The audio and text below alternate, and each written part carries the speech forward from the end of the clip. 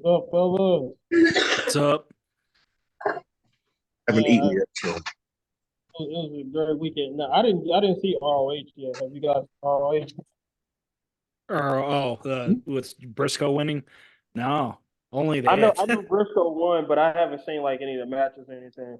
I Same, haven't same. seen any. I haven't seen any ROH. Did you watch NXT? Yes, Okay, I, yeah. s- So I saw NXT. snippets. I Uh, watched. I'm but all man, caught up I on have to NXT disagree with and you, all that. Jamal. I got to disagree with you on something. You Okay. said you fell asleep during AEW. And Yeah, hell no, that was one of the most entertaining wrestling shows I've ever seen. Ain't no fucking way, man. That was fucking comedy, comedy, man. Hell no, I didn't fall asleep. I It was fell Bash at the asleep. Beach levels. It was Bash That was at the Beach. that Yeah. was one of the funniest episodes of wrestling I've ever seen in my life. I fell asleep on it. You didn't see the It's funny stolen. because um she was watching some documentary and I'm watching NXT AEW on my phone. Like, do you want to put that on TV? You can watch it. And I'm like, nah. I'm like, I don't know if I'm gonna be able to anyway. And then next thing I knew, I was asleep. It was All like, right. And then the Will Ospreay promo, I got a theory on something that a lot of people not talking about. Curious. I think a lot of people are dumb, to be honest with you.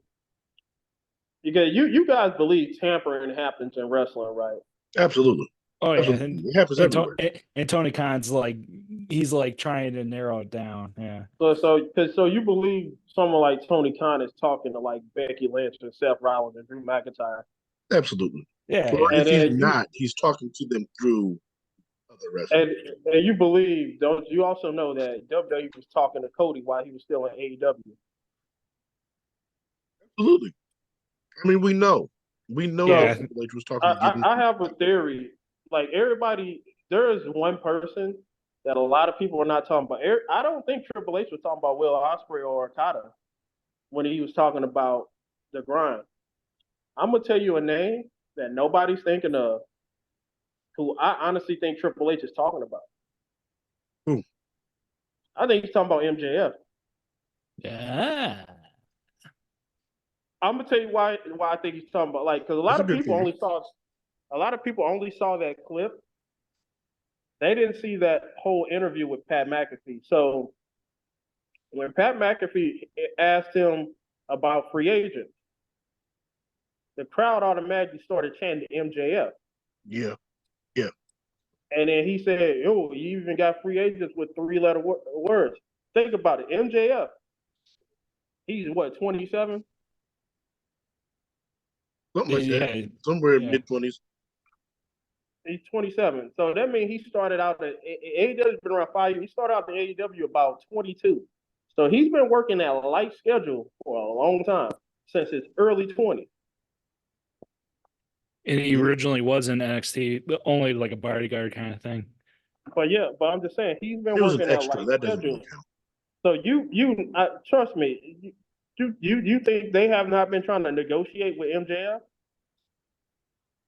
The bidding award Wouldn't of it make 2024. wouldn't it make more Yeah, sense if Triple H was making that comment about you trying to you at the beginning of your career, but you got a guy that's been wrestling this light schedule. He's been the champion in that company, and Triple H trying to negotiate, and this guy might be telling him, "Hey, I only want to wrestle pay-per-views and TV shows.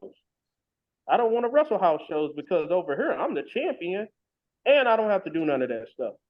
Wouldn't it make more sense if he was talking about someone like MJF than versus Will Ospreay or Okada? that makes sense. That makes Wouldn't sense. that comment actually make more sense? It seemed like Okada and Ospreay were destined for Tony Khan, and they did shows Because before with because Tony Khan too. So yeah. because the comment Triple H specifically said is, if you're at the beginning of your career and you're talking about schedule and not wanting to grind, and I don't want you anyway. MJF fits that description more than Will Ospreay and Okada. Yeah, because even you got to even think that even in AEW, he still worked the Roman Reigns type schedule. That's He what I'm was saying. I remember he wasn't wrestling much on Dynamite until the end of his run. Other than that, it was just like pay-per-views. He'll do promos on TV, and that was about it. that Triple H can't go out and just say he's talking about MJF because then he would be admitted to Tampa. You're a little low. I can barely hear you. Can you hear me better now? Yeah. I think I had my hand over the phone. But he can't just go out and say, oh, he's talking about MJF because then he'd be admitting to Tampa. Yeah. But I personally think... Yeah. Because his contract, if what they're saying is true, I think his contract was supposed to be up, but since he's injured, probably extended time. I'm just saying the nature of his comments would fit someone more of MJF's description than it would Will Ospreay. I think it fits both. Because, I mean, it's not like Will Ospreay is old either. Will Ospreay He's not old, but he's been wrestling since he, like, you know, when those guys that's overseas, they be wrestling before they even graduate high school and shit, though. Right. Yeah, and they're more progressive too. Yeah, it's like one of those things where, yeah. So Will Ospreay probably been wrestling like 15 fucking years or some shit like that. Like you look at Nick Wayne, his ass was wrestling like he's 18 now, but he was wrestling before that. and I must say, Riho wrestled since she was 8. So yeah, so and she's still wrestling with her weight. Well, this is trying to wrestle. Yeah. So I'm not saying he necessarily is MJF, but that's nobody's even thinking about it. Because the marks are so focused on Ospreay and Okada and Mercedes that they're not even thinking outside the box. We could have put MJF. And then the Ospreay promo was so foolish. So you're gonna, if I'm Triple H, I'm laughing. So you're gonna make like, because first off, Triple H has heard that comment so many times, Mm-hmm. and then you think you getting one over on me that I got a woman, 3 kids, rich, running the WWE. Yeah, I was smart. Shit. No matter how you get there. Time to play the game. Time to play the game. You're gonna start like shit. I mean, the reports that came out today said that supposedly, well, they said the Young Bucks didn't want to do that play the tape. I don't believe it. No. It also said that it was not, it was Tony Khan's idea to have Ospreay say that. And I could kind of believe that. Dave Meltzer, good old Uncle Dave, he mentioned like he overheard, quote unquote, overheard the commotion about it. So it's definitely a circle, definitely more than one person making that decision. And Uncle Dave. Yeah. And his advice was like, I don't think so. He's trying to like backtrack a little bit. So it was planned for a while, I think. And the timing was just excruciatingly bad on their part. Oh man, it backfired. But one thing it did, they got up to 820 views. But you want to know what? This makes like they couldn't even get 1 million viewers. Like No. this makes it so bad. They couldn't even get 900K, and then and last time I checked, the YouTube views are barely like over 100,000. Yeah, and then not only that, they did get an uptick. So you can't fuck it like you bragging about Mercedes, Okada, and Ospreay, and so a guy that's not even in your company anymore is what gets you ratings. So CM Punk is a bigger star. A guy that's not even in your company is a bigger star than your fucking top free agents that you're fucking hyping up. Yeah, it buries Perry. Apparently, Perry's like one of the best merch sellers there now too. I don't Oh get man. it. Well, and it's like and it's like you said, like Josh, I saw you tweeted the video yesterday. Yeah, the They already best started thread of taking them it all. down. They already started blocking it. Like, how are you It's going to put crazy. out this video? That just shows you how much it backfired. That they put it out and they're And then blocking. they blocking. Crazy. They had they had motherfuckers chanting CM Punk. Yeah, during the crowd reaction too. Come on, Yeah, guys. Just, like even like Man, WWE would like have like effects. They would be like putting in music. Like it would be like a video, it not a wasn't even stadium exclusive. that wasn't the only time they chanted CM Punk. They chanted no, CM Punk like during the Okada Young Bucks yeah, beat down on Pac. Oh they've been man. it's every time. It's like Ice Cube son said. Whenever you see the Bucks, he's chanting Punk, and that's what people are doing. Yeah, that's what they're gonna do. But now you got Okada in this, and the fans didn't give two shits about Okada. They chanted CM Punk. Yep. And that crowd, you watch that crowd was dead. Like that Edge Yeah, fucking Penta match. I'm like, good. You could tell the crowd came to see the fucking footage. yeah, They did and it not wasn't give even a two. big crowd. It wasn't in a big crowd, but they were not giving a fuck about none of that shit that happened before. It's like the AEW fans are craving for something else. Like, please, we get it. We want a story. We want to like our wrestlers that are in this promotion. We supported you. We're here for you. Dear God, this is petty bullshit. But you want to know one thing people don't want to talk about? When Cody was there, they was consistently getting 1 million of viewers. They was Yeah, Yeah, consistently hitting. They was yeah. consistently getting 1 million. he had his reality show and it tied in a lot. They Well, was hit. They was hitting either 1 million or 900K regularly. Now they're down to the 700s, the 800s and shit, man.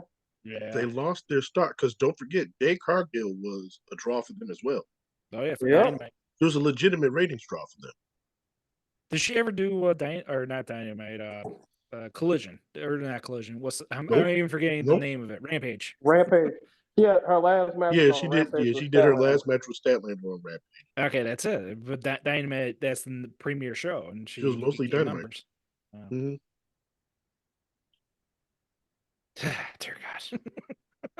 Man, they have no clue what they're doing, man. It's a Mark running the company, man. Yeah. And the whole thing was funny, man. They had the Mercedes Monet promo on her. Then she gets attacked in the dark. She starts moaning and shit.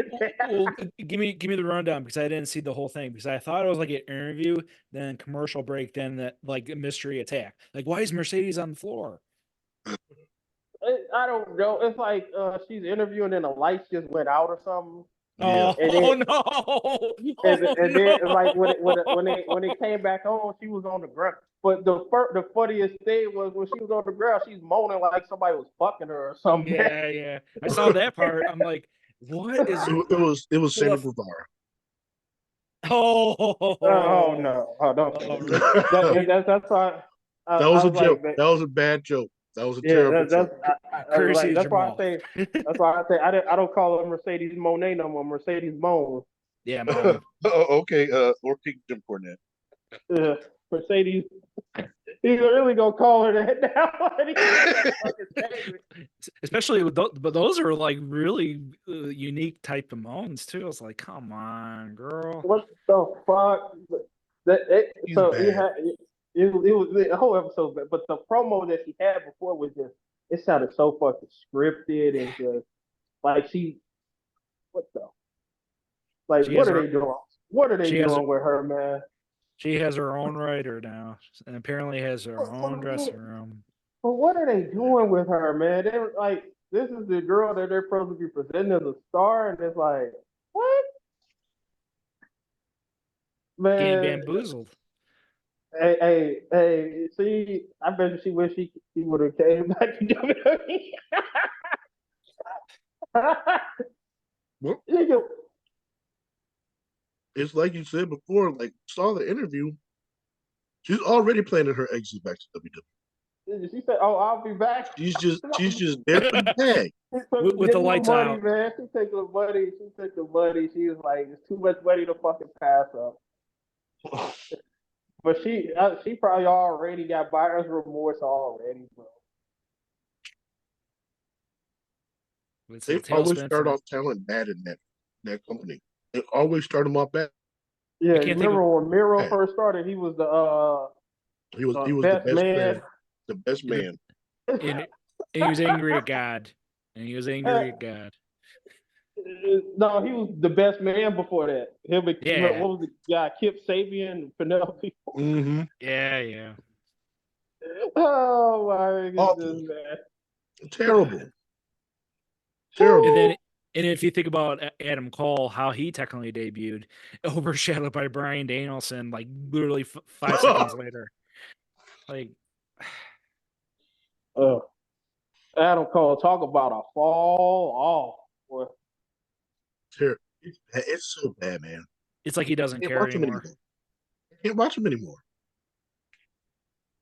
It's just Jay White. Oh, whoo, you could have been at WrestleMania this year, bro. And Triple H was legit trying to get him too. Yeah. The bang scissors game. Oh man. Oh my goodness. Terrible. The Bang Clan gang. Oh man. Oh my goodness. I mean, I figured Jay White would be better in AEW. Like they will see him more as a top guy, but they don't care about him. I think a We lot don't care of about those you. talents a lot of those talents that did not want to go to WWE, they were just so scared because of what Vince did. Right. But and and by no means I'm not saying Triple H is a perfect booker or anything like that. But Triple H, you could tell that Triple H at least has a direction and a vision Right. and knows what he's doing at least with it. Like Yeah. And plus, he'll probably tell you exactly your trajectory. Like, I don't see you as getting the championship anytime soon, but I want you to be a leader in the locker room. I want you to do this. I'm pretty sure that, like with Carlito, for example, hey, timing has been awful. You've been injured. Let's try to get you regrouped. Maybe we'll do this angle after WrestleMania. There you go. I mean, he will. You know, he'll do that because I mean, when you think back to the NXT, the golden era, he told guys like Samoa Joe, like, I'm not going to the main roster. This is it.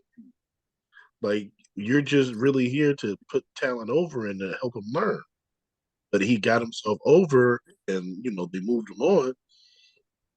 But and then Vince got Vince. Oof. Yeah.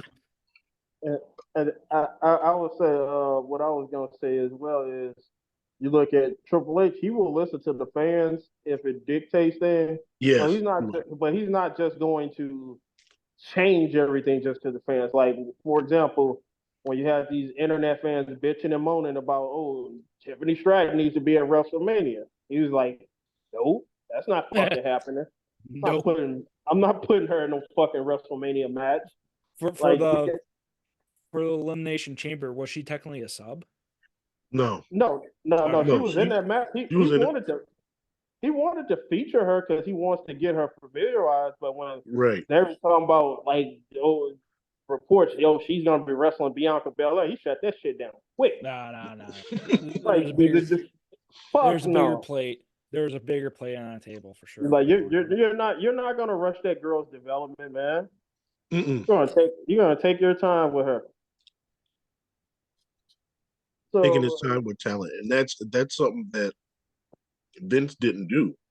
Like he definitely rushed up Dana Brooke, rushed up Lacey Evans. I guarantee you, if Vince was in charge, Tiffany Stratton would have been on that WrestleMania. Yeah. Oh yeah, and Liv Morgan absolutely. will have like another championship for or not Liv Morgan. Right as she comes back, Alexa Bliss, she'll be a champion right off the bat. Oh yeah, Vince had a certain type, man. That man tried so many fucking gimmicks to get Lacey Evans over. and and the only reason and she was supposed to win the fucking title off of Oscar and challenge Charlotte, Yeah. and then like she got fucking pregnant, so that basically Charlotte just said, "Fuck it, I don't even want to be on the WrestleMania card." Yeah. So that's how you got the Charlotte. You have to end up having the Charlotte Rhea Ripley match, which Mhm. is, I mean, not the Charlotte, the fucking Oscar Rhea Ripley match. Yeah. That was a good match. Which the match was solid, but the feud didn't have no steam though, No. Yeah, it was because definitely damn sure. because it was supposed to be fucking Charlotte versus Lacey Evans. That's what they had planned, but they didn't. They just She threw got some pregnant. shit together. Pregnant. There was the father. And the rest is So history. yeah, now she's doing OnlyFans Yeah. with Mandy Rose. But that was crazy. He tried. He got Alexa Bliss. The crazy. That girl was a 5-time champion in that company. That's crazy. That is Multi-champ before crazy. Becky Lynch, multi-champ champ before. But to give Alexa credit, she did kind of talk her way into it, and she became a better worker.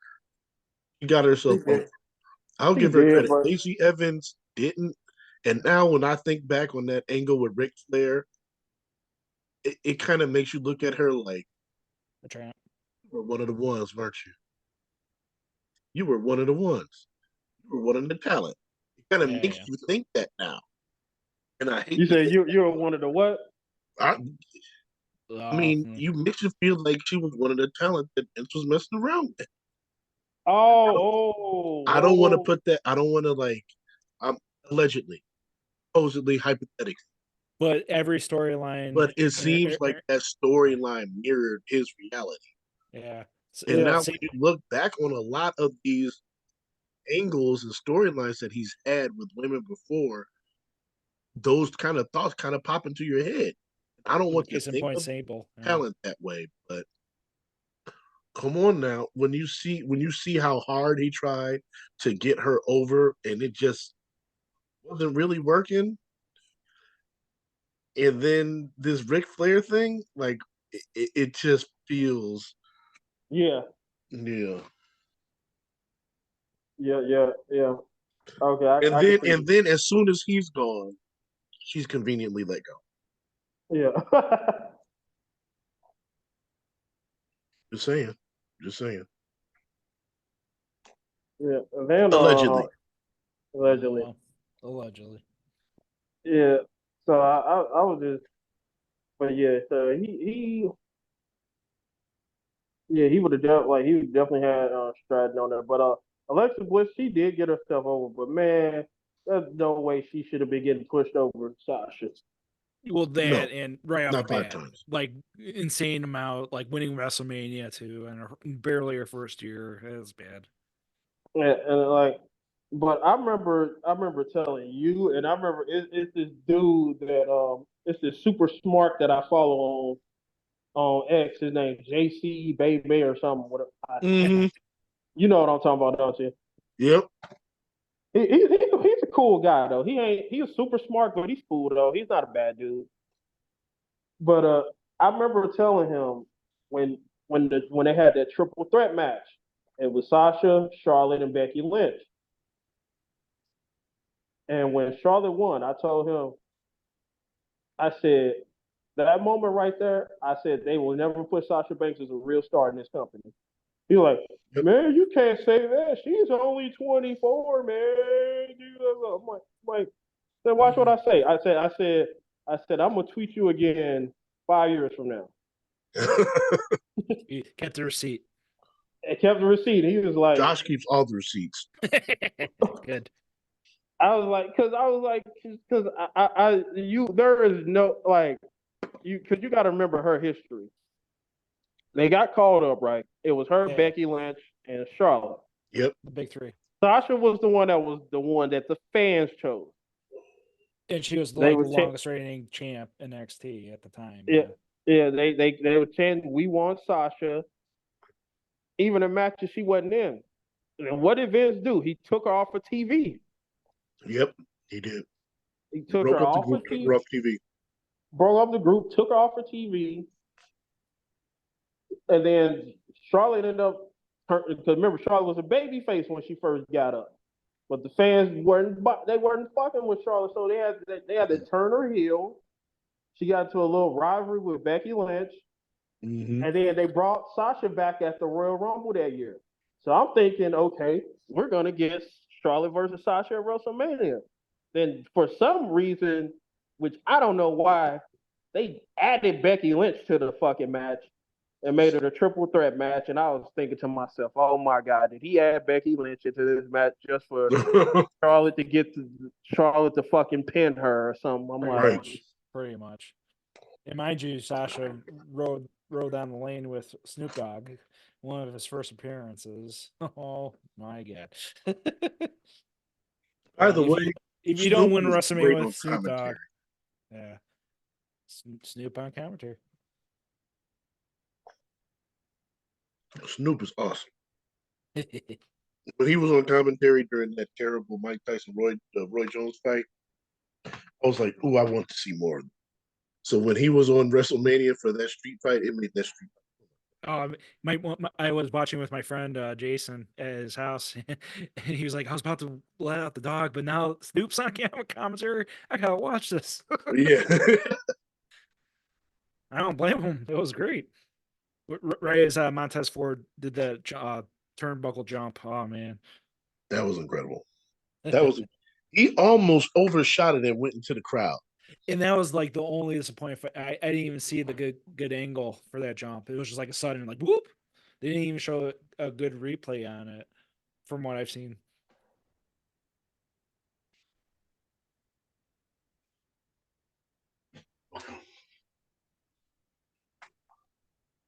hello? Yeah, I hear you. Okay, I'm back. My thing was muted. The only reason that even got a crowd reaction because Bubba Ray Dudley was in that match. If he wasn't in that match, nobody would have. I agree. No. I mean, I think they would have popped for a couple spots, but Bubba Ray definitely helped bring that crowd up. They were dead for that match, man. He helped bring them up. Yeah, I mean, we knew what that match was, right? Right. Like we didn't expect much from that match. That's why it was in that spot. You know what? That was a good match to put on that day because that second night it was something. Man, there was great matches all night. Yeah, that was. I trying to remember what I was just talking about. Mm-hmm.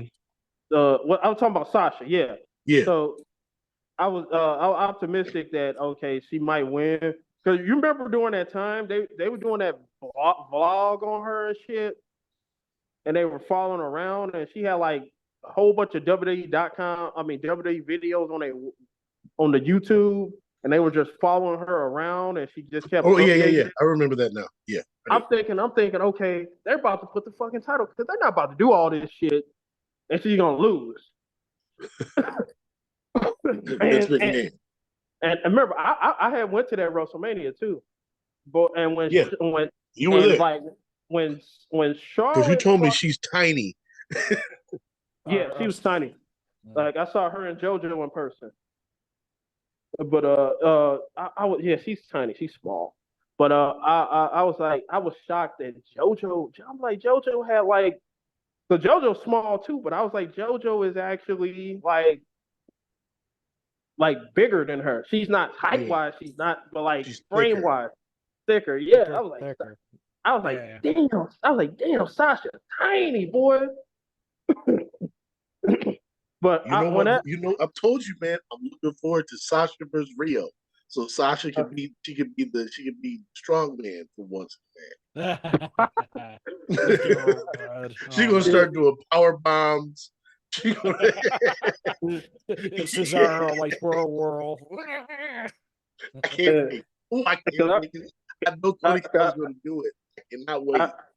I was yeah. So when she lost, the whole crowd was just deflated, boy. When Charlotte won, they was like, "What?" Yeah. I remember that vividly. I remember that. That's when I knew that's why I knew the machine was behind Charlotte, man. And that's why it's like, man, That's why I'm a big Bianca Belair fan, but I am so glad Bianca, like Bianca, she might have got a late start to her wrestling career. That was the best thing that ever happened to her. Yeah. Thank God she wasn't around during the early. Yeah, Because she came up at the right time. At the right time. At the right time. Right when they were starting to get a little stale and they needed fresh opponents. Yep. Her and Rhea came up. Yep, right at the right time. She got to avoid the Alexa Bliss doom. She got to avoid the Charlotte Flair bullshit. She came right at the right time. Perfect timing. And NXT shows them that. And you know what? And thankfully, we have to give Vince credit. Thankfully, he saw a little more in Bianca than Triple H. He did. At least with the promo stuff and style stuff. Well, everything. Well, Josh and I were saying this like during her whole NXT run because we saw the potential in her early. Yeah, I was wondering about that. She didn't win the NXT championship, right? No, she didn't. No, but me and Jamaal think Sam Roberts had a lot to do with that bullshit. But yeah, we don't need to get into that though. We're not going to go there.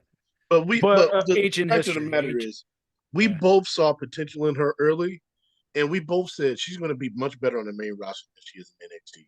Oh yeah, because it was just a time period of NXT. That's when they were signing all the indie talent. They kind of got away from developing talent, and so like if you weren't an indie talent, that NXT crowd was kind of like not really messing with you. And she was a full blown project, but she didn't do any independent wrestling outside. She literally went to the training program. Yeah, and they're tough enough kind of thing, right? Yeah, and then I remember too, because I used to have debates with people, and people was like, "Man, Bianca Belair, she gonna be like the next great heel," and I'm like, I said, bro, she is gonna be a baby face when she's on the main roster. That smile is a killer smile. There's no way you can take away that smile. And not only that, just the way she wrestles, she does all that athletic and power shit, man. Faces have strength. Faces have strength. Like I was like, she's gonna be a baby. But it was great to start her out as a heel, though. Mm-hmm. That EST gimmick, it can work either way. It technically warmed up the fans more that way. Yeah, and then, so that way now, because the one thing too, in order to,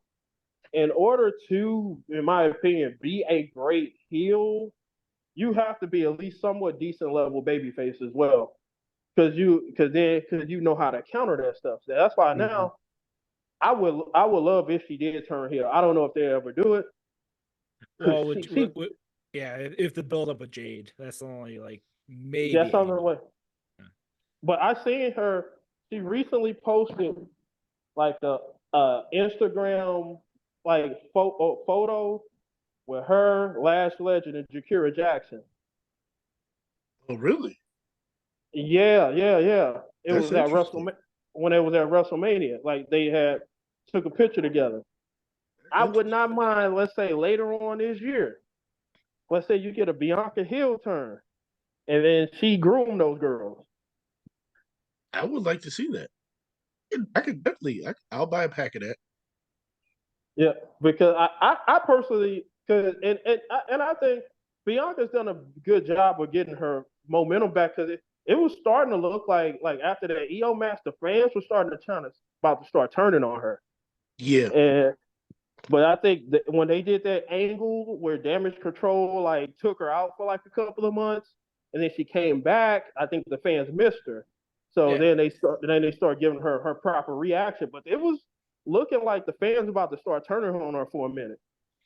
Yeah, and I think a part of it was she kind of suffered from the Rhea Ripley syndrome, where they just didn't have enough challenges for her. Yeah, because again, they were obviously saving Charlotte for Bianca at WrestleMania, so those two couldn't really interact. But beyond that, and plus she really didn't have anybody else at the time. They're two No. alphas. I personally believe, that or they could have been saving. There's a possibility that they could have done Bianca and Charlotte at SummerSlam, and Bianca would have still been champion. Without her dropping the title to Asuka.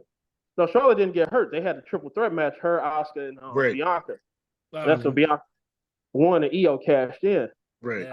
They could have did that same angle, but it just been a Charlotte and Bianca one-on-one match at SummerSlam. Yeah, but I don't think they. I think from the get-go, I don't think it was going to be anything other than that. You said what? I think from the get-go, I think from Mania 39, the plan was Charlotte and Bianca at Mania. And I don't think they could have done it at SummerSlam, but I don't think you would have. I think they had their mindset on that, and it was good, and it was going to work until she got hurt. Yeah. Until she got hurt. But I think, man, it kind of worked out. I don't wish injury on anyone, but I think it actually worked out better. Yeah, that's what I'm saying. It worked out. Like, I don't want, not again. Of course, we're not saying that she got injured. We don't. We hope it goes up soon. Rest up. Take your time. You've done a lot, but like it worked out for him. It worked out perfect. I mean, she's been feuding with Damage Control all year. She could put that feud to bed with this WrestleMania win, and the match pretty much went like we thought it would. Yep, they were dominant. So now, I think you got to do. I know a lot of people want Bianca versus Rhea at WrestleMania, but I'm like, me personally, I think Bianca and Jade at WrestleMania with like a heel Bianca is a bigger match. I agree, and I think that Rhea versus Bianca would be the follow-up, or at least another year or so, because Rhea is still technically heel. So all right, so here's something that I think that they could do. All right, so let's say you got Bayley. She's a babyface now, right?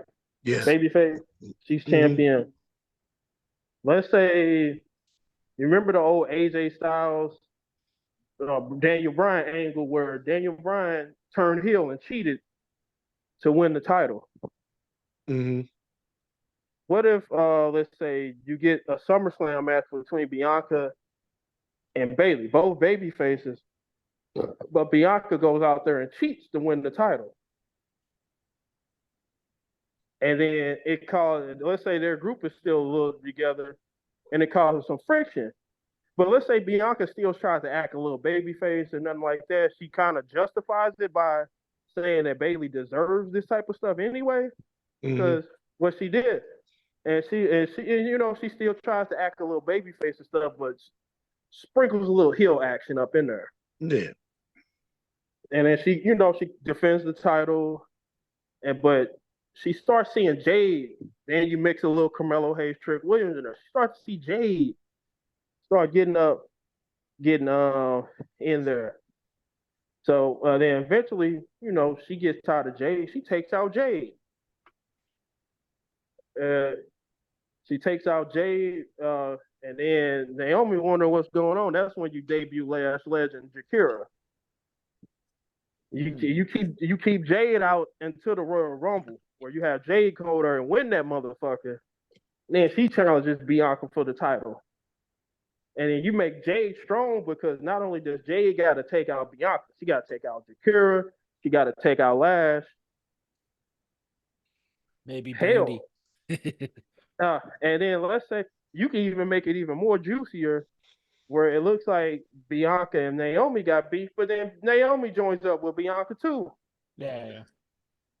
So she got to take out all four of them. Now I know I'm just talking crazy booking, but let's say, what if they bring like a mid-card women's title to the main roster, and you have like Bianca as the champion, and Naomi got the mid-card title. Yeah, I could see Naomi being debut winner. I could see that wholeheartedly. Yeah. And you know what I'm saying? They do the bait and switch where Jade thinks Bianca Naomi is on her side, but she do remember the Jey Uso when he turned on Sammy. He said, Hmm. you thought I was joining up with you? When did Naomi do that? She like her and Bianca have a fake beef, but it was just to set up Jade. I can see that. Because But Naomi, yeah, Mm, it's been her turf for longer, kind of thing. I mean, the question, what that's going to all come on, what that's all going to come down to is whether Jade's ready for all if she's that. I ready, think is she ready? Like she has the star power and she has the fans behind her, but is Yeah, she going to be able to deliver on promos in the ring to justify that big of a you know a champion your first year on the main roster is a big responsibility, man. yeah, that's true. And so it's like, is she ready for all that? in the It's basics like, too. you Yeah, worked, yeah, you worked AEW for a few years, but you didn't grind out on the schedule. He's just now starting to do live shows. But that's why they got her with Bianca and Naomi right now to help her out. Yeah, yeah, oh yeah, I get that, I get it. But I'm I just feel like saying, but like, I are we personally, talking this time next year? Is she ready to carry the company? and is she ready? That's the question. And is she ready to go 10 minutes solo, like solo, no AEW bullshit where she squashes for a year and a half? Come Well, on, yeah, yeah, she's that's not going to be able to pull that. we need She's going to have fights. to.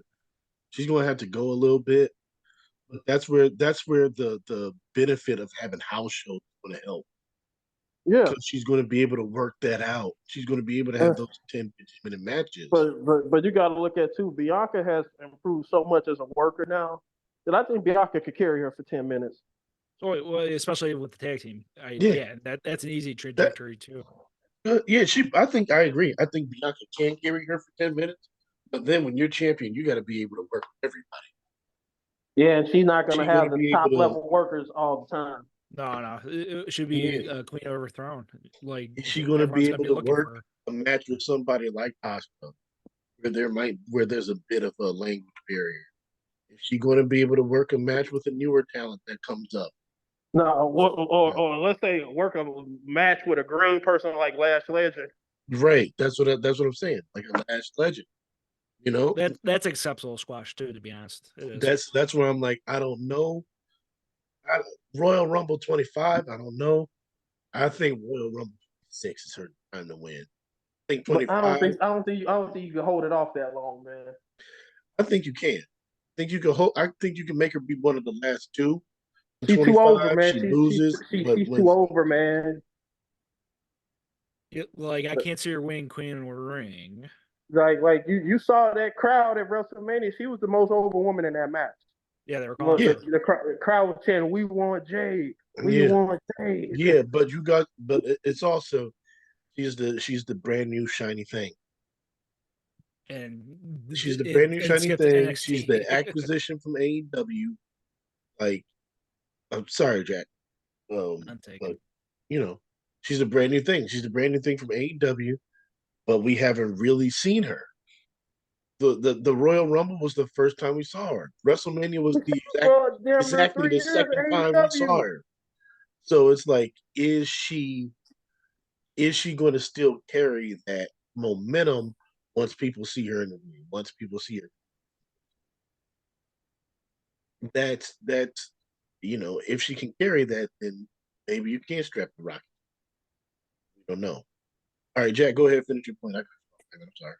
No, yeah, Jade's still kind of meshing in essentially.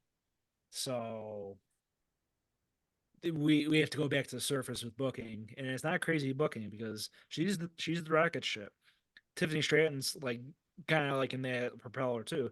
At least we forget Chelsea Green. At least we forget Bailey being a champion. Like how long will that be? Kind of thing. There's factors, but my thing is also kind of like for next year's WrestleMania, is it gonna be three women's matches or two women's matches? I'm hoping for at least 3 every year. Like, let's keep that trajectory going. So maybe a fourth one with that mid card. Okay, we got a little bit of room here. So it's Let just me a ask you matter of this: yeah, do They we might got a have mid card 3. women's title by next year? yeah. Yeah, Or at least I can see probably 2 women's championship matches and maybe 1 personal feud. yeah, and that's even better technically. I like that. I like this past year were feuds essentially, and that was pretty good. Like it's rare to see that. But I'm asking y'all: do y'all think we have a women's mid card title by next year? It has to because of NXT, Yeah, unfortunately. I agree with Jack. I think if NXT is starting one, I think that's kind of like a testing ground to see if we have one on the main roster. And But I think I'm gonna tell you guys now, no. though. I'm gonna tell you guys now. I think it's harder to do that on the main roster than it is in NXT, and I'll explain why. I saw your tweet, but explain further. NXT is just one show. Main roster is 2. So you can't just have one mid card women's title. You have to create 2. You have to create one for Raw, one for SmackDown. So now you have a women's title on Raw, women's title on SmackDown, women's title on mid card title on Raw, women's mid card title on SmackDown, women's tag team titles. They're not having 5 fucking title matches. So when one of these people that are champions are not on some of these shows, there's gonna be some bitching and moaning when it happens. So if you're like the women's intercontinental champion and you're not on, like, I don't know, just a random PLE, people are gonna be complaining about, she's the champion. Why is she not on the show? Well, I'll play devil's advocate. Raw is technically the bigger show, the 3 hour show. Like that would be a customary Raw title, and then the women's tag titles in SmackDown, maybe. Yeah, yeah, Jack. I was just about to say the same thing. I think you create a women's mid card title, and you can justify it by having that on one show and having the women's tag titles on another show. And I agree with Josh in the sense that there'll be too many like factors. And I'm old school. I like 3 championships the most, but we have NXT doing a mid card women's championship because their division is stacked to the gills, and they're going to get like 20 people, including Julia. Oh my god, it's overwhelming. And case in point, AEW with Jade Cargill, literally being Goldberg with the TBS championship, being more over than the women's champion. So it's like one of those things where, like I said, the prior to this, booking, because we got Yeah. Bailey has to squash like even though Dakota got pinned by Jade, Dakota's kind of the factor with the damage control, trying to put the pieces in play to turn against Bailey. So they have to have a match. If they might not, I'm just hopeful booking with that because I like to see Dakota at least have a match. But Yeah, we know you like to see it, Dakota. I know, but EO as well, and Asuka. You said, what Asuka, about Dakota? What about Dakota? Jack loves Dakota Kai. I do. Loves Hey, Dakota. I'll say this, man. I underrated Dakota Kai. I mean, I know she plays for other teams, Yeah. Was but she I'm not? like, I was like, Dakota Kai kind of attractive, man. Oh yeah, especially without her makeup. Like she's more natural. Yeah. And her I sister's was like, whoa. and she has a sister's Go that's a ahead. fighter, mixed up martial artist fighter, and she's natural as hell and beautiful. I'm like, damn. I'm like, damn. I'm like, okay. I was like, them they got some attractive women. I'm not gonna lie right now, man. Like No. they, it's very few like women that you see in WWE now that you look at and be like, even if let's say they're not your type or something, it's very few though you'll look at and be like, ugh. Yeah, like Sol Ruka is not exactly my type, but she's attractive regardless. Kind of like that middle ground for me. Yeah, they know what they're doing, man. Like Yeah, they getting those women that can appeal to the casuals, man. but they're training them up. Oh yeah. Yeah. Like they're getting people that can appeal to casuals, but they're not like, but they're still athletes. You know what I Yeah. mean? Like there's They're still not something models. that they can build off of. Yeah, there's still something they can build off of. They're not what's that poor girl's name? Maxine Dupree. Yeah. Yeah. Poor Maxine Dupree. I feel bad for her. But these other people, like you're saying, like a Soul Ruka, that girl is crazy athletic. Yeah. Yeah. She did a cartwheel DDT clean. Yeah. Like, what do you need? Like, you don't need a Will Ospreay if you got somebody that can do that. Yeah. And like you said, Josh, somebody that you can build around for the next 10, 15 years. Because she's young. Yep. Only 24. Yeah. So, I Yeah, mean, Ricochet, if he ever like kind of like takes a break and teaches these guys, spots and everything. Oh man, deadly. You got her. Cora Jade's fucking 23. yeah. Roxanne Perez 22. Hmm. Like And Tiffany that's what they Stratton need. 24. So they like yeah Exactly they what they need, man. Because when give them a couple years. But once you bring up a Roxanne Perez, once you bring up a Cora Jade, you give people like Soul Ruka and Jada Parker time to develop.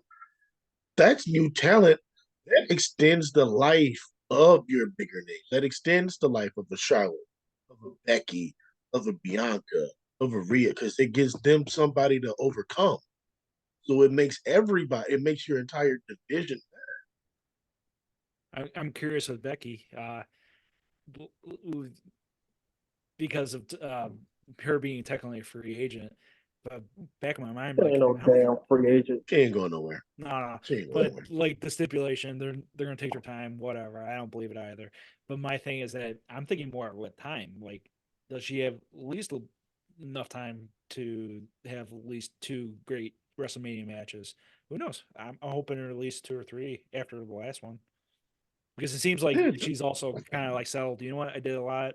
I'm gonna raise my Uh, daughter and right. then, Kind of. and then I wanted to talk to Jamal about that match. And Jamal was a little critical, and I was telling Jamal, man, Becky Lynch won. She was sick, and she had that. And then Rhea Ripley said she had a fucking panic attack before that match. So they went out Yes. there and they wrestled a good match, man. And it was like it might have been a little not the most perfect match, but you're talking about mm, someone that had a panic attack before the match, and then someone else that had strep throat. It was like it was gonna be hard to go out there and have a masterpiece under I those didn't. type of. To be fair, I didn't know any of that. I didn't know she had a panic attack, and I didn't know that she was sick. I Yeah. just said that the match was a little rough. But in Uh, early on, it was a little rough. It got better towards the end, but like as a WrestleMania match, knowing those two, like I kind of expected a little more. But like I said, I wasn't sure like what was off. Like I think I remember telling you like there was something off. I don't know what it was. I don't know if it was just that they lacked chemistry or whatever. But after you're telling me that she had a panic attack and she had strep throat, that could have been that thing that I was like, okay, that's what was off about. Yeah, and So, if I may say, we can but start I can only officially. go off of what I saw at the time. It doesn't change the fact that the match it wasn't bad. It wasn't bad. It's like I said, it's like Oscar and You Bianca. just had a higher They're not, expectation. yeah, they're not bad, but they just weren't what I expected. I was about to say that we can officially start a WrestleMania review with that, because that was literally the first match. Yeah. I But mean, that doesn't negate the fact that the crowd was still into it. They're still two over talent, and they're going to have better matches coming up. I'm Yeah. sure. I would not be surprised to see a rematch at SummerSlam or in Saudi or something, and have a much better. All right. So yeah, let's talk about that match a little bit more in depth. So, um, what you think of Becky Lynch's interest with the interesting, book? yeah. And especially finding out that she has strep throat, I'm like, okay, Like Yeah. she's dialed in. She's Jordan mode. Like she's gonna try to find something. And I'm agreeing I with you. thought her interest was cool though, man. With I the thought her book, interest was cool. I thought it was cool. You know, I like that they gave like it. It wasn't just like Triple H got the budget and he got all the entrance money. Like they gave a lot of people interest. I yeah. would argue everyone had That their was own nice. like They made it good special solid. for a lot of people. But yeah, her interest was cool. I liked her interest. And then the champ having the better entrance technically because of live performance, one of the few live performances, and the nerves are getting to it. I'm assuming she got a panic attack because Becky was sick. No, I think it was just because it was big. Oh, It okay. was a She big was crowd and a lumped. big match. Yeah. And Becky's like, considered one of the greatest kind of thing at the moment. So it's like, I all right, mean, time to shine. she's not. I mean, she had two matches with Charlotte. One wasn't in front of fans, but the last one was. Like last WrestleMania wasn't a small WrestleMania. That was WrestleMania LA. It's bigger. I mean, it doesn't change the fact that it's there's still heavy expectations, man. Oh, yeah. I would say this: as much as I give criticism of Charlotte as far as being forced, when Charlotte wants to put on an A level performance, there's very few that can do it better than her. Yeah, Yeah. and she cashes in WrestleMania. I do agree there. She's kind of like what we used to say about Randy Orton all the time. Yeah, Like you could tell when Randy Orton just did not care and put in no effort at all. But yeah. then when he put in the effort, he had great matches. And Charlotte's kind of the same way. Like you could tell when she's just not interested in something and she's phoning it in. So Yeah, she's kind of like one of those people that cashes in when she wants to, and she's only in for the pay per views. So that's her awesome pay per view record. Yeah, but as far as the match, I think the match they were going for more of a gritty, like fight style of match compared like the Mhm. Charlotte. But I think Becky and Io Sky pulled that off better than Charlotte and Rhea did. I mean, than Rhea and Bailey and Becky Io. did. Yeah, Yeah. but yeah, they did. But we could talk about that later. But yeah, I think that I think Becky and Rhea was looking to pull that off better like that. But I thought the match was solid. I thought it picked up towards the end. It did start off a Mhm. little slow, Yeah. but And there seemed to be a little miscommunication early too. Yeah, that was my only flack with it. Becky was telegraphing pretty bad, and she was out of it. I can't blame her. It was like, yeah, okay. she was telegraphing some stuff. Yeah. And then Rhea, when me and Jamal saw Survivor Series, she faced Zoe, and that had the same similar build. Started off kind of fast and wanted to do the opposite. She wanted to go a little bit slower. So Rhea, with those, being panic attack per se, that could have been a contributing factor. Being like, okay, let's take it down a notch. I want to go slow first. So Becky trying to do something else as well. Becky, I think Rhea's a little more athletic than Becky. Yes, Becky's more of the like storyteller in the ring. yes, yes. She's gonna like put together the story in the ring, and she can do that, but she needs somebody that's gonna bring the excitement. Sasha. So that's why a Sasha works. That's why a Bianca works. Why they Charlotte because they could bring that excitement, but she could build the story. You know, Um, I just thought I of think it. Rhea Has could do that Bailey ever too, but it's gonna, like you said, it's gonna have to be a different type of match. has Bailey Rhea's ever not faced doing the flips and all that. has Bailey ever faced Becky in a main event or any type of match really for the Yeah, championship?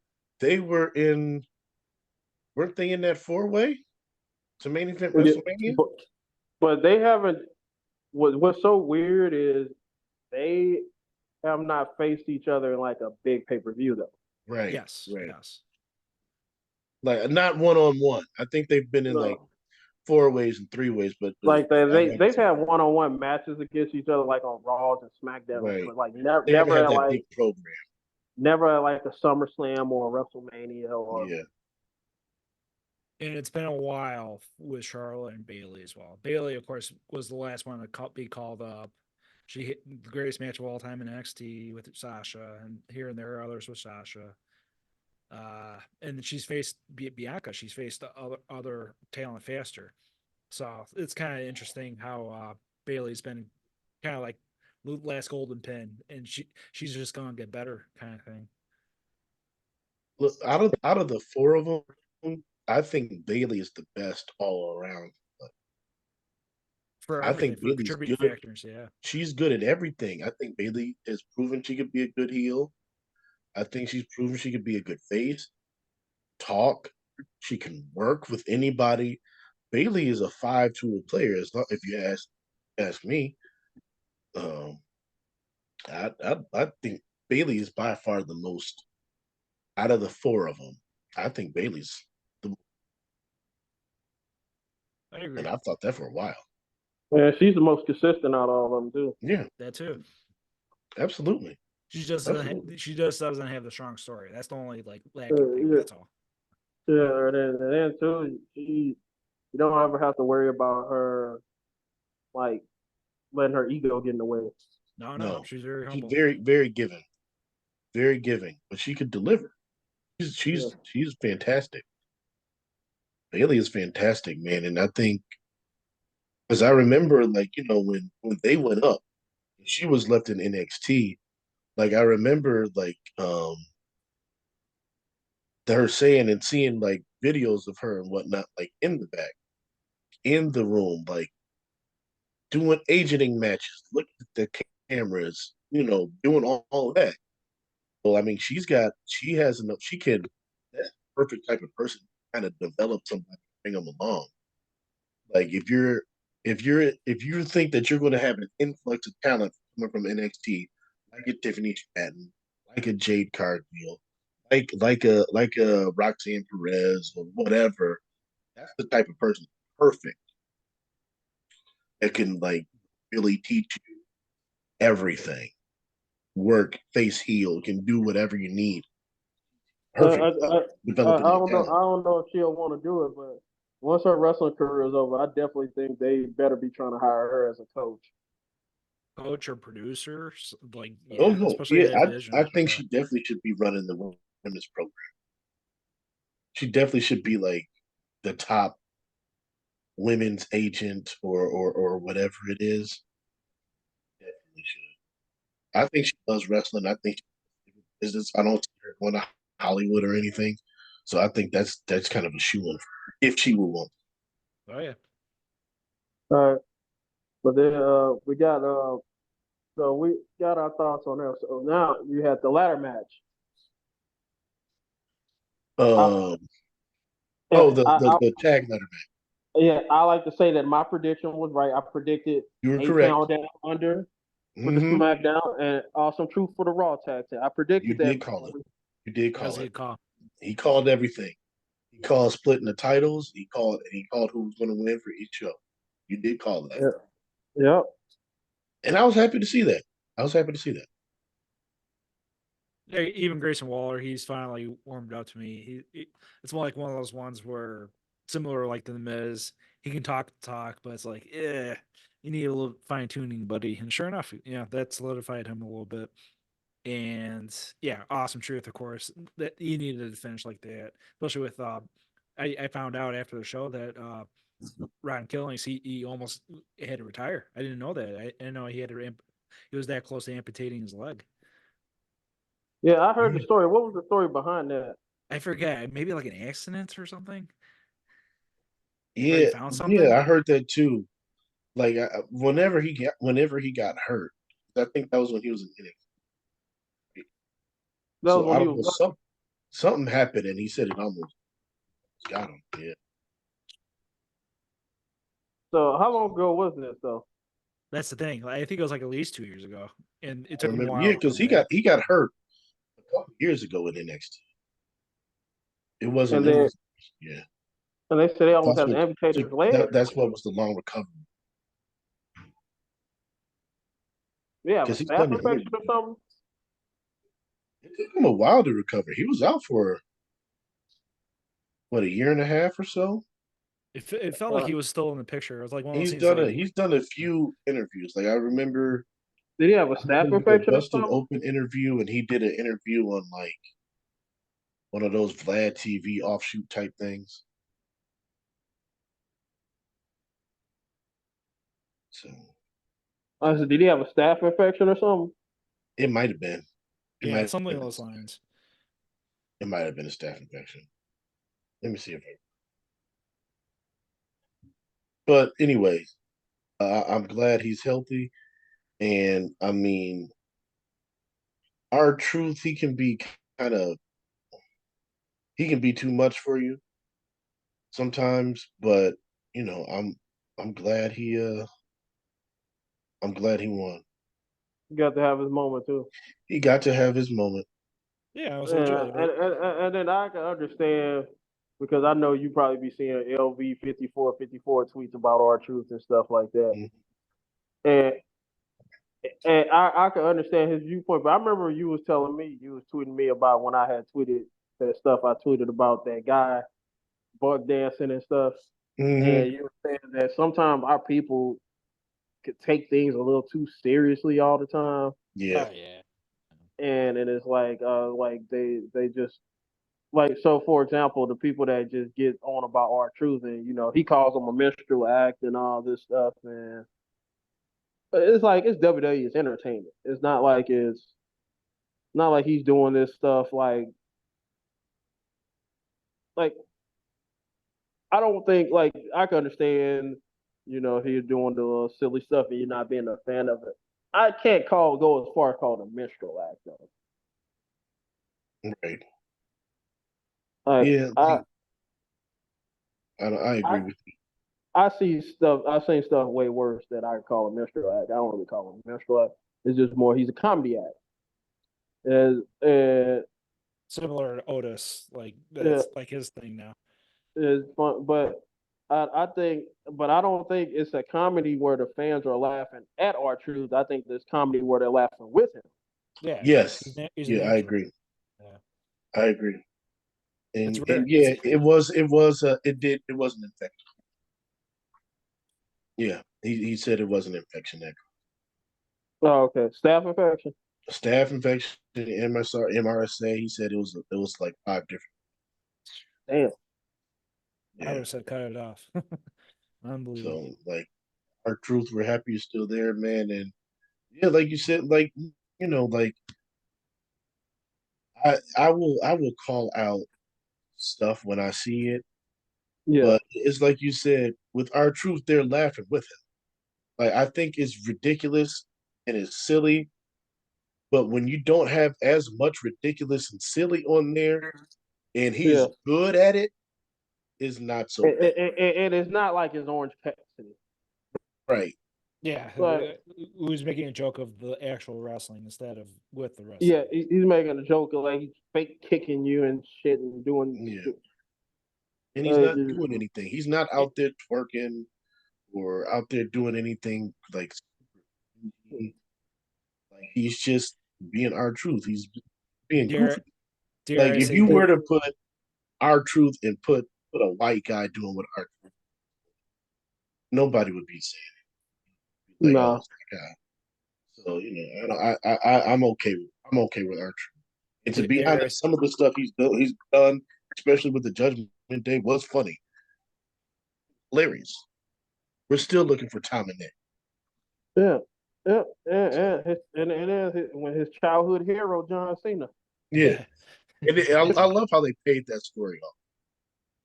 Yeah, and when he was joined the Judgment Day, I remember the doctor holding me in his And arms. then when he does the John Cena moves, the fans. yeah, hilarious. And he's kept that up for years. Oh yeah. So and, it's it, and, it, and then what about that match? He barely had to take any bumps, and he was the most over motherfucker in that match. over. And that's Yeah. that means so much, man. The dude is like 52, 53 years old. Yep. Yeah. Like if he could minimize his bumps and just be him, that's great. I And mean, the dare I, dude earns it. He earns his TV time, man. And He earns and his then TV time. and then because I remember I watched his WWE 24, Yeah, me too.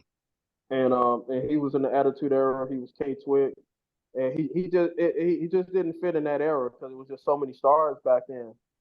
And he was upset. He didn't like they released him, but it's always timing, man.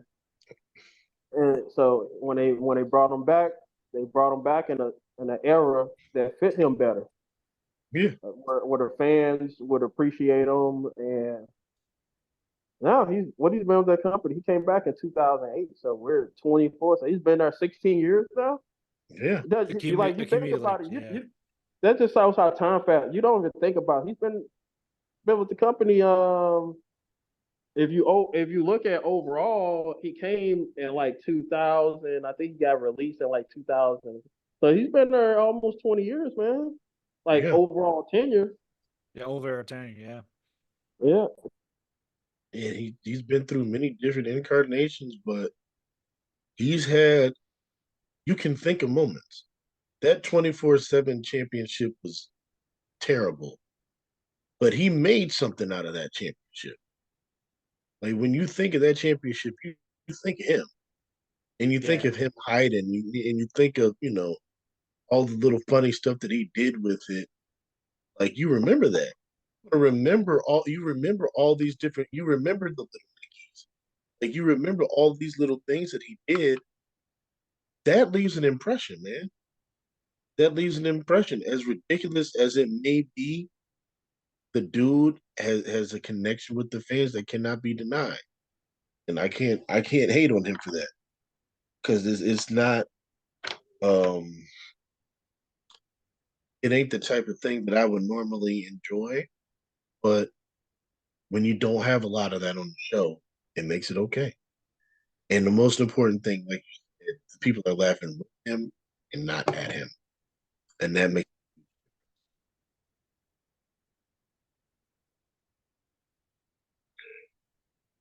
But in the ironic part, for me, the comedy act in that whole match, even above Catch Republic, their silly stuff, even above Grayson Waller's antics, even above New Day. And New Day was kind of quiet in that match, sadly. But hey, they did their part. It was one of those matches where everyone had to trade spots. But the one that I was like, okay, I don't like this team. I want them done. Like this band right now. Don't give them a shot at a championship. DIY. With Johnny Gargano trying to be Shawn Michaels, like no, I mean, stop. you know why they did that, though, right? Yes. Yeah. They give the kudos, they give flowers. It's Triple H's first WrestleMania. I get it. No. Like our truth was calling them DX instead of DIY. Yeah, Yeah, that too. So he was calling Johnny Gargano Shawn Michaels and yeah, had Ciampa Triple H. Triple Triple H. H. So They like that's why they did. That's why they did that. they like the midget version of that. Yeah, I mean it But makes sense, and it's giving them a little personality. I mean Gargano needs it. Tampa really Yeah. doesn't, but Gargano needs that. So that was funny. I mean, I liked how Kofi Kingston and Creed. oh my god, I was about to call him Wood, Consequences Creed. Yeah. Xavier Creed. Woods. Technically Creed. It's technically Creed. But I He love how literally they went had out their with old Creed's gimmicks. outfit. I love how they had their old gimmicks. It was funny. Yeah. Well, yeah, we get both tag titles put down. So then I think after that, what match they had after that? They had the tag match with Dom and uh, Dom and Or Jimmy. Santos Was it versus Jimmy? Andrade and no, Ray. It was Dom and Escobar Dom and, versus Dom and Santos versus Ray Ray and and Andrade. There's a match I think was solid, but it's something that could have been done on SmackDown. It wasn't like Yeah. yeah, that was a popcorn match. That was a let me up match. That was a match that we knew that was going to be put in that spot. Like, okay, we know what you're here for. Yeah. So It was fine. It was fine. It was it was fine. fine. It wasn't bad. And the tag ladder match wasn't bad. It had its entertainment spots. I I like have a the problem with tag it. match more than the Ray match. Did I like the tag match more than the 6-man match? No, in general. Like for me, I like the tag or the 6-pack more than the Ray match. Oh, Yeah, I don't think anybody cared for that match. I don't think anybody cared for the next two matches. That or the Jay versus Jimmy. That was gonna, but Technically the worst one, yeah. Technically. Jay and that, Jimmy was not good. You know what? It started off fine because it started off hot, where Jay kind of dove through the ropes and it started off like a fight. And I'm like, oh, okay, this is what it should be. And then they just started doing the super kicks. yeah, Like, Yeah, it got too old school Usos nonsense. I'm like, guys. no, I get what they were going for. I get what they were going for. But it didn't work. Like, it needed to end. Like, you remember when years ago when one of the first times when Sami Zayn and Kevin Owens like had a pay-per-view match when they moved up and Kevin Owens was a heel and Sami Zayn was trying to overcome him, and then they had that match at Battleground, and like Sami Zayn gave him like 4 haluva kicks, and Owens was kind of slumped over and he didn't want anymore, and Zayn like hit him with one last one to pin him. Like, yeah. I thought the super kick thing, if it ended like that, where Jay was just like super kicking them and it ended like in a ref stoppage or like a this over type thing, it would have worked out a little better. But it just it was just one of those matches where you spam your finishers, and when your finisher is a super kick, it just kind of gets it Well, just their finisher is not the super kick though. It's a splash, I thought. it's the splash, but they Well, used that to set up, and they just kept doing it. I think Jay actually uses the spear too though. Yeah, Jimmy Jay don't uses use the spear now. Jay uses the spear now as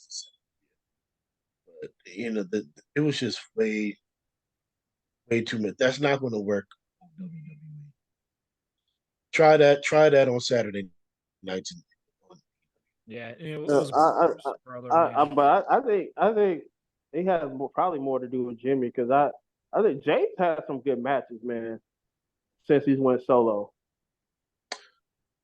No, I don't think it had to do with either one of them per se. I think it was just the way the match was constructed. I think they thought that I understand the story that they tried. It just wasn't executed well. Just it should have been a brawl. They're brawling, they're fighting, and if you hold off on the super kick and make the like I said, have the super kick end in the ref stoppage, or like a Shawn Michaels type thing where it's like I'm sorry, but I got to do this. It works, but when you're just super kicking each other all throughout the match, it loses its effect. It was a disappointing match. I'm sure if they were to have another match and were to just have a match, it would be better. But at this point, I really don't want to see another match after I saw that. No, I Yeah, don't want to. No, I'm good. I'm good.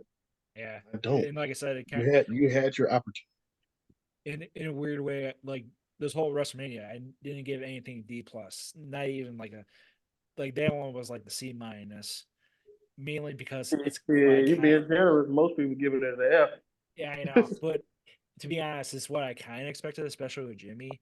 That's Jimmy's MMO. It's old Uso, with the Tagas and everything. I expected that. It is what it is. I'm like, they'll just. I was hoping for a little bit more flavor, like what Jamaal was thinking, with a little bit brawling, but I'm not mad at it. It was quick. In my mind, it was relatively quick. It didn't drag. I'm like, that's all I wanted. No dragage. The best part of that was Jay Uso's intro. That Yeah, was the best.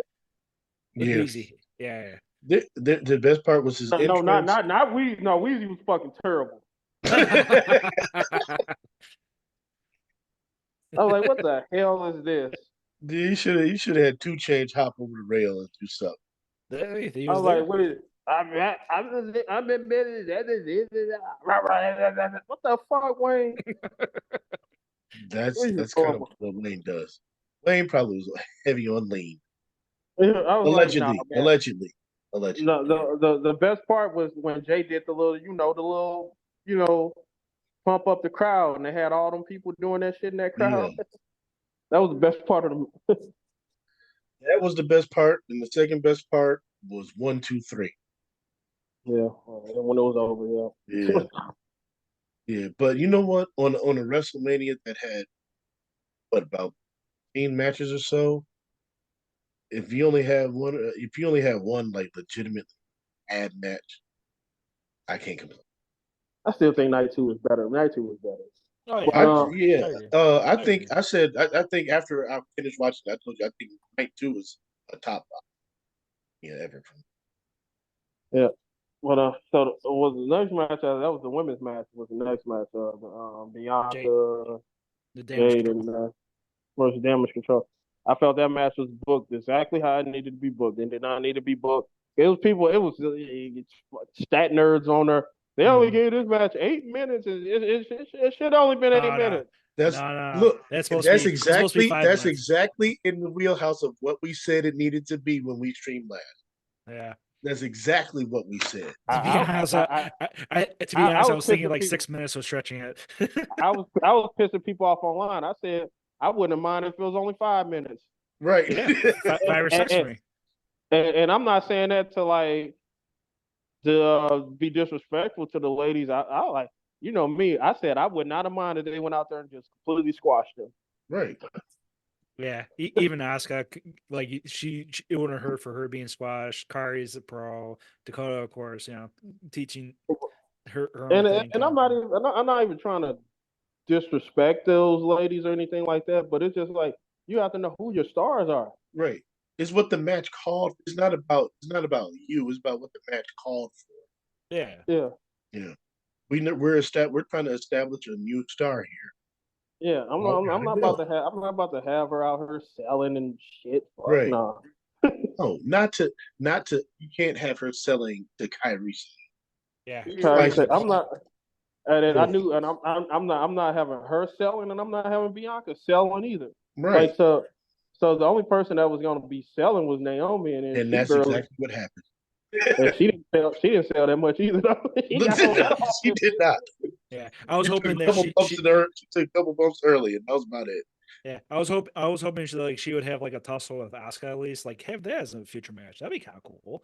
I like that because I remember she early on in the match she did the little rope split like move. Yeah, I was like, I'm like even Naomi getting some shit in tonight.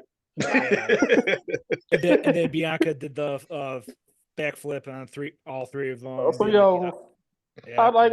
I know some motherfuckers probably mad as fuck about this. That's exactly what it needed to be, though. That is exactly. Did you see when Mark Henry was mad about Kyrie Sane being in messing around during their intro? Yeah. Mark, yeah. Come on, buddy. Like I noticed that when it happened, I was like, "This is a little." Like I noticed it. Like I'm like, all right, they're all getting out the ring so they can do their thing, and she's just kind of like dancing along, taunting them. And I remember, like I saw, and I was just like, "Oh, that's weird," and moved on.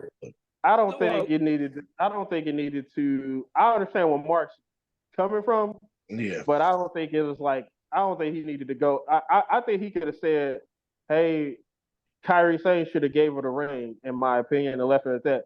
When he's talking about, man, I would have took her fucking head off or something, like, come on, Mark, calm down, Mark. Yeah, seriously. It's no different than it's a different.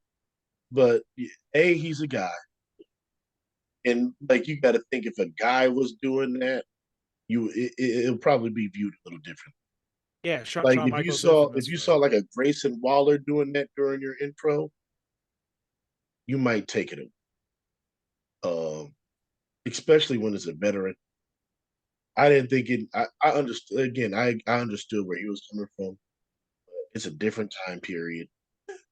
It Yeah. was. I understand why he thinks it's a disrespect, but I think they just thought it was character work. But I could see where I, it's I, our I, entrance, and you're trying to overshine us. No. That's my thing. I, It's no different than Shawn Michaels or Drew McIntyre in the corner making faces or this and that and this. Yeah. It was just spotting because Kari was kind of like moving on the side anyway, and she kind of had to make that motion. What are you guys doing? as we talking about these matches, I got it on Peacock right now, and I'm watching some of these matches. Like I'm watching like highlights of each match as we talk, so I can Mhm. try to remember stuff. And shit, Naomi got so much offense, and she did like a double cutter on two girls in this match, man. Yeah, Yeah. and Dakota found us They there. got she bumped for a minute or two early, and then they stopped her from getting the pin, and then after that it was just all offense. Yeah, It And was then offense I'm from all watching her three of now. them. and if you I'm watching her notice, now. She's about to tag Bianca in. yeah, and if you Yeah. notice, Asuka was kind of pushed aside. That's what I was thinking too. Like Asuka having that Goldberg streak, like she still has that aura about her. Like I like to see each one of those ladies, besides Bianca, Naomi, and Jade, eventually having a match with Asuka. So Hey, don't mention Oscar streak, man. You're gonna make Goldberg mad. speaking of old guys, Bianca, and boy, she knocking Dakota around, boy. Like, yeah. And then sure enough, Jade with pinning Dakota. I was hoping for Kari getting the pin, but it's all Oh, right. Curry ain't gonna take the pin. She's a champion. Well, Dakota was taking that pin. We all knew that. Dakota was taking that pin. Bianca doing Sorry, the Jay. marching. Sorry, Jay. well, Sorry. partially it's also because I'm thinking Bailey facing Dakota because, like I said, Dakota technically putting the gears in motion of the breakup. Yeah, they could steal a pay-per-view. I gotta ask you guys a question. What would you rather have? Stiff chair shot to the back or the Bianca hair whip? Which one would you rather take? The hair whip out of sheer pride. I'm curious. Which one I, would I I rather take? yeah, I'd rather take the chair shot, man. That Give me the chair shot because that I whip. think Bianca. Like I love seeing Bianca. Oh, this is going to sound racist, but I love seeing Bianca whip people with the hair because I'm just like, hey, finally we get to do it. But um, that's I'd rather take the that chair was shot, very man. I don't mean to I seen offend. that hair whip eat flesh, man. Yeah, it's very. You hear people talk about this very heavy and it's sharp. That Yeah. hair whip ain't no joke. You mean the chair shot where you got like an even um spread of the impact, and you're used to falling on your back anyway. Yeah. But I do love Yeah, she I timed it see. perfectly. And it was no perfect offense. And person to you do hear it. that sound on that motherfucker. She hit Oscar with that motherfucker. Man, when Yeah. she was winding that sucker up, I said, "Oh, it's about to time." Yeah. It was I still perfect don't tone. think nobody took what any worse than Sasha though, man. Oh yeah, she got the worst one. And like you said, she's tiny, so I Yeah. know that hurt. I know that. Oof, that hair whip is something, boy. She got that Willow Smith. Yeah, it's a perfect opponent to do it to because Asuka doesn't miss. So I was like, But that, I'm up in your gimmick kind of thing. but you said Montez Ford was the one that gave her the idea for the. Yeah, yeah, I saw that. Yeah, I saw that. And I was wondering if it grew even further kind of thing. Like it look like in her NXT days, it looks relatively smaller compared to now. That just show how talented she is. Because I always know she wrestled in the thing, never trip over that motherfucker. Right, No. she's good. Jack, I don't know if you saw it, but they did an interview on the Pivot Pod in Montez. Montez. Yeah, Yeah, I'm trying to think. I think I saw Jade something else lines. had a choke. She added a choke slam. What? Oh, go ahead. Yeah. And then, of course, with Jade's finisher lifting up Dakota, it's like, bye, bam. but Dakota's she's the perfect person like for that spot No, like because she can sell. before the finisher, she tried to do because that's her game using the ropes. giving a little bit of leverage for Jade. And yeah, she tried to flip it over. Nope. Jade's like, I'm gonna finish this relatively fast, honey. Yeah. I mean, Dakota Kai, at least she's figured in. Not Tegan Yeah. Knox. Nah. At least she's figured in. Tegan Knox got too many fucking knee injuries. Yeah. She wasn't all that interesting to begin with, No, but she then wasn't. when she got all the injuries, it's kind of like, She's kind of like a precursor towards Sky Blue, those type of wrestlers. Tegan Knox in AEW now, ain't she? no. She's still on. I think Tegan Knox is still WWE. Oh, she is. Oh, I haven't seen her in so long. She was tagging with Natalia somewhat recently, I think. I think she had a roster spot at one point. I need. I watching this match. Jade need to do that splash more, but she need to go all the way to the other side.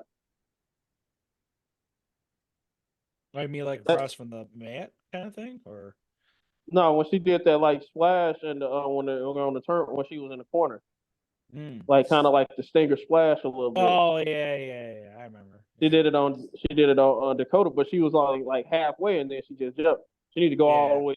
You need to go all the way over and like do a little run with it. Yeah, like Sting. Show the speed. Yeah. Show that athleticism. But man, I don't mean to get off topic, but man, nobody runs those ropes like Brian Breaker though, man. Man, I was going to say that when we started talking about NXT. Yeah, for standing delivery. I say that Brian Breaker running the ropes is more impressive than any triple moonsault. Nah. Like, what's his face? Oh yeah, Tegan Knox was in the Royal. She was in the Royal Rumble. Yeah, she was the main card for a bit. Yeah, I get nervous anytime seeing that motherfucker, man. Nah. She's okay, so yeah, let's side note onto that. So, Braun Breaker, like, he runs those ropes so fast, man. It's really fun to watch. Nathan Frazier runs the ropes fast too. But to see a guy like Braun Breaker's size run that fast and hit those ropes that hard, it makes it seem like the ropes are elastic, man. Like it feels real when he's running those ropes. Yeah, and when he does so much force and impact, it's incredible. And when he does that tackle, when people really flip with that tackle, it makes it more impactful. I thought they had a good match. I thought they had a good tag match. I liked their first tag match in the Dusty Classic a little better, and I liked their tag match on Tuesday better. But I thought they had a good tag matches. Yeah. Well, yeah. So yeah, that was good. I'm watching the end of this match, the women's match. I think Julia gonna be a bigger star than all those other girls though that was in that match. Yeah, I think she got more. She got more of the marketable look than they do. I agree. Yeah, so, I agree. She has a more marketable look, and she's a little, and her style is a little different than theirs. And I think her style. Yeah, it's almost like a hybrid, kind of like an interesting like that's hers, that's only hers type of like looks. But after that, guys, we had the match of the night, man. Sami Zayn versus Gunther. Oh, that was night 2, I thought. No, it was night 1. Night one. Okay, man. Yeah, it was before the main event. Yeah. Because they did the build with because I picked Gunther to win, and I did a confidence we all picked poll. Gunther. I think we all picked Gunther. it was like a last minute thing though. My friend who was there, Stephanie McMahon Jr., she was in Philadelphia, was pregnant too, and she did a last minute confidence poll. Like, oh, how confident are you? I gave it 10 out of 12 for Gunther. Yeah. I picked Gunther, but the moment when I saw, I was like, when they had Gunther going up there and doing all those fucking splashes, I was like, oh shit, Sami Zayn's gonna win this fucking match. Yeah. For me, it was the promo. For me, it was the singing song, having that talk with Gable, and Kevin Owens taking him out. Oh wow! So you knew even then. I didn't think. I still didn't. I was still unsure. It was When how they kind of kept things quiet, like just him talking. It's Triple H being a director, being like, "I want that focus. I want him to look like a hero." So Smart. Like, yeah, this was when we talk about top matches, this was one of my favorite matches of it's the weekend. especially my favorite Sammy match, and Sammy with last year's WrestleMania, and then NXT with Nakamura. But I got a question of where do you rank this in the Intercontinental Championship matches in WrestleMania history? Because you think about it, you have Savage and Steamboat, you got the Shawn Michaels, Razor Ramon, you got the match they had last year with Drew, Sheamus, and Gunther last year. That was a great IC. So you think about like some of the great IC title matches ever. Like you got Bret Hart versus Roddy Piper. Like where do you rank this IC title match? I think it's up there with those. Yeah, Gunther versus Gable. I would put that in top 10. No, I'm talking about that wasn't the WrestleMania match. I'm talking about ranking IC title. So yeah, if we're talking WrestleMania matches for the IC title,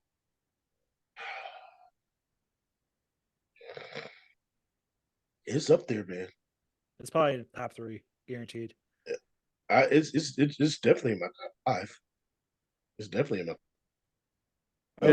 I put Michaels number 1. Michaels number 1. I mean, Gunther is great. Like he's just great. He can work with anybody. But that's like Sami Zayn at his best when he's that underdog babyface and he's selling and he's getting beat up, but he's being resilient and he's trying. That's Sami Zayn at his best. And when you have an imposing guy like Gunther, that was just mad. I knew they was going to have a great match, and I knew they was going to have one of my favorite matches of the weekend. I just didn't see Sami winning, but I'm not mad at it. Now, there was a question that people were saying that they were asking. They were like, okay, you've had Gunther have this title for so long. And we already know what Sami Zayn is.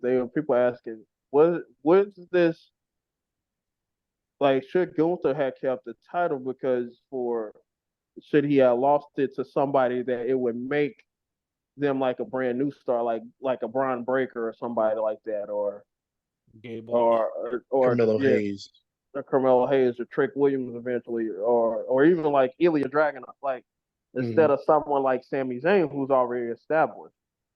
I can see that argument. I personally don't mind Sami winning the title because who's to say you can't do that with Sami? Like if Sami, he's obviously not going to hold it as long as Gunther did. But like, let's say Sami holds the title and he loses it to like Carmelo Hayes, that could still make someone like Carmelo Hayes. So I don't, especially because Sami's such a great worker. So I can understand people's argument about that, but I don't mind Sami winning the title. I don't think you're gonna you're gonna be even less of a star if you beat Sami Ford instead of Gunther. I don't. For me, it was kind of like timing in place, and we had that discussion prior. How it was like one of those things where I mentioned how like after like Roman defeated Jade and he defeated Sami during that weird buffer between Vince and Triple H, like he was getting dead man zone. Like even with Kevin Owens, there was nothing was piling up because of the Montreal, because of that match. So I was thinking about that, and of course, last year's best match last year, he cashed in. He really cashed in. So I'm like, this is your courtesy prize. You're going to have a nice little reign with this title, and it's going to be well deserved. So Triple H being the game, he knew it from the start, kind of thing. I think there's a few different ways I look. Number one, Sami Zayn is by far one of their most over. Yeah, very especially clearly. Survivor Series. Yeah, like if you're in the crowd and you hear when his music hits, he's legitimately one of their most faces. So to crown one of your baby faces and then give them that moment, that's one thing. Two, like, and I think what helped solidify that story and him winning was afterwards when Kevin Owens is coming out for his triple threat match, and Sami Zayn, they have the shot of him in the back, and Sami Zayn's like, "I got mine, now you go get yours."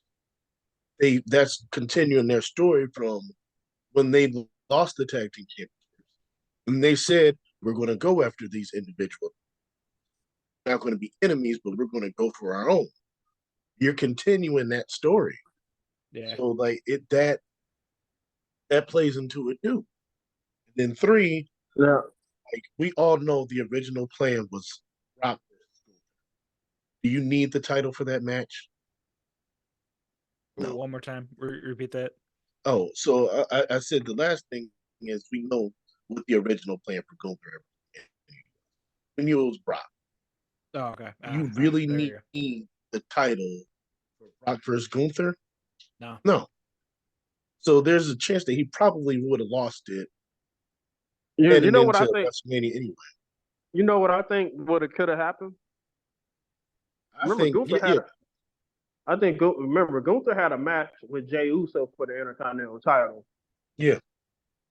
Who's to say that he would have lost? Like Brock would have like interfered, and then they would have had Jey versus Jimmy for the IC title to kind of make their feud more stronger. That's what I like. That's what I said before Royal Rumble. That's what I predicted. That's what I thought was going to happen. I thought there was going to be. I thought Brock and Gunther were going to get into it at the Rumble. Gunther throws out Brock. So then, Brock gets mad. Gunther has a match with Jey Uso.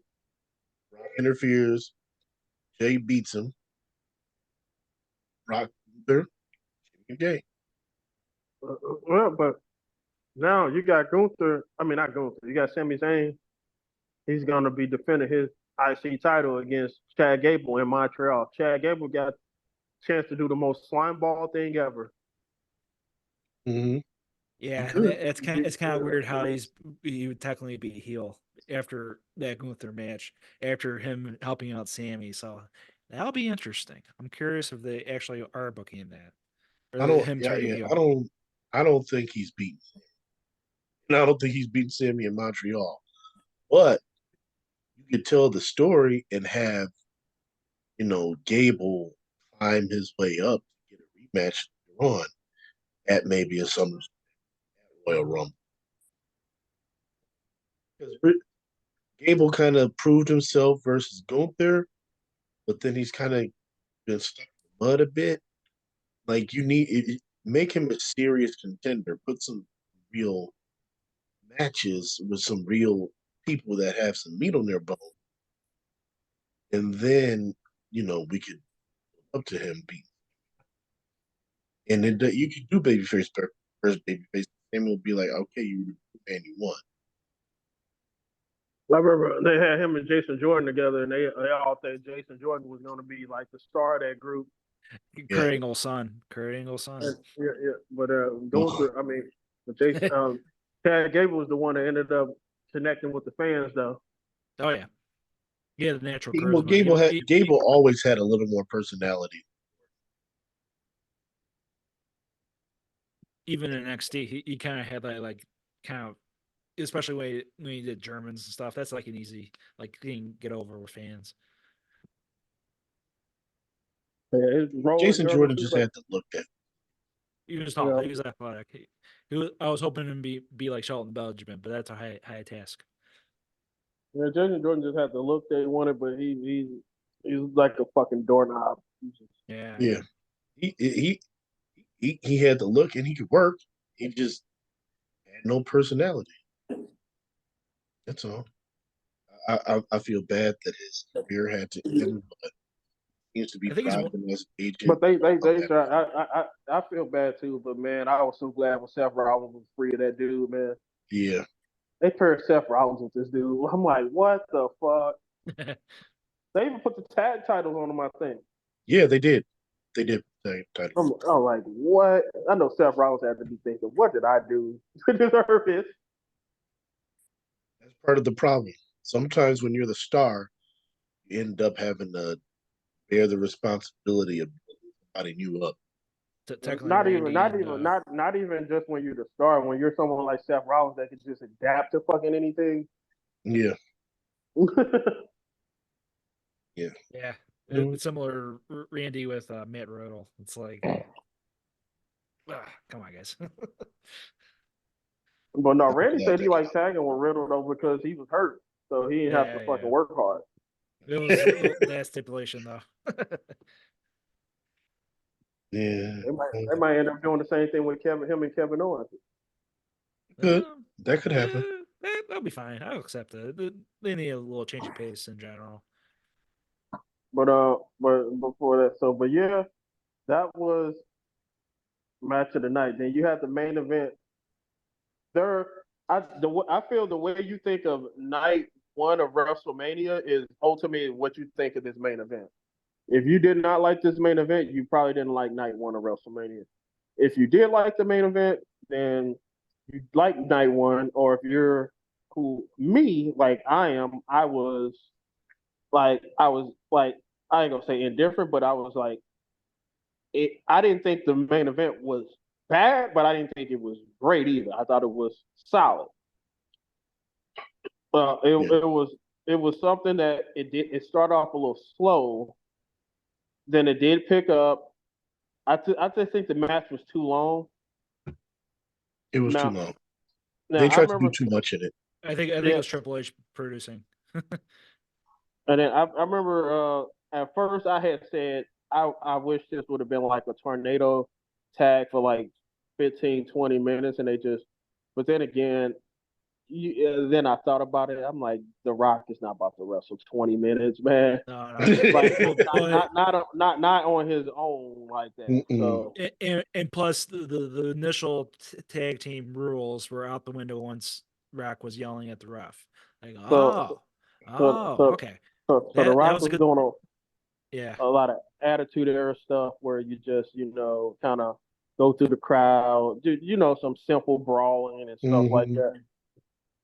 So I wasn't a easy fan shit. of that. To be honest, I wasn't a fan of that. I felt like that was that should have been switched for night two because I'm thinking like if Rock wins night one, you need the outside interference faster in night two. I don't know. It was just like one of those things where they were stretched out one side of the ramp, the other side way too far out. I'm like, come But on. you could tell though that they were trying to just wrestle like a super safe ass match where nobody Yeah. gets Okay. hurt. Like Okay. just no, like they're not about to do anything that's gonna risk Mm-mm. anybody getting fucked and hurt. No. Yeah. And That's night two. That's night two. You can tell. And Seth But Rollins is usually the one that's going to jump off of something. He wasn't yeah. doing any of that. But we got Roman Reigns with a busted nose. I didn't well, I even see have a how that theory. happened. Yeah. I think. I don't think it was supposed to be that long, and I don't think they were supposed to brawl in the crowd that long.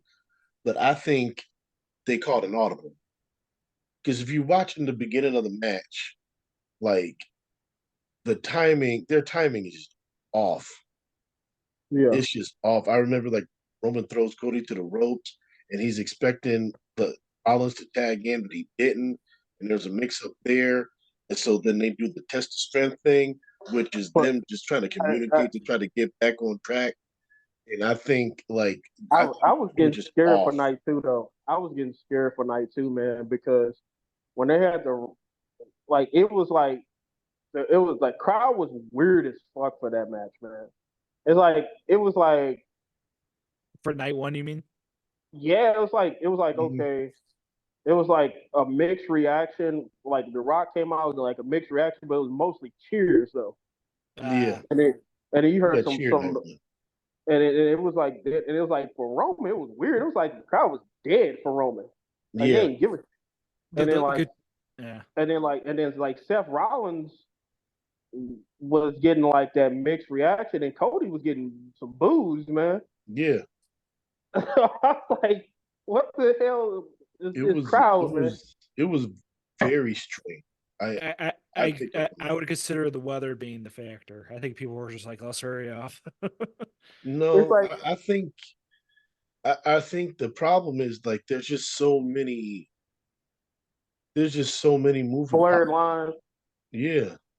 So many storylines going on. There's so many blurred lines going Yeah, on. that was the main Philly thing is I was worried about. notoriously contrarians. And that was like kind of like weird saving grace in a weird way, even though it makes more sense of Damian Priest cashing in when Seth was hurt in the first night.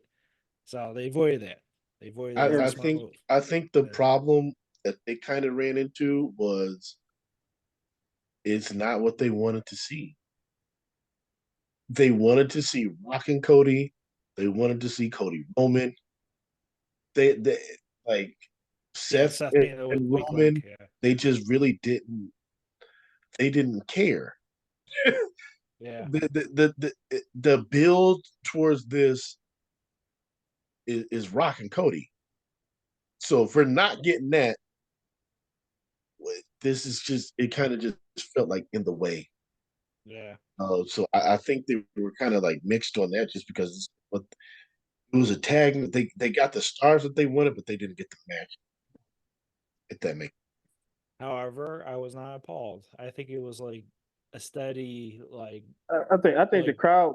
Go ahead, Jack. Go ahead. I was about to say, I think overall, even with the pacing and everything else in between, I think they carried it off for the end, for the statement.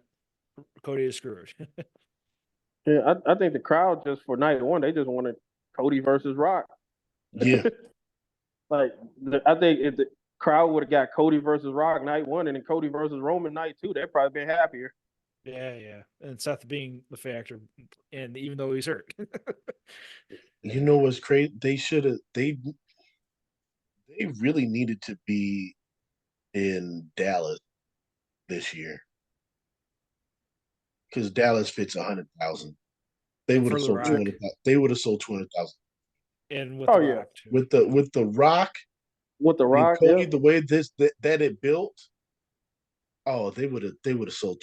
And dare I say, it would have been an easier time for Stone Cold to make an appearance. Yes, Yeah. yeah,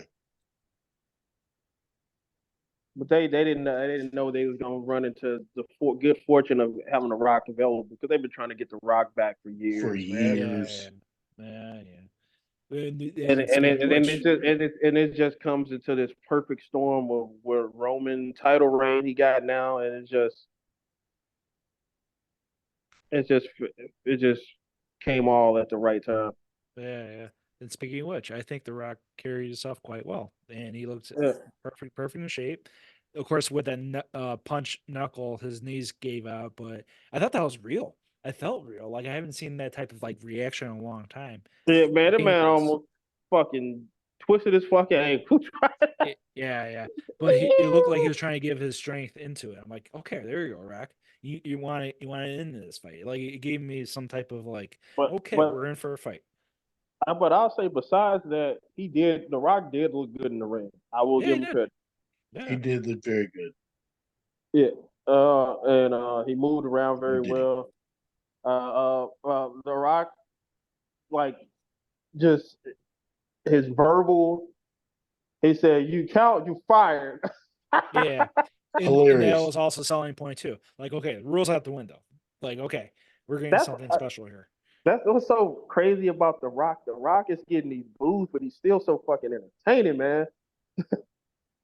Even when He's he's a heel, entertaining. you're like, man, like this guy is so fucking great, man. Yeah. Well, the boos are And natural, like let Cody finish the story type of I, boos. I Not like don't, we I hate don't you. really jump too far ahead, but it's just like on Raw. It's like that crowd was gonna cheer The Rock at first, and then The Rock just stayed silent, and they started booing him.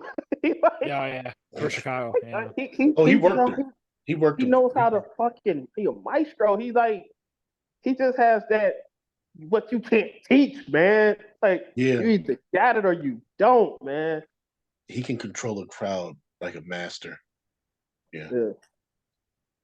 it was that was great. That was great. That was like when Roman beat the Undertaker and they booed that man for 15 straight minutes on Raw. and he didn't say a word. It was like that. It was just like that's when the Roman should originally turn heel. And yes, he said it, and he didn't say it was Roman's. That was pre-tribal chief Roman's greatest promo. It's yeah, my yard now. that was That should have incredible. been the heel. That should have been the heel run right there.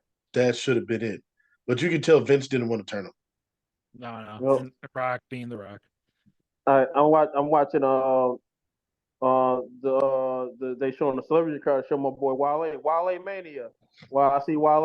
I like what Wale doing for the wrestlers. At Yeah, every WrestleMania. That's cool, man. Give him yeah, I a like that too. I like that too. Who was the and comedian that was near Two Chains? well, that's Drewski. Drewski. Drewski. Do you guys like him? I get to hear him. He's No, he's cool. He's cool. he's He one of do those like internet comedians. He does skits. he does Okay. skits, but yeah, Okay. he's cool though. He got a lot of funny stuff. He's Yeah. like for like the internet skit guys. He's the best one of them. Yeah. Because most of those guys that do that shit are fucking corny as fuck. But Self-produced. his are actually funny though. Like most of his are actually funny. He actually because he got a unique charisma about himself that like I actually enjoy his compared to most guys. Yeah. Him and Desi Banks. Desi Banks is cool too. I like Desi Banks. But most of those guys that do that shit is corny as fuck. I watch Country Wayne stuff. I watch Country Wayne stuff mostly because like my cousin be in some of them. So I like gotta support her. Who your cousin? Her name is Kiera. I'll send you like a video that she's in. Okay. If you guys noticed during the Shout Rock out to match, Kiera. during the Rock match on the other side of the Prime battles, one guy I follow, Tom Grassi, Pat McAfee interviewed him, and he was the guy who traveled to every stadium, became the NFL Fan of the Year. He has his whole YouTube channel. He does this network sports thing. He's pretty interesting, and he does his humor's in and out, but overall, I like him. Yeah, he does in football videos. I know what you're Yeah. talking about. He had like on his YouTube channel. He got a Yeah. video. He got a video of like the main event of WrestleMania, like recorded. Yeah. And so he got he got all those football videos. Yeah. And what video gets the most views? His fucking WrestleMania video. Right as I saw him, like, oh, there he is. And he got some videos that got like 100, 200K views. So, oh yeah. But the WrestleMania video gets the most views. Yeah, I have no idea who that dude is. Product. That tells you how hot WWE is right now, man. Oh yeah, it's cool. It's cool now. But yeah, man. I like the ending, man, to the match. Oh yeah, we gotta talk about The Rock. The way he sold that fucking spear when Roman speared his ass. Yeah, man. okay. That was great. That as well. Yeah. That was great. He sold the hell out of that spear, man. He looked like a big baby. Like, ooh. I was like, oh, there you go. There you go, Rock. He sold that spear. And then the ending was perfect where Cody think he about to do something. He gets the Mama Rose weight belt. That was great. That was outstanding. That was outstanding. And then he tells Roman to tag him in. I got this. And starting with Standard and Deliver, the swear words from Mello in the main event, they carried over. I'm like, okay. He said, holy shit. And sure enough, the rest of the card, everyone's swearing under their breath. The Rock saying, don't fuck with The Rock. And then Cody's mom be like, that's bullshit. Even the crowd's swearing open art right in front of TV. So new era. I mean, I think, look, stop being ridiculous. Like, I'm not saying let it be AEW, but you can let them let this a little bit. At least pay-per-view. You could double your content, come out with an uncensored show. Yep. This is the censored version. This is the uncensored version. You're Yeah. doubling your content. Especially Like, with Netflix coming that's out. easy Yeah, money. Yeah. Speaking of it, man, when did WWE advertise that they're supposed to do that behind the scenes stuff about how the main event? They still ain't done that yet, man. Yeah, I thought it was supposed to be yesterday. I thought It I was supposed to be remember yesterday, seeing. man. What the hell going on, man? Man, Big man, they got. I ain't gonna lie, man. The product how they done got kind of lazy with the content since they got the Peacock though. Yeah, they got really lazy with it. They Like got we really still lazy. haven't gotten the WWE 24 from last year's WrestleMania. But No, here, no. you know what? It's part of it. They got lazy, and part of it, like I don't know, because like they're coming out. They got the biographies on A&E, and they got the Most Wanted Treasures. I'm sure they're devoting plenty of time and resources to that. But like when they had the WWE Network and they had to come out with content, it was much more.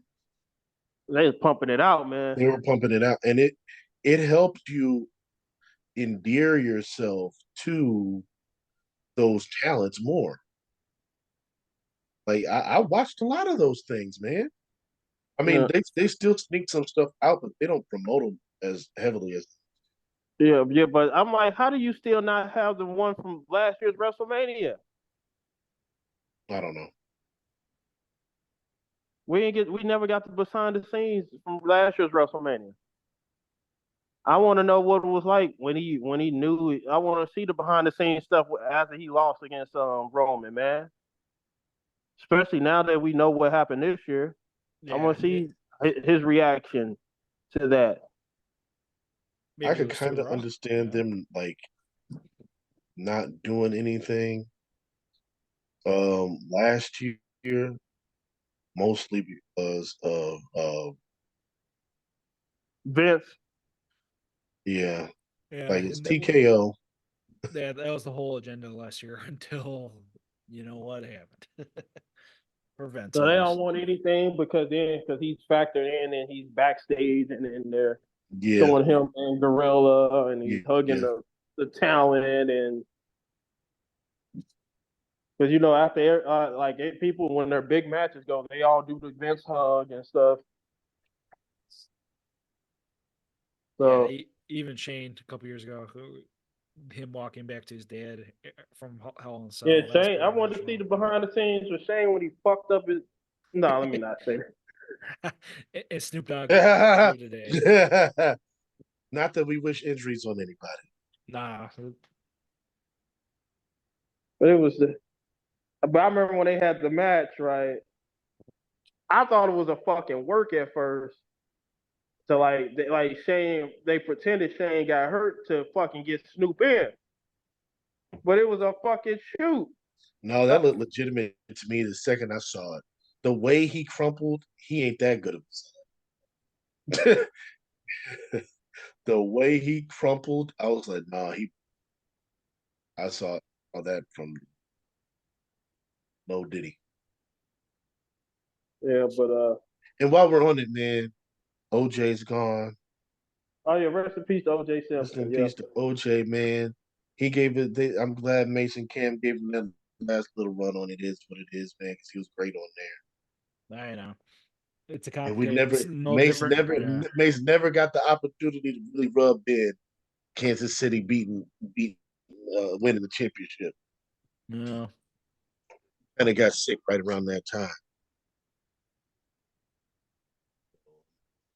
I know that's gonna hurt them, especially since like Cam was pretty vocal in saying that Mace was the one that really told him to get OJ on the show. So yeah. At least he yep, got one last run. yeah, man. Granddaddy issue. Good on you, Juice, man. Now, I, so we had so then you had night two. Mm-hmm. They kicked it off with before I get back in there, I was want to say what the hell was Seth Rollins wearing on night one and night two, but but night one was the worst though. It was It was the That's first. all. It was the only thing I texted Jamal the whole time. Like, I'm Jack done. did say that. I'm done with Jack was Seth. upset. I'm done with Seth because even Jack Survivor was Series, upset. even Survivor Series, mind you, I've seen the most ridiculous things wrestlers wear. You can name it from top to bottom, and they pull it off. Zelina Vega is a great example. Like you could think that's ridiculous, but she makes it work. Seth does not make Whoa, it hold look on. like I don't that. want to cut you off. But speaking of Zelina Vega, did you see like the controversy regarding her today? Yeah, Yeah, man. yeah, yeah. I was like, wow. I could believe it. I could believe it. Sadly, I because of hate hearing it. I hate hearing about that, man. Yeah, yeah. me too. Unfortunately, I could believe it because yeah, it's last minute nonsense, and I'm pretty sure like she just has an idea, inspiration. She's that type of person. I could see that. Like, build some time. Like, put an agenda down. It's Lena. You have time. You're a cosplayer. Like, give a little bit of buffer room for these creators. That's all I'm saying. I'm pretty sure it's like a miscommunication thing at the end of the day, but it's not good exposure for her at the moment. Oh no. And then there's other content creators coming out Yeah, saying Yeah, the same thing happening now. yeah, yeah. yeah, man. So, we hope everybody gets paid Yeah. the money that they're owed. Zelina says she has receipts and everything. So, I hope the accusations are not true. Yeah, You for know, me, like I'm thinking more miscommunication. I'm thinking more like scheduling and like, hey, make a plan together kind of thing for both sides. So yeah. I just hope they and whatever. Continue, Jack. I didn't mean to. Hey, no, that was but just breaking news.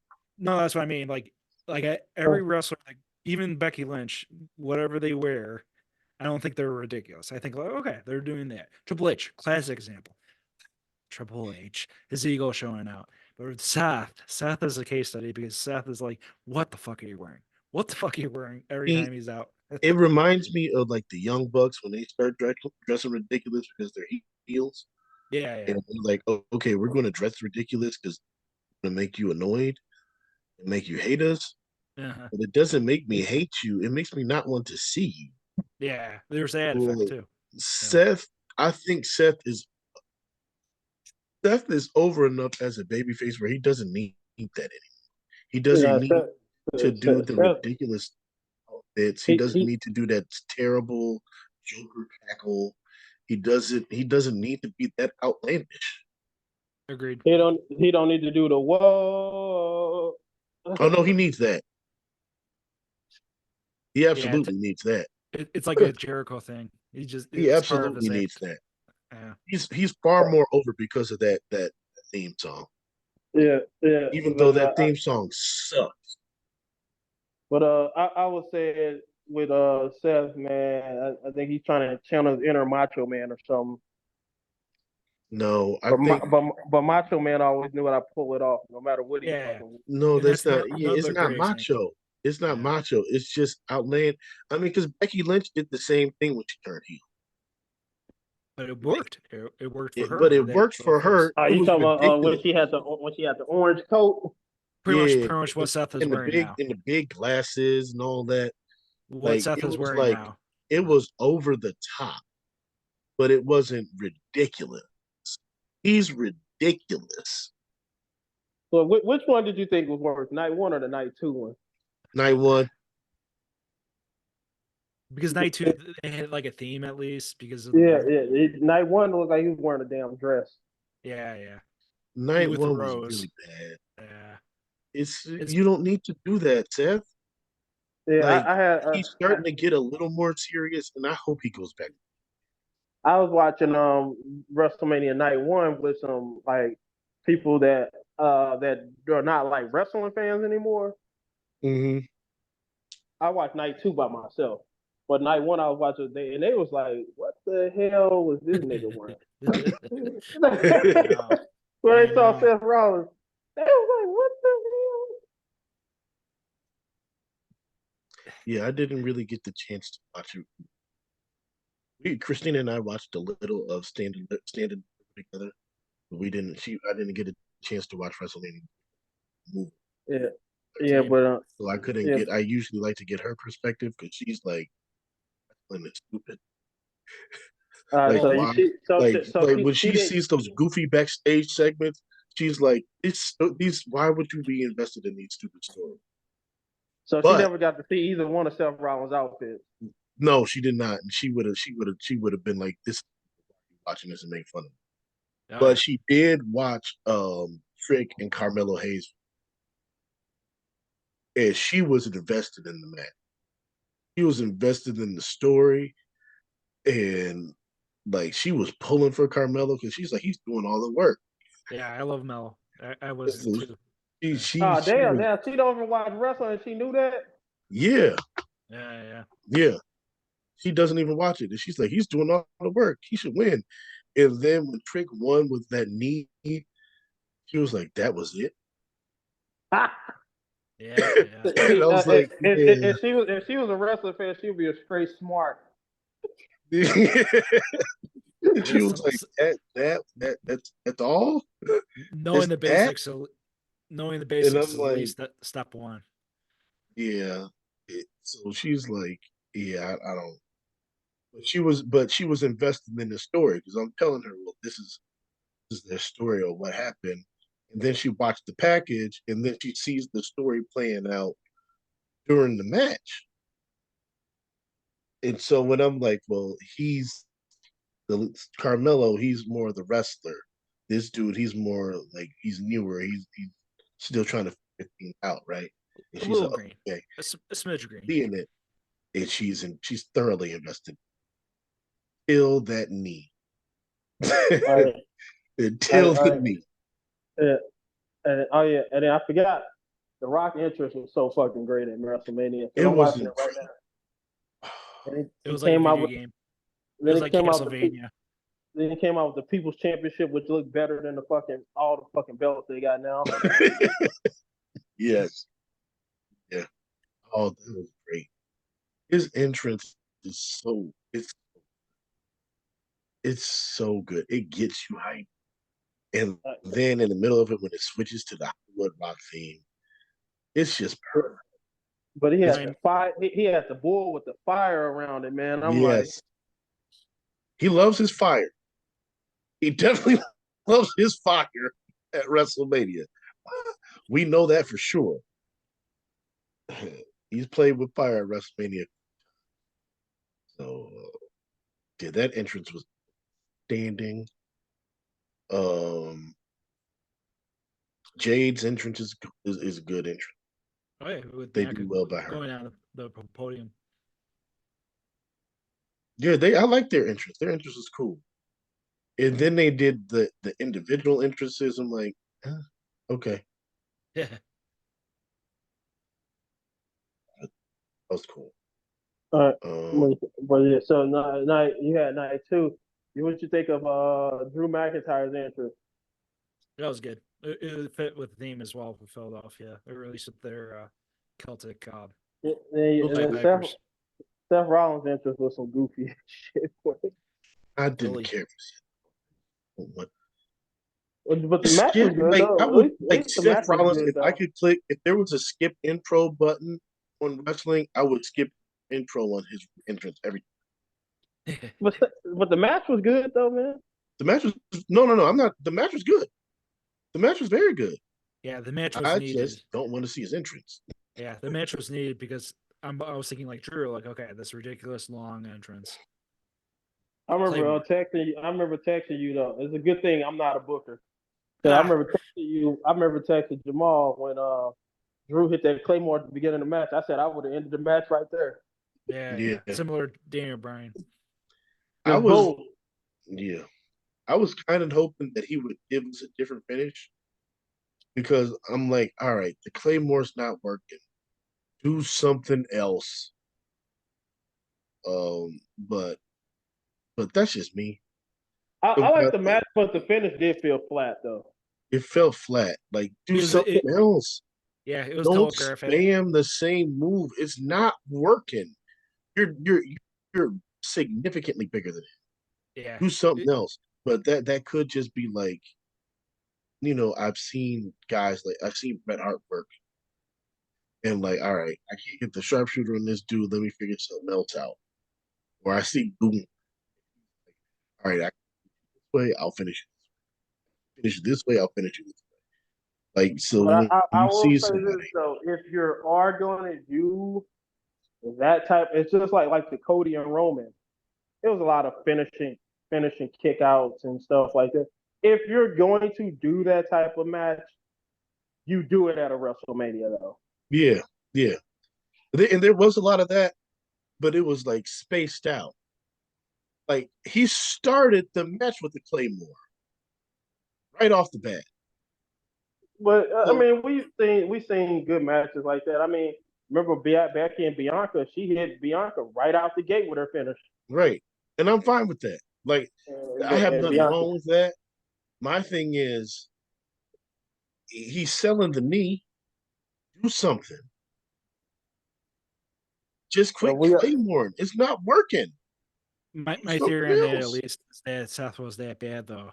Like if you attack the knee that early, ooh, I don't know. If you're going to tell the story, like I don't. That just I got frustrated with the finish a little bit because I'm just like I'm tired of the Claymore, Well, yeah, for and me, I get for me, it and was like the because it was Claymore's telegraphed. good. I'm just tired. Like when you do it 4 times and it doesn't work, I don't want to see it. For me, it was the It timing. started to remind me of Jimmy and Jay, and I don't that's man. probably The issue I've always had with Claymore, it just feels like more of a setup move more than a finishing move. Exactly. I'm in Josh's yeah boat. yeah, and I hate that he always leg slaps on it because I've seen him. There's been a number of times when he's done the Claymore and like the person moved out the way and he still leg slapped. And I'm like, you missed him. Uh, You're yeah, on your back. you and your leg slaps. I don't mind. Like the leg slap is fine, but you cannot leg slap if you don't hit them. Like I've seen him literally. I've seen people literally like see the Claymore come, step out the way, and he leg slaps like he hit him. No, we saw you clearly missed, and you're on your back. That doesn't make a slapping sound. That's stupid. Like that bothers me. So like he like do the leg slap when you connect. That's all I'm saying. That's all I'm at. But it was a Oh good yeah, match. yeah. But before that, I forgot we had the intro. Night one, you had Triple H come out there. They did a voiceover welcome to WrestleMania, so they're not gonna have Yeah. Vince voice. And then the next night they had Stephanie come out there, and I was so fucking pissed that they fucking Def Rebel fucking Stephanie thing. I was like, what the fuck did they do that for? No, Why did they Def Rebel her thing for? I don't know. It's like with the WWE, they had I remember when like Bret Hart they first changed his theme, and I was like, why you add that bullshit to it? The only time they've ever changed the theme that I like was when they did it with The Rock. Yeah. Like I felt like the Rock theme it actually got better when they did the little adjustment to it. But everybody else, Bret Hart, Stephanie, whoever, when they add that little adjustment, it's always been terrible. Like Yeah. it's like If with it's not like Swerve a thing, brand man. new theme song, I generally don't. It's like Swerve when he added the remix. I tell people all the time, I prefer the original over the remix of Me his too. theme. I do too. The only like tuning I kind of liked was Nakamura's when he became heel because the originals were awesome, but when they did the heel thing, like that's unique. That's pretty good. That's a good take. I think they Yeah, said yeah, they did yeah. that Okay, yeah. because Because they added lyrics to it so people couldn't sing along with it. Yeah, I think Vince he said he didn't want people singing along to it when he was a yeah, heel. yeah. yeah. So I was fine with that. You know, here's another thing. Like I kind of prefer Shawn Michaels when he started doing his theme song over when Sherry was singing it. Okay. Um, I think he Oh just yeah, better. we forgot to talk about one key part though. When after Drew won the title, got to CM Punk's face, Yep. Yep. Hmm. Yep. and then CM Punk got tired and he started beating him up, and then Damian Priest came out and cashing in the Money in the Bank. Thus, the saving grace, like how we were mentioning the first night at the main event, technically overshadowing with overbooking. And the cherry on top would have been Damian and cashing in and Seth there. That would have been like a definite, like, oh, that was a horrible finish. The one thing I was just glad that happened because I was just like, thank God they're not going to do no stupid shit and try to do that shit on Cody at the end of the night. Exactly. No. Exactly. I was always thinking that. I was just thinking it was always in the back of the mind. No. I told you there's no way Damian Priest is getting anywhere close to that main event. It wasn't going to happen. I figured he'd cash in on Seth. I didn't see him cashing in on Drew, but it makes sense. Yeah. It makes sense. And then, of course, the memes showing like Seth being hurt, being dead, being dismantled. But Damian Priest is like, I'm going to cash in 5 minutes after Drew wins it. There was a couple of times when they were laid out, like, there were a couple of times when they were just kind of laying there selling, and I was like, okay, Damian Priest. I forgot George Kittle was at WrestleMania. He's always in every WrestleMania. Yeah, big fan. That's a guy I could see transitioning over to a wrestler when his football career is over.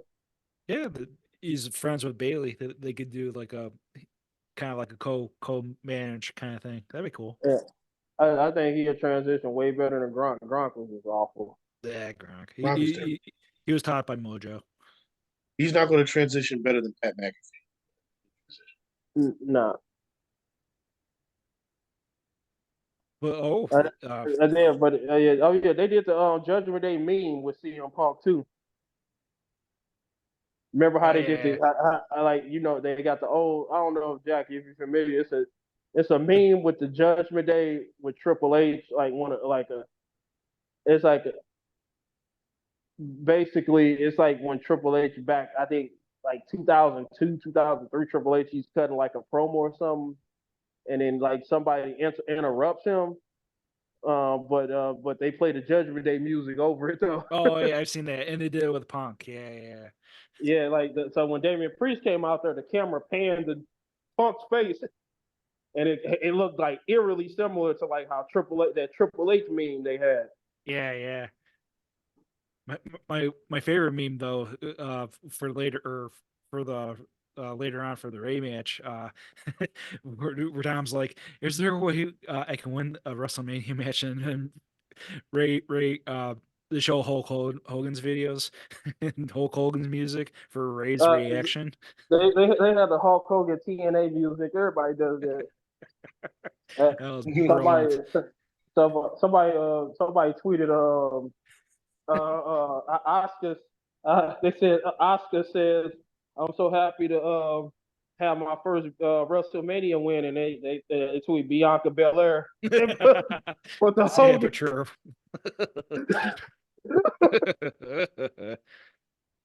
Oh man, memes were a great day this year. Oh man. And then I was like, it is somebody. They were some Damage Control fans. They started calling her Bianca Hogan.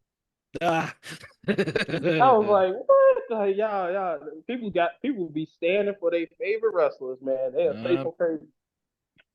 Gotta protect. Like the Bianca's the last person that's like Hogan, man. She's willing to do business. Yeah. But it was funny though. That just shows people are just stands. They're gonna blame everybody if their favorites don't get pushed. Oh, yeah. Not everybody's meant to stop. And then it was some Bianca Belair fans because they don't want Rhea Ripley to beat. They didn't want Rhea Ripley to break Bianca's record, so they tweeted Becky Lynch. Yeah, they said, Becky Lynch, you know what time it is, and then they played that video.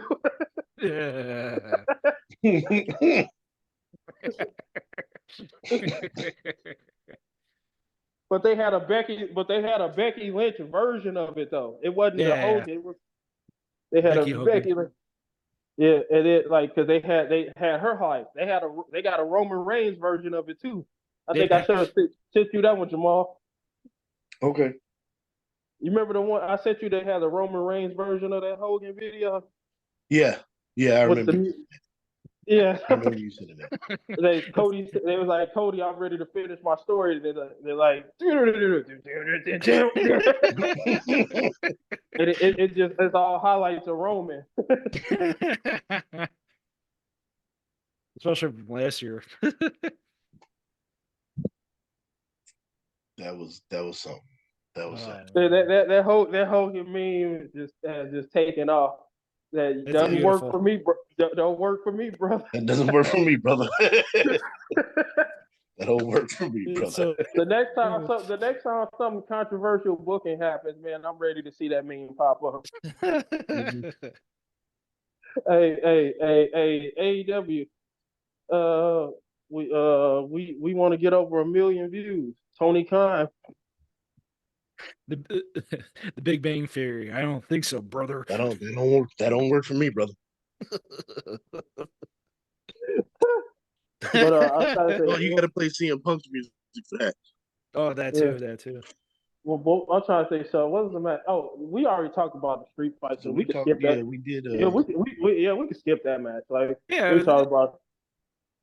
It's nice. Cheering on top match. The six man tag was fine. It was all right. It had a couple spots. I mean, it had a couple spots in it. You had the Montez Ford spot, which was tremendous. He almost flew into he got too excited. The Tasmanian. I was afraid he hurt himself. Yeah, because he went so far. The BFAB table spot was cool. I was scared because it looked like she overshot the table a little bit. The Final Testament in NXT now, though. Good. That's where they need to be. Good. Thank God. I'm sorry. Like Karrion Kross, he's dead in the water, man. I'm just glad that that feud is over with, though. It seems they put them in NXT. That means that feud is over. Ain't about to be no fucking rematches or nothing. That feud lasted too long. But to me, underrated match on the Mania card for both nights: LA Knight versus AJ Styles.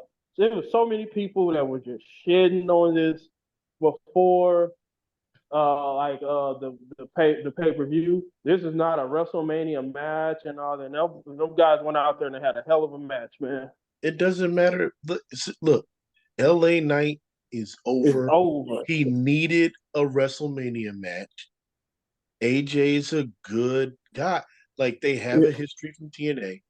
So you know you're going to get a good match. Because they have a history of working together. And then they made the feud a personal feud. So it was a great match. That was one of my favorite matches of the weekend. Yeah, I think people were bitching and moaning because they wanted LA Knight to go against Logan Paul, him winning the title. They're not taking the title off of Logan Paul anytime soon. He's holding that title until Netflix. So LA Knight would have just took a loss, and then y'all would have been bitching and moaning. No, this is perfect for LA Knight. Yeah, he was on WrestleMania. He got a good win. They had a good match. Perfect. Yeah, and it was weirdly needed type of match for WrestleMania. And he was on night 2, which people generally see as the bigger event. So So I enjoyed that match. It was definitely, if I were to rank the matches, I would probably say either third or fourth favorite match that I. Yeah, it was in my top 5 for sure. My favorite matches. My favorite matches on the card, like no particular order, was definitely the main event of night 2, on the Bailey EO match, which we'll talk about later, and obviously the Sammy and Gunther. So it'll probably be like just right behind those matches right there. But it was a great match. It was a great match. It was personal. They hit hard. They just had a very good match.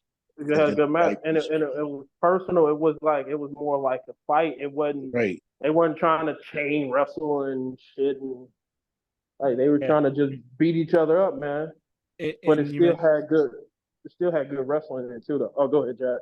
yeah, and you mentioned Seth being adaptable to anything. AJ is like that times 10. Yes. Yeah. And Ellen, like they did a brawl. They did because LA Knight at times is kind of rusty here and there, miss spots, but this one they were crisp.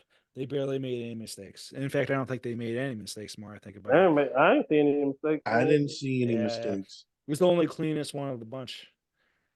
Yeah. I don't think LA Knight gets rusty. I think LA Knight, he's just Something about it. So right there's like here now and the there's times here and for there's him. here and there spots where he kind of like misses a cue. Like it's like, oh, that's interesting. Like he over jumped something, or Yeah. Yeah. Yeah.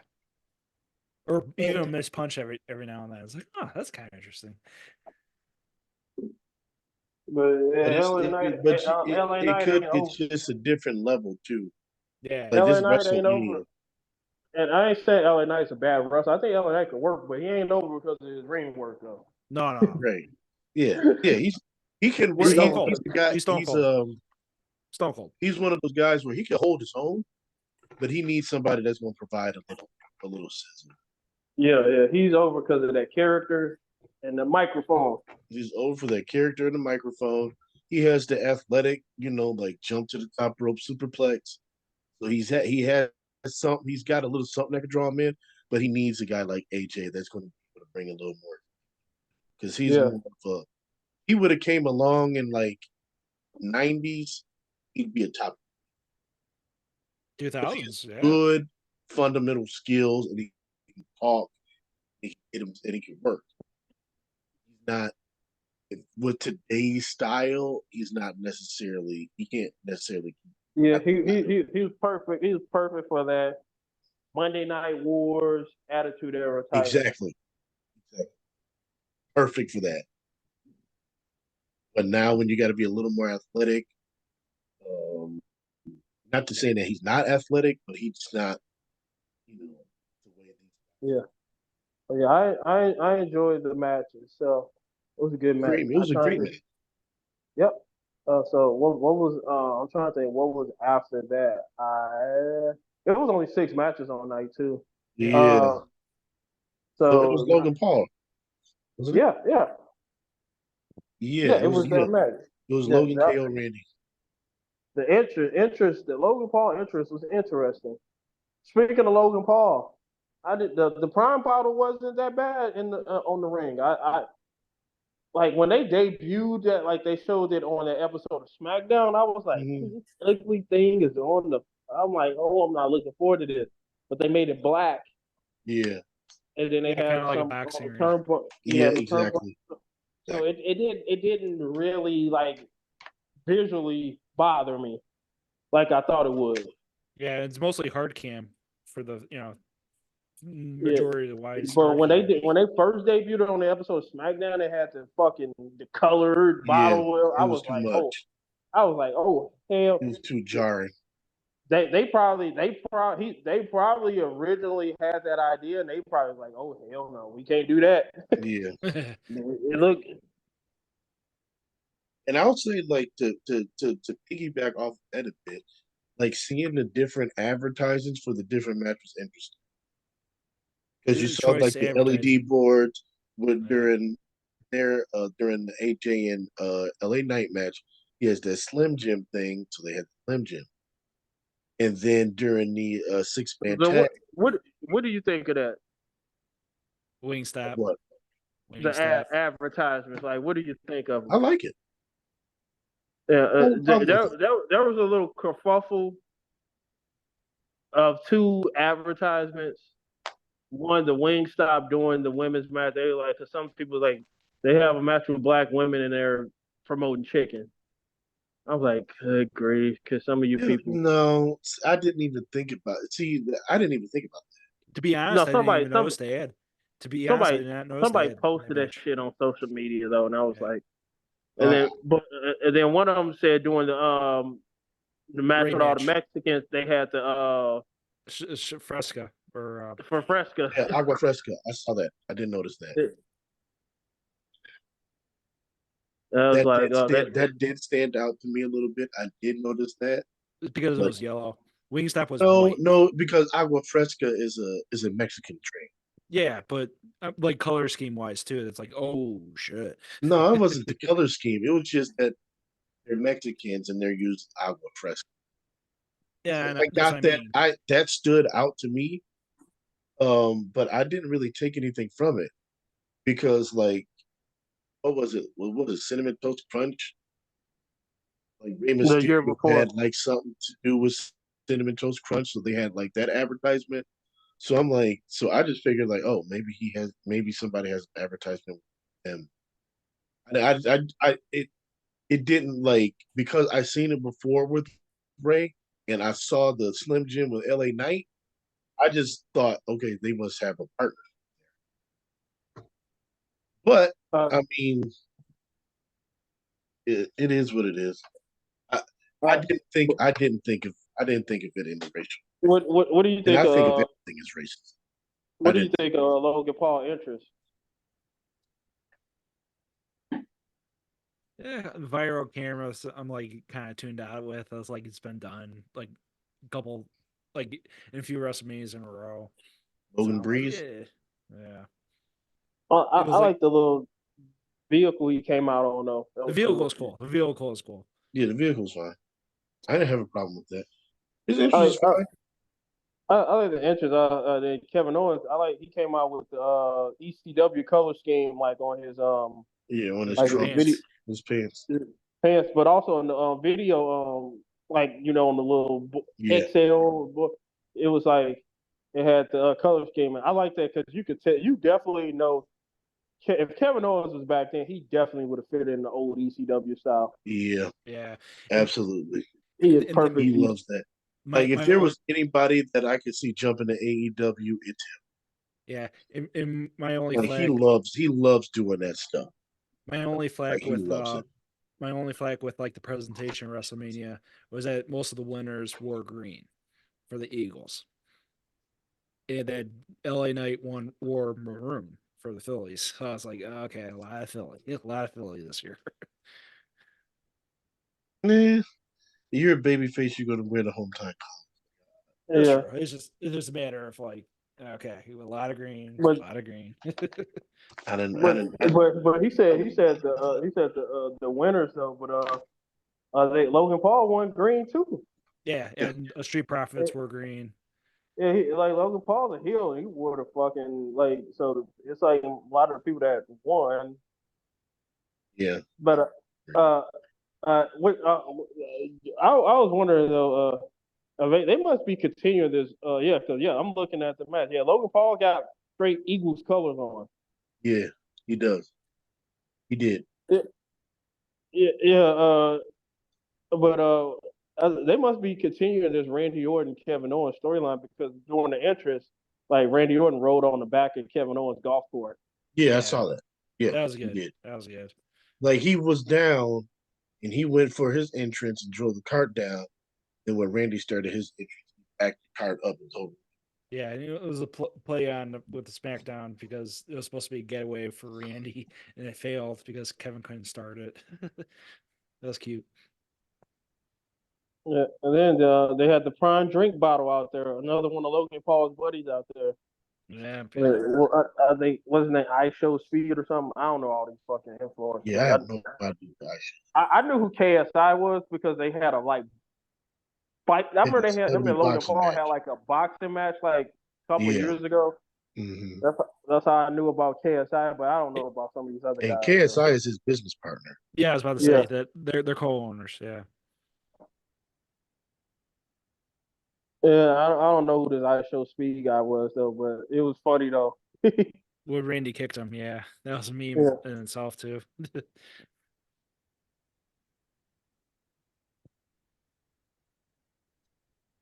I don't know it, but I thought it was a very good match.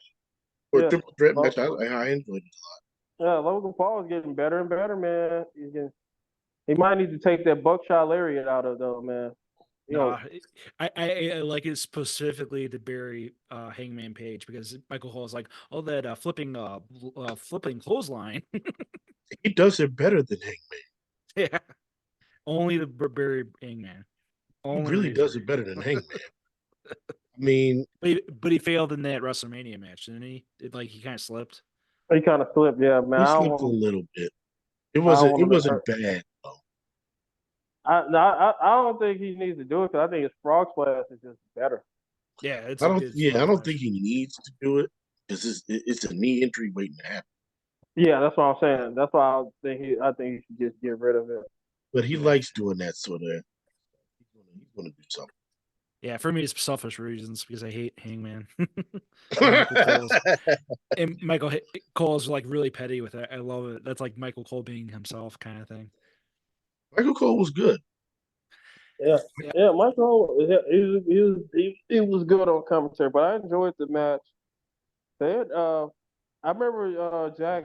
We were talking about the women's match, and you didn't like that. It felt like they weren't getting the focus, but they made them semi-main event, man. Yeah, Oh, for And, Bailey, yeah, yeah, and they gave him time. yeah, yeah. You they were did. They did. Jack. You did mention that. Yeah, and that's why I was hoping for at least for because I was hoping for that for be night one and Ray for night two, but it worked But better that way. You guys were it right. worked. Yeah. It's a good thing. That's why you're not a booker, Jack. Yeah, not today Bailey and kind of EO, thing. Bailey and EO got the better crowd. They did, and it was just before the main event, so it was good timing. Yeah, yeah. So they probably wouldn't have got that reaction on night one. No. They put him in a good spot. So like in that was the thing for me, like the placement of it mattered. Because it's like if Yeah, they would have placed them after the 6-man tag where the crowd was like, yeah, okay, and they got up for a couple spots, but otherwise then they would have been on them to get out back. yeah, and But similar to thankfully, because they put them after um AJ and LA and they put them No, after Logan Paul and that triple threat, they were able to get the crowd back. So now the crowd is ready. yeah, I was surprised that people were tuned out for the Logan Paul. I didn't think they were tuned out. It felt like it. Like it I felt thought like a they dead were. I spot. thought they were. I thought they were pretty into it. yeah, Like they were. that's like the Logan Paul match itself. I think that was like guaranteed like C plus. Like this is like the medium, literally the middle spot of But all the matches for me that night. Yeah. it's also like, and this the problem with doing those big stadiums. Like, there's no roof. It's kind of hard. Sometimes it's a little more difficult to judge how loud the reaction really is Yeah, that because it's too. outside. Yeah. Yeah, so for me, it seemed like Uh, we were pretty into I like the match because there's two of the unlike the Rhea Ripley and Becky Lynch match. I just feel like I know we in wrestling and times evolve, but I just love wrestling matches where the heels are getting booed and the baby faces are it. getting cheered. Oh yeah. And And, that, in and the last two matches, you got that EO was getting booed and Bailey was getting cheered. Yep. And Really it worked with them, which is not usually what they do. yeah, and I'm a sucker for Eo's entrance. I love the video scans with her, and she kind of had like that started the motions with people booing and how she was like spazzing out before getting in the ring. Like, ooh, okay, boo. And then Bailey, going in as an Egyptian goddess is like, oh, okay, that's cute. they they finally let EO have it was the first like real title match he's had. Cause Yeah, like sadly. yeah, cause I remember she had the match with Bianca and then they really you don't really even think about that match because that was the match that Kyrie Sane came back and just interfered and it was like Mhm. that's It what is you what think it is. about. You don't really think about that the match itself. You just think about Kyrie. And then I forget like she didn't really have a lot of title defenses, man. She No, had no. some. she had a few but they were mostly on SmackDown. Yeah. Yeah, it was just like Who did she defend against? And they weren't bad matches. It's just like, It's like her purpose winning in SummerSlam, cashing in is essentially WrestleMania. It is what it is. Well, And it's like we like I said said, before. yeah. Like, well, Josh and I, we both said I don't think that she see was what meant her to and Bailey carry it was that gonna be a long to title match. begin with. Yeah, I don't think it was supposed to be a title match. Yeah, that was prior. You're So right. It's just me like thinking like grand scheme of things for EO at least because of the damage control and their limitations with English and promos and all that. It's like yeah, she'll have a long reign. yeah. And But they're it's gonna not carry it's that not it's, story. it's not necessarily about what you were saying. It's more about what Josh was saying too. Like, you really don't think about her title reigns. It's like I think it's because really wasn't supposed to hold Yeah. it. She wasn't supposed to hold it that long, but Charlotte got hurt, Yeah. and they had to shift their entire program. Yeah. Yeah, like So, she had a long title reign, but it was just like it was just kinda, there. yeah, it Yeah, was that's just what I mean. And I feel like at least with like the limitations of the promos, like it's not really like a placeholder type of championship. Like how many like how long she had it? Like 250 days or something, didn't she? Essentially. But yeah. in wrestling And, logic, in and wrestling speed, it's not a long reign per se. yes, it is. Yeah. Just Well, because just because we've It's a seen long these reign. reigns between like Rhea and like Bianca, that's not the fucking norm at all. no, Yeah, but it's not the norm. But it goes by like that. Like nobody, like I had to be reminded that she cashed it in. I'm like, oh, that's right, that's right. So Yeah, it's like yeah, it it's evolved its different. own form. Yeah, It's different. Like, with Vince, people didn't reign that long. They only had the title for 2 months. yeah, it Like, was, you could tell Triple H prefers long champions. yeah. So, And the hot pocket days are welcoming in certain spots. It's just a matter of I'm thinking more like a sense of yeah, it was just there, and Blake and I, she was going to lose it anyway. Not exactly a placeholder, but not a lot of title defenses either. So it is what it is, type of thing. she had some title. It wasn't, they just weren't, we just didn't care. Yeah, it's just a weird fickle They were reign. just Weird matches. fickle reign. Yeah, but They were just matches. you know what's so weird about damage control? And I brought this up to somebody, and it's like they have Oscar as an underling to EO, yeah, and it makes no sense because I'm gonna tell you why it makes no sense.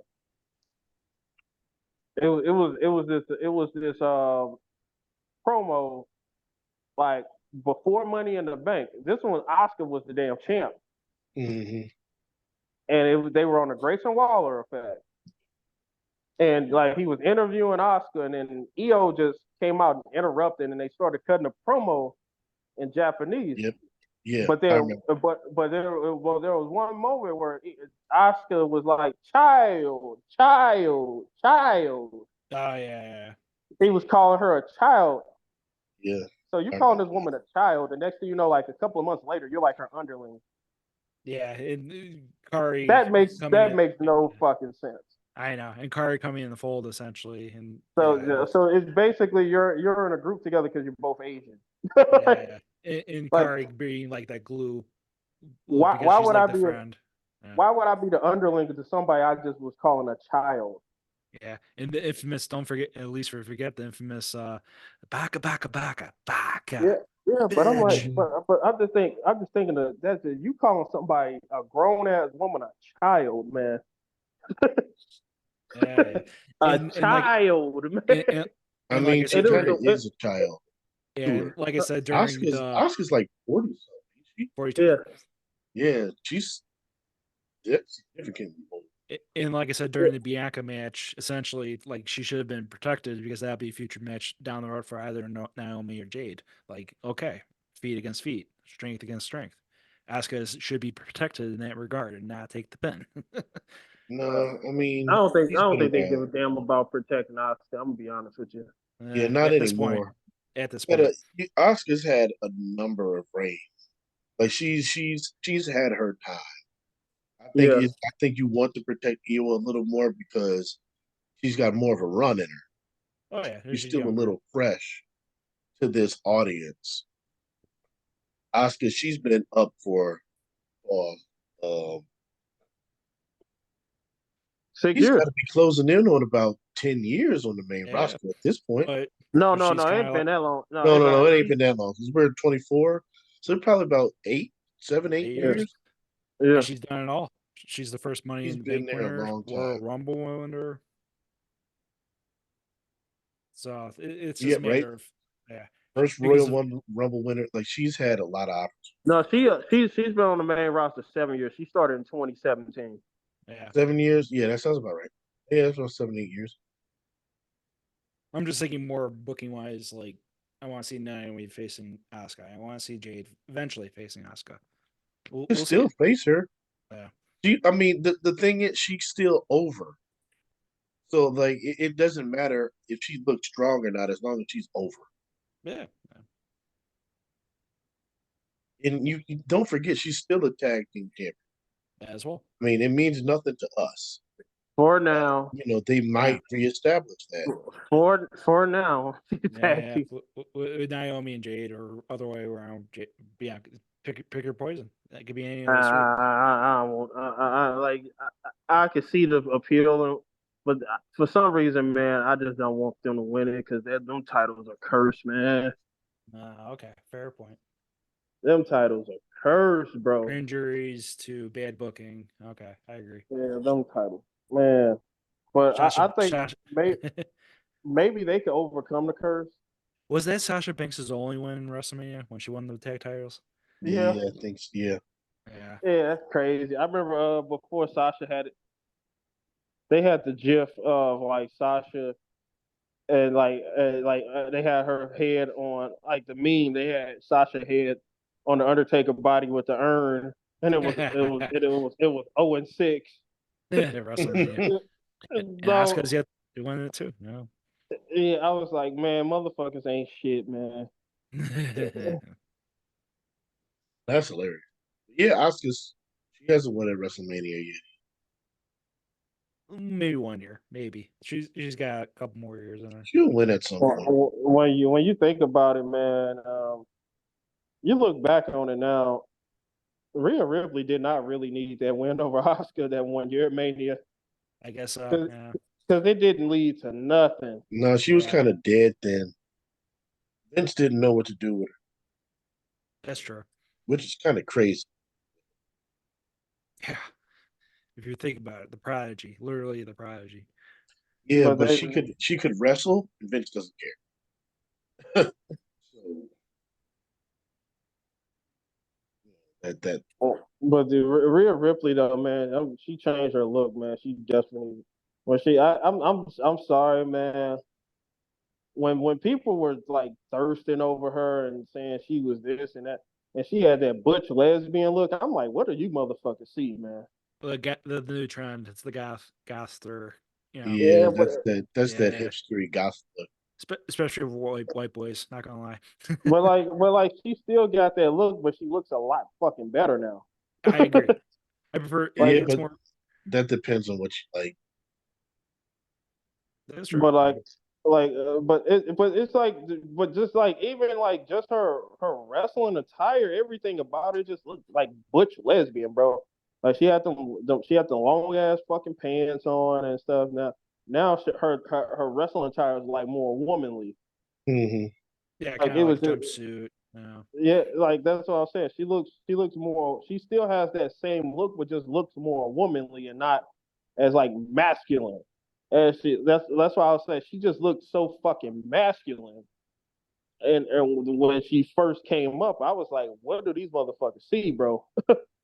Yeah. Well, I, at but least we forget but she her but initial. Yeah. but she's not my type. But I can understand the attraction now. When I look at her now, I can understand the attraction. Man, I couldn't understand it back then though. yeah, she's one of the few without makeup that's beyond gorgeous. Without the makeup, like you don't even need it, honey. Especially when she came up in NXT as a blondie. Oh man, gorgeous woman. But you still gotta. We also got to consider that she's still really young, Yeah, not even close and to 27. women change their hair, go through different styles a lot, Yeah. and especially when they leave relationships, they always cut their hair. When they're going through something,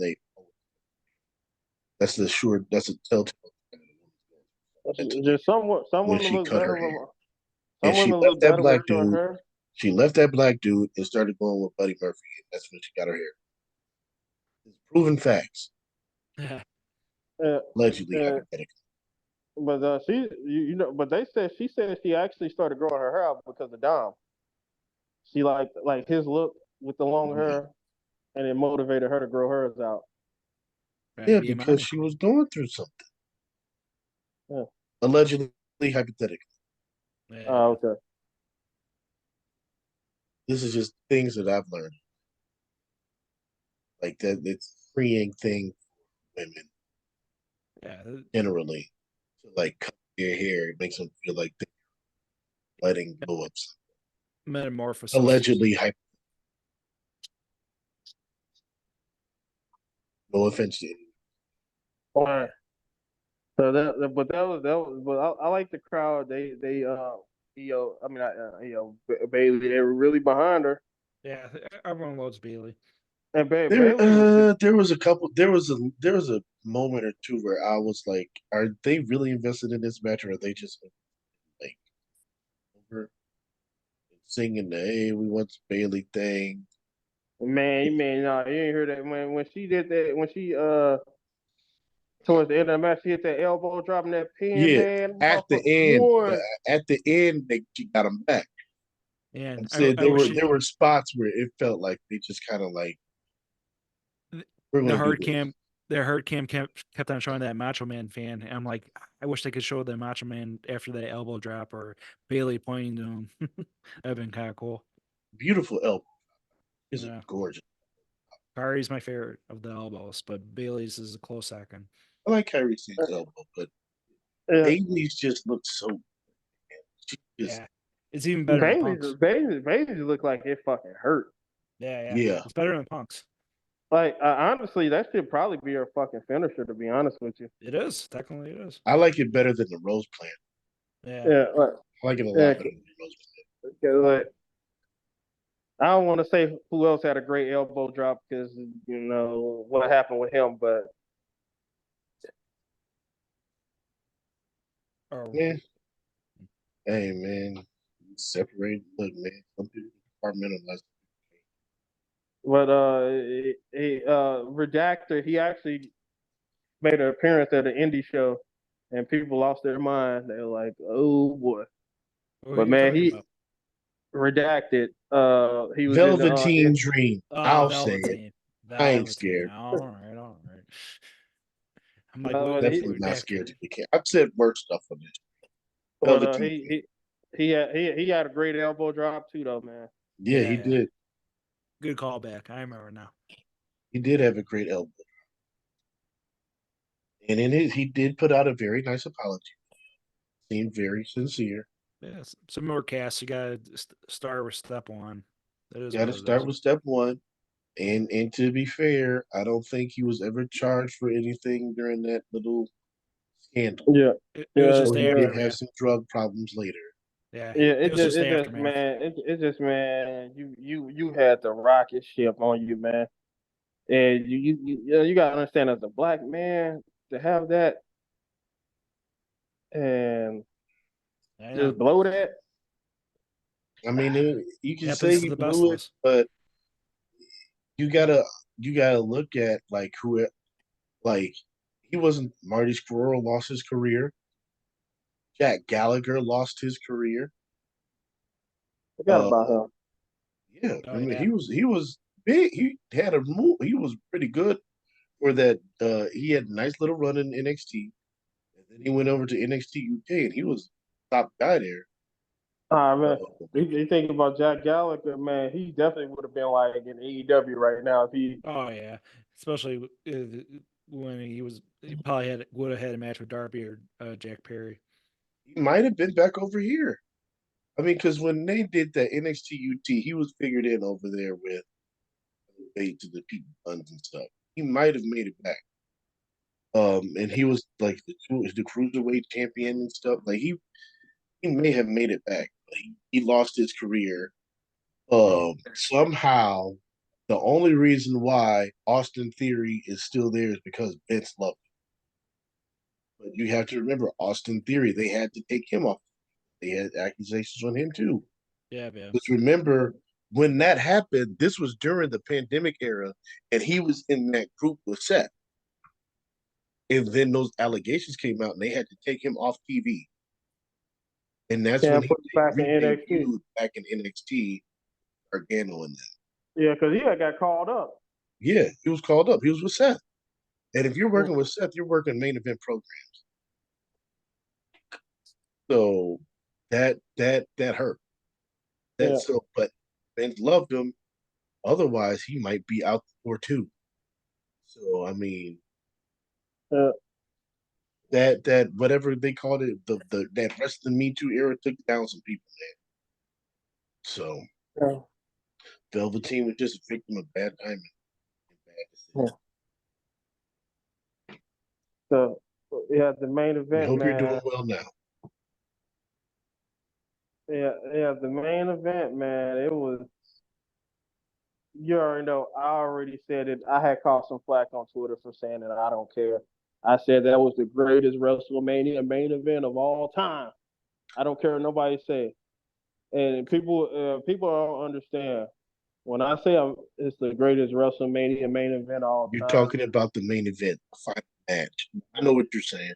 Yeah. He was like, no, it's not the greatest match. So I like it better than Daniel Bryan. I like it better than Daniel Bryan's 10 years ago. I do. Like it's like it's the greatest. It's like me personally. You got to think of a main event. Like I don't give a fuck how trash the fucking match was. Andre and I wasn't even around. Andre and Hogan is one of the greatest WrestleMania main events ever. Yeah, absolutely. I don't give a fuck how terrible that fucking match was. It was significant. It was significant. It's in my top 5 WrestleMania main events ever, man. It changed the game. Yeah, and then you think about this main event. The reason I say it's the greatest WrestleMania main event ever. First off, the match is already good before even all the stuff that happened. Yeah. It was a great match. But you gotta connect all the fucking story that's going on to it. You gotta connect WrestleMania 39 night 2. How everybody felt, what you felt when that 3 count and Roman pinned Cody. What you felt, and everybody was just pissed. How do you fuck? This was the perfect guy. This was the perfect. I know you. What I was saying. This was the perfect. I'm on Josh's boat. This was the perfect guy for Roman to lose it to. Like, if he's not going to lose it to Cody, who's he going to lose it to? Like, it's you're like to the Rock, and you're like, so you're stewing, and you're like, you don't think that they're gonna have him win the Royal Rumble again or anything like that. Mm-hmm. Goes out, wins the Royal Rumble again. Then he goes out, he says, I'll beat you, but it won't be a WrestleMania. And then you insert The Rock in there, but then the fans still want Cody. So now The Rock is pissed because him and Roman is supposed to be the greatest WrestleMania main event ever. And then, so you insert The Rock. He turns heel. He goes out and he attacks Cody, and they have the tag team match now. If they win, it's Bloodline rules. They go out, they win the match.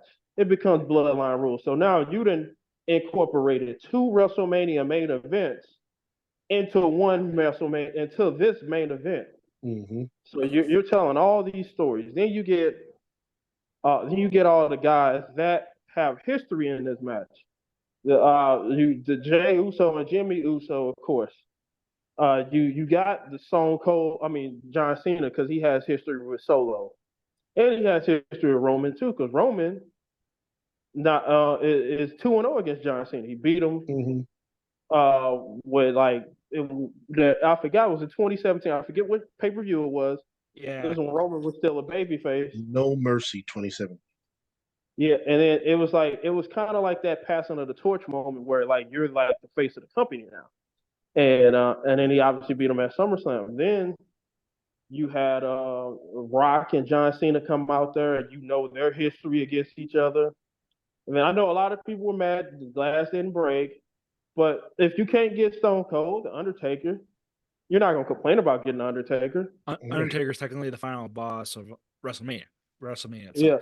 Right. yeah. And he WrestleMania has itself. history with Roman. And he has history of Roman, history of Rock, of course.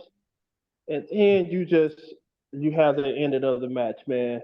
And you tie everything together.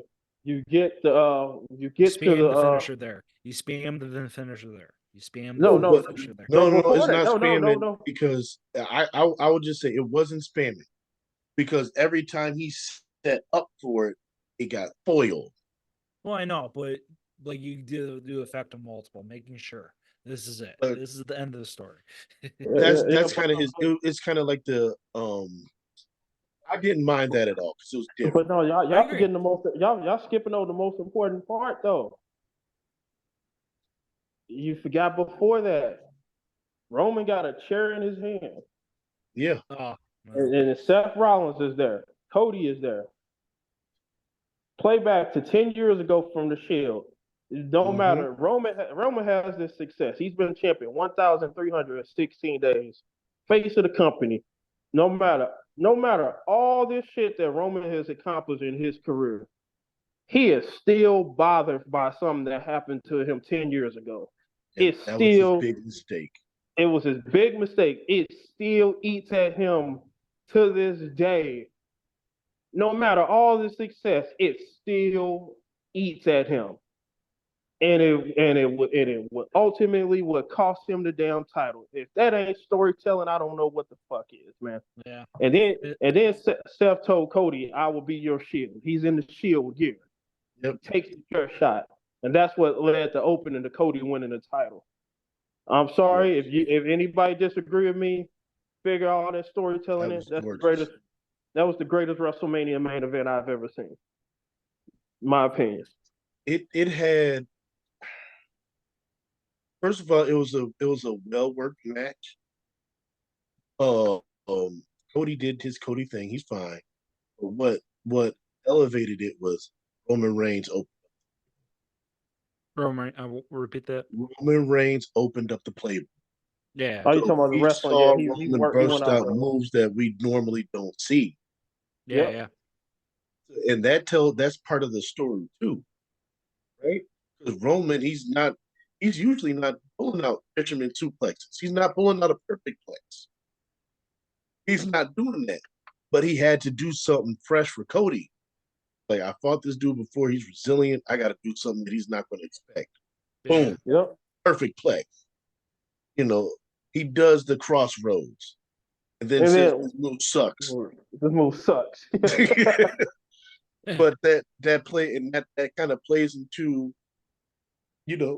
Cody doing it 3 times, and that was great on a great call by Michael Cole because he's like, he knows that one isn't going to finish him. But No, this this is is a something guy that that's been Cody champ does for because remember he did the same thing to Brock. Yeah. So like that Cody does this, and you got to also understand, like, don't forget that he's not the only one on this roster that uses it. Damian Priest uses that move too. Like that was Damian Priest's finisher. And that choke slam in the Razor's Edge, where like the choke slam was kind of like the setup. But now that Cody's there, he can't do that anymore, because that's Cody's finish. So that's why you get the South Heaven. So like you have to, it's playing with things. But yeah, he knew one wasn't going to keep him down because they fought at WrestleMania last year. He knows he needs to. That's what it took to beat Brock, and for Brock to say, "All right, you ready?" That's what it's going to take to beat Roman. It calls back to that story too. Yep. So, like, yeah, it had so many stories at play And again, it was a well worked match, man. They did a great job telling the story. The physicality was good. The pacing was good. I know we've complained about the pacing of Roman's matches lately. The pacing of this match was Yeah, great. Well and paced. and that's why I was like, yeah, this is the best WrestleMania main event. And you have to factor in the guy's been champion for 1,316 days. Mm-hmm. So you have to factor that in because there's that unpredictability factor where we all think Cody's gonna win, but you can't 100% certainly say he's gonna win. Well, Right. let Because let me counter that because the uncertainty aspect. Yeah, I'm in your boat, Josh. But this was my kind of like starting confusion with the setup of the rules of the bloodline rules. Initially, I was thinking it's going to be like a lumberjack match. You have Rock in one corner, you have Solo in another corner, you have Jimmy in another corner, and they're just waiting in the wings if Cody falls out, and they'll just beat him up. Or I was thinking like they'll just have free reign for a couple of minutes and then throw him back in, then they leave. So my question to you guys is, would have worked? At least because Michael Cole's call in the previous night saying Cody is screwed, like Cody is going to lose, like uh, that. I always thought bloodline rules was just a fancy way to say no DQ, Yeah. anything goes. That that's my interpretation of it always was. But I could see how you could think that. But Yeah, I always thought that it was just a no DQ match, so basically they like could do whatever they want. for me, it was like the ultimate. You're screwed. You're not going to win this match, and like to give the stakes even that higher. But I was wrong, and like he pointed out, I'm not a booker for good reason. No, But it's not that you're not a booker. no, It's that yeah, they're not clear. They weren't clear. They didn't clarify what the rules of it was going to be. yeah, So like and Paul it had his it spiel. leads Yeah, you to try to figure out what it is. yeah, So they left it open ended. So I understand why you're like, okay, how is yeah. this? And It, I mean, logically speaking, we know they're going to get involved in the match anyway. They might as well just already be out there. yeah. But they want the surprise, right? So like Well, I get it, but like I understand like they never explicitly said this is what bloodline rules is gonna be. But like, like Josh said, I just kind of chalk all of that stuff up to no DQ. Because remember at SummerSlam, when Roman fought Jay, they said it was like Tribal combat. tribal combat. yeah, that nonsense. So What was anything that? goes. What Anything was that? goes. It's anything goes. So that's It's anything goes. I figured bloodline They're rules just is putting just different worlds in it. The That's the same thing. thing. Yeah. It's like a thrift shop, and fancy people call it consignment shop. Well, well, It's the same I'm thing. trying to get at. Well, I'm trying to get at too is because I loved how it started, and I love how the match overall came to be, kind of Mm-hmm. thing. It's just a matter of because it was like around the seventh or minute mark or so. I'm like, when's Solo coming out? They done it this whole Yeah. time. but Why can't? That's the thing. it, But with the I would say though, I'll finish with the direction though. They made it perfect because the spike came out of nowhere. Bam. So That's exactly what they wanted. yeah, They just want the surprise pop. well I would say this. Like when I was watching WrestleMania, I didn't know if Cody would win or not. But when he came out with Brandy, I was like, yeah, he ain't losing Yeah. no, for me, it's the skull. Him wearing the skull. I'm like Triple H is like, you're my golden child. That too. When he Yeah, came out with Brandy, I said, "Oh, so." Yeah. similar Sammy. You know Similar that dude. Sammy. You know that Yeah. dude. Marquis Styles. Jamaal. Yeah. Yeah. When Brady, I said, "Hey, Brady out there, bro." I was like, "Hey, your boy had a good run." Because he a Roman stan. He's like, he had a good run. Yeah. That was when he broke out Brandy. This is the first time he brought her out on WWE Yeah. television, ain't it? Yeah, that's the first time he brought her out. Yeah, I was like, yeah. And I think it's big to say that they called her Brandy. They didn't Yeah. call her Eden by her old WWE name. They didn't call her. Oh yeah, was it Eden Styles? Yeah, Yeah. called her Brandy. So that Yeah. that was a small thing, but that's something I picked up. Also, Paul, when he was telling Boiling rules and how, it doesn't really matter because at the end of the day, the loser's going to run home to Brandy. So, Yeah. So it was I feel like, because WWE does like control their names, and usually when people come back, they give them that old name. So I was like that was something. Naomi. Like Well, Naomi. that's how you tell. Exactly like Naomi. They like but I think yeah, but I think just Naomi is just more marketable. It is. And then A little bit.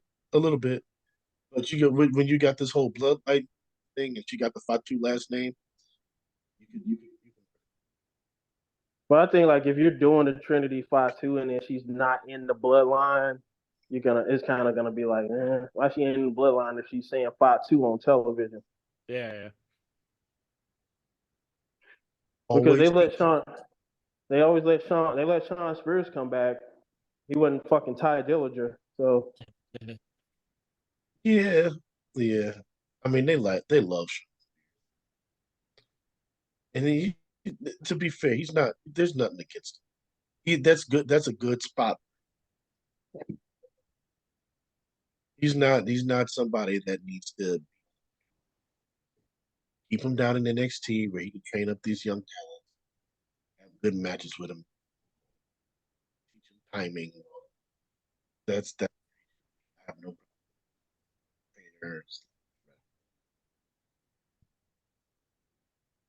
but yeah, so but that was to me, like I said, I felt it was the greatest WrestleMania main event ever, and I think a lot of people were confusing like greatest WrestleMania main event match ever, and and like like there are matches at WrestleMania that I've seen better in ring work, but just the whole storytelling and it's just a spectacle. And then Yeah. I don't know if I've seen a WrestleMania main event where the crowd was on their feet like they were. And even in an outdoor stadium, that crowd was just man. When each guy came out, now if that glass would have broke, it would have just blew the roof off though, even though it ain't no Yeah. roof. But so I can understand. But I'm like, if you can't get The Rock, Undertaker, like it's not a bad replacement. So He's, I mean, if he's you not a can't get bad Stone replacement. Cold, He's not a bad replacement, but I get it because we see Undertaker. He appears a lot. yeah, He's We don't pretty see much. Stone Cold as much. So I yeah, understand but why. the crowd still when Undertaker that gong hit, they still went ape shit. So Yeah. You know what they And, could have done? You know what they could have done? Cue well, Shawn Michaels music. Shawn ah, Michaels goes out there and super kicks Rock. Because we all Mr. know the Russell, history between them two. And they've never Mr. had a match. Mr. WrestleMania too. I don't think Mr. Shawn Michaels would have got the pop Undertaker got though. No, He no. might. He might have. People love Shawn Michaels, man. But then And we the don't thing see about and we don't see him as much as we see Undertaker. The lights go out and it's like boom. But if you hear Shawn Michaels theme music playing blasting over the speakers, and then he goes when he's going out there to confront Rock, it might but because I with mean we know Undertaker, Triple H can't go out. well, the Shawn thing about Michaels can. Undertaker is those lights go out and then he just pops up in the ring. Yeah, It's just the effect of it, man. right. It's It's just different. I'm saying they had other options, but like I'm saying, nobody's gonna move on. I thought it was funny that people thought Dean Ambrose was gonna come out. yeah. People fucking stupid. They fucking They mark. thought Dean Ambrose was gonna come out. Yeah, man. I was like, I knew That'll it be was your Steph the shield, whole Roman. time. That'll be your shield, Like, Roman. and you had to be a fucking moron if you thought like anybody with common sense know it was Seth Rollins and Shield gear, but some people like going to be Seth and Dean Ambrose. That was hilarious. Yeah, man. I had somebody at my job say that he thought MJF. He said he thought Dean Ambrose coming out. No, he thought MJF was. Oh. And I was like, yeah. MJF I should be honestly signed don't with see MJF leaving AEW, but MJF would not have fit in this shit, man. And I like MJF. Nobody want to see him. You think people rather see MJF in this match over John Cena, Undertaker? Fuck it. Come on now. if I saw MJF in that match, Cody's losing. Yeah. Yeah. MJF probably would turn on him. Yeah. But can you imagine the massive heat that he would draw if you did that to Cody at WrestleMania? You instantly got a main event heel. Yeah, that's true.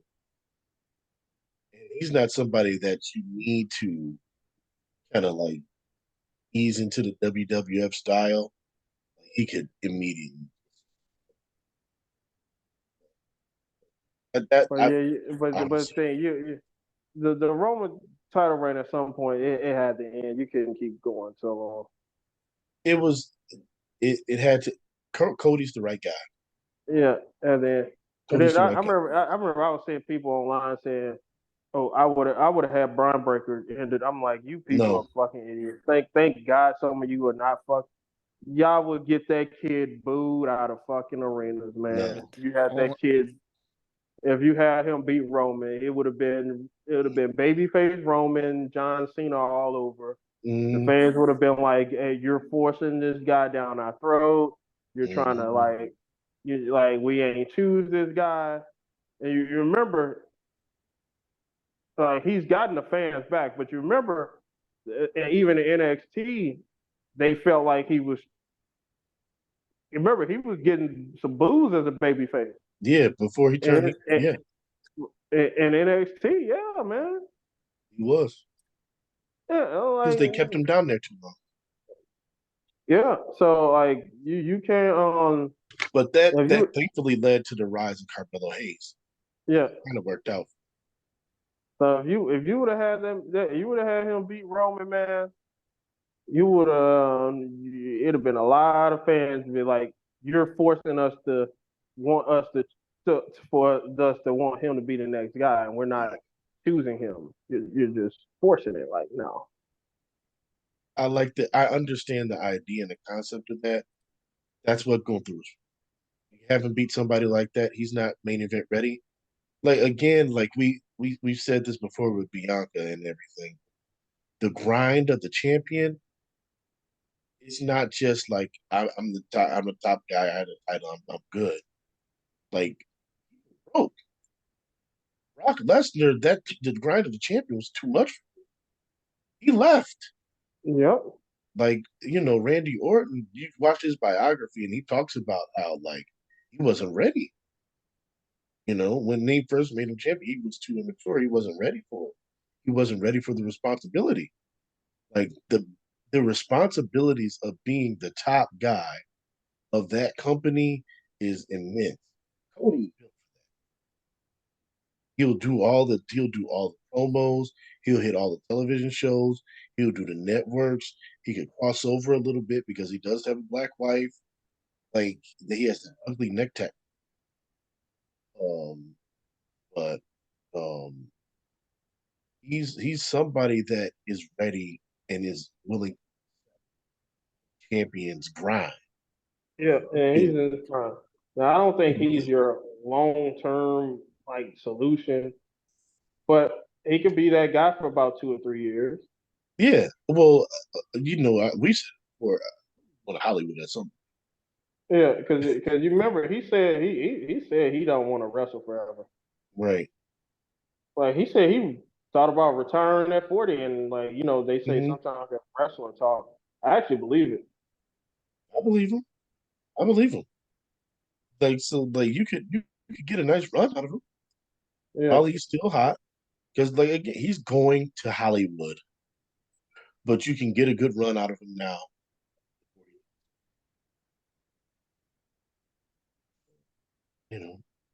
Great. Overall, what grades would you give night one? What grade would you give night two? What were your top five matches?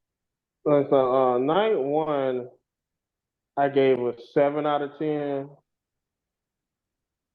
because it was a little lackluster. I'm not gonna lie. But on night two, I gave like a 9.5 out of 10. I thought night two was excellent. Jack? I'm middle ground. I like night one regardless. It's definitely one of my all-time favorite WrestleManias collectively. We're doing one card, one wholesale. 8 out of 10 for night one and 9 out of 10 for night two. Overall 8.5, 9 out of 10. Oh, that's interesting. Yeah, I gave night one 7. I thought it was fine, but I thought they had more matches that they needed to fit in on there, and there were a couple like matches. Not that they were bad. Jimmy and Jay Uso match, but it was deserving of WrestleMania. So I gave that like a 7.5 out of 10. And night two, yeah, You're perfect. that was one of my top 5 manias ever. Probably top. Night two. So Jack, he did something interesting. He combined his grades. Yeah. Because listen, Jack is such a sneaky raider, man. He is such a sneaky raider.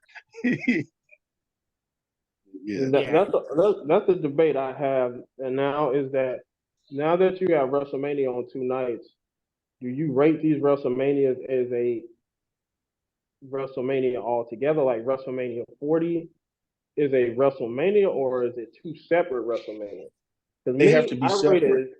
I rated it as 2 separate because to me, you cannot say, for example, let's go to WrestleMania 37.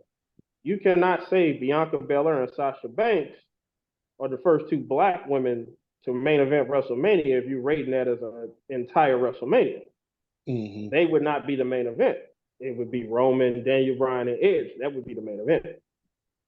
So you have to rate those as separate WrestleManias if you're going to claim these people have main event of WrestleMania.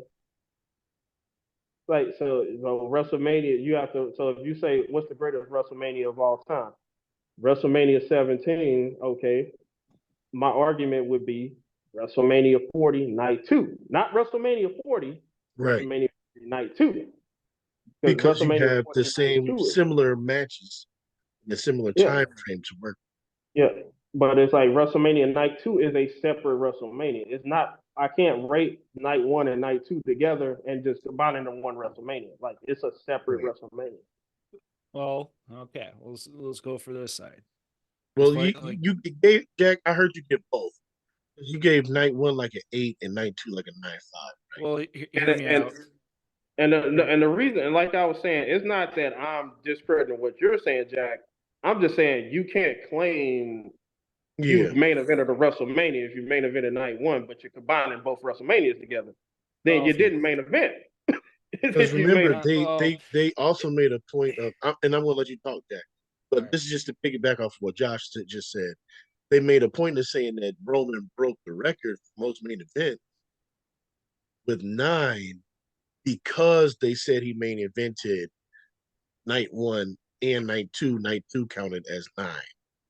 So if you're saying like it's an overall altogether WrestleMania, then how can he break that record? Yeah, that's it. So it has to be rated separately, in my opinion. That's just my opinion, though. That's my opinion. Well, to step back a little bit. Step back a little bit. Josh, what did you say about night 2? Regardless of what it was, with match, technicalities, you liked more of the spectacle side, the main event side, the greatest main event of all time. For me, WrestleMania, as a collective whole, even with night 2, it's still the same enmeshment of everything, including the Hall of Fame ceremony, including Stand and Deliver, including Raw after WrestleMania. That whole Oh. collective space So you're talking about the is whole WrestleMania. entire WrestleMania weekend. Well, it's his whole bubble, its own Super Bowl. Okay. And my thing, though, even though it's main events that can be counted overall, like like I mentioned, collectively, all the matches I was not mad about, and that's super rare, super rare. Even the joke matches, even the 6-pack match, I was not looking forward to. I got something out of it. It actually was really good, consistent booking. And then the overall side of things, especially with this one, how Stephanie and Triple H opened the shows, stating, "Hey, we're not going to talk about that old guy who used to run it 39 years in a row, guy who pretty much changed the game and got all these territories to, cave into our demands." So it's like one of those things where it's still WrestleMania, regardless. And like how it broken up into two nights is because of how dragged on it was, with with so many matches. Even what we were talking about with San Francisco, how that was a small card, but still dragged. It's still dragged, and the pre-show is a joke at this point. But they spaced it out even for SmackDown. They spaced out a lot of those matches that could have been there, like Andre the Giant. That was in SmackDown. And then Raw after WrestleMania had some here and there NXT matches encompassing in. So that's just my side of it. I can understand your guys' argument with main event tally, the record crowds. Well, that's the thing too. A lot of VIP packages were there for both nights, regardless. So the tricky numbers there as well for ticket sales. That's kind of fascinating. I consider that selling out both nights, but yeah, it's like it's almost like a mirror effect. That's the best way I can describe it, because it's still like ongoing kind of thing. No, I mean, it's still, you got to pack the stadium. It's no different than like if somebody has, like, yeah, they're there for 41 games, whatever, but that's still a seat. They don't have to go somewhere else. I mean, like, yeah, that was a good point. Like, those other WrestleManias did drag. Even though they may have had good matches, they did drag. So, splitting it up into two nights, it does help that feeling where it's like, instead of having to devote 7 hours to one WrestleMania, I get 3.5, 4 hours on this day, 3.5, 4 hours that day. I could break it up. You're doubling your money because you're filling the stadium twice. Yeah. You're doubling concessions. Like, when you throw in NXT, packing in 13, 14,000 into a stadium that weekend as well. Yeah, that's what I was. So, like, because I heard some people saying it's stupid that it's gonna be on. They need to go back to one night. I'm like, you people do not know how to run a goddamn business. No, they can't. Exactly. They can't. They can't. They can't. They don't know how to run a business. They don't run a business. You're not about to fucking pass up that kind of fucking money. Like, I could sell this shit for 2 fucking nights. That's double the ticket sale, double the concessions, double the merchandise. They said Cody sold over $1 million in merchandise then. Yeah. In one weekend. And that's what I say. Yeah, I was talking to these AEW fans because they're fucking idiots, a lot of them. I tell them, I say AEW guarantee you get more guaranteed money in AEW, but I say if you are a top star in WWE, you are gonna make more money than the AEW guy. And they're like, no, you don't. Tony Khan, you can wrestle. I said, you do not know the royalties and how much money, like the gates they get and shit like that. Like I remember I was telling you about Maven's old video, and he was telling me, I watch his stuff. I subscribe to his. I'm like, this guy was a jobber and he was getting fucking checks, like he was getting type. So some of these guys that barely like the fucking you'd be surprised how much money the fucking Miz makes, bro. Like, Oh yeah. and Miz is not like he's one of their like names, but he's not like top. Right. He helps with the commercials. So you gotta kind of need a talent like that sometimes. And then like you like I said, I'm sure LA Knight making a bag right now. Oh Like, yeah, with and the he's getting some of the Jim. Slim Jim money. Yeah, that's what I'm saying. Like all these appearances, they get paid to do all this shit, man. Oh, I was meaning to ask you guys. Do you guys like the Snickers commercial with Street Profits? Yeah, I thought it was funny. Yeah, it Yeah. was cool. Took me a minute. Yeah. I'm like, oh, okay. I liked it. I'm like, man, they get all this merchandise money they make, man. Like how much money Rey Mysterio makes on them damn masks and all Oh, this yeah. shit. Title Man. belts. They're making a big deal about title belts this past year. I've noticed, and Drew making fun of them. Those title belts are like $500 a piece, man. Yeah. And people buy those things up. Yeah, by that. They get every time they get put in a video game, they get money off of that. Those video game checks are Licensing. nice too. Yeah. Yep. Yeah, that's all of that. It's just constant money. It's Action constant figure. money. And Action now figure. we don't even have to. I would like to know how much money they get off of these Peacock specials, right? Because I mean, you know, when they had the DVDs, they got a piece. Yeah. How does this work? In the same way, like music streaming, like how much is Anime. the stream? Like how Anime. much is this streaming worth them? I Like they promise said that they watched over however 100 billion minutes of WWE was watched over the weekend. Like how does that translate to the wrestler's pocket? I'd love to,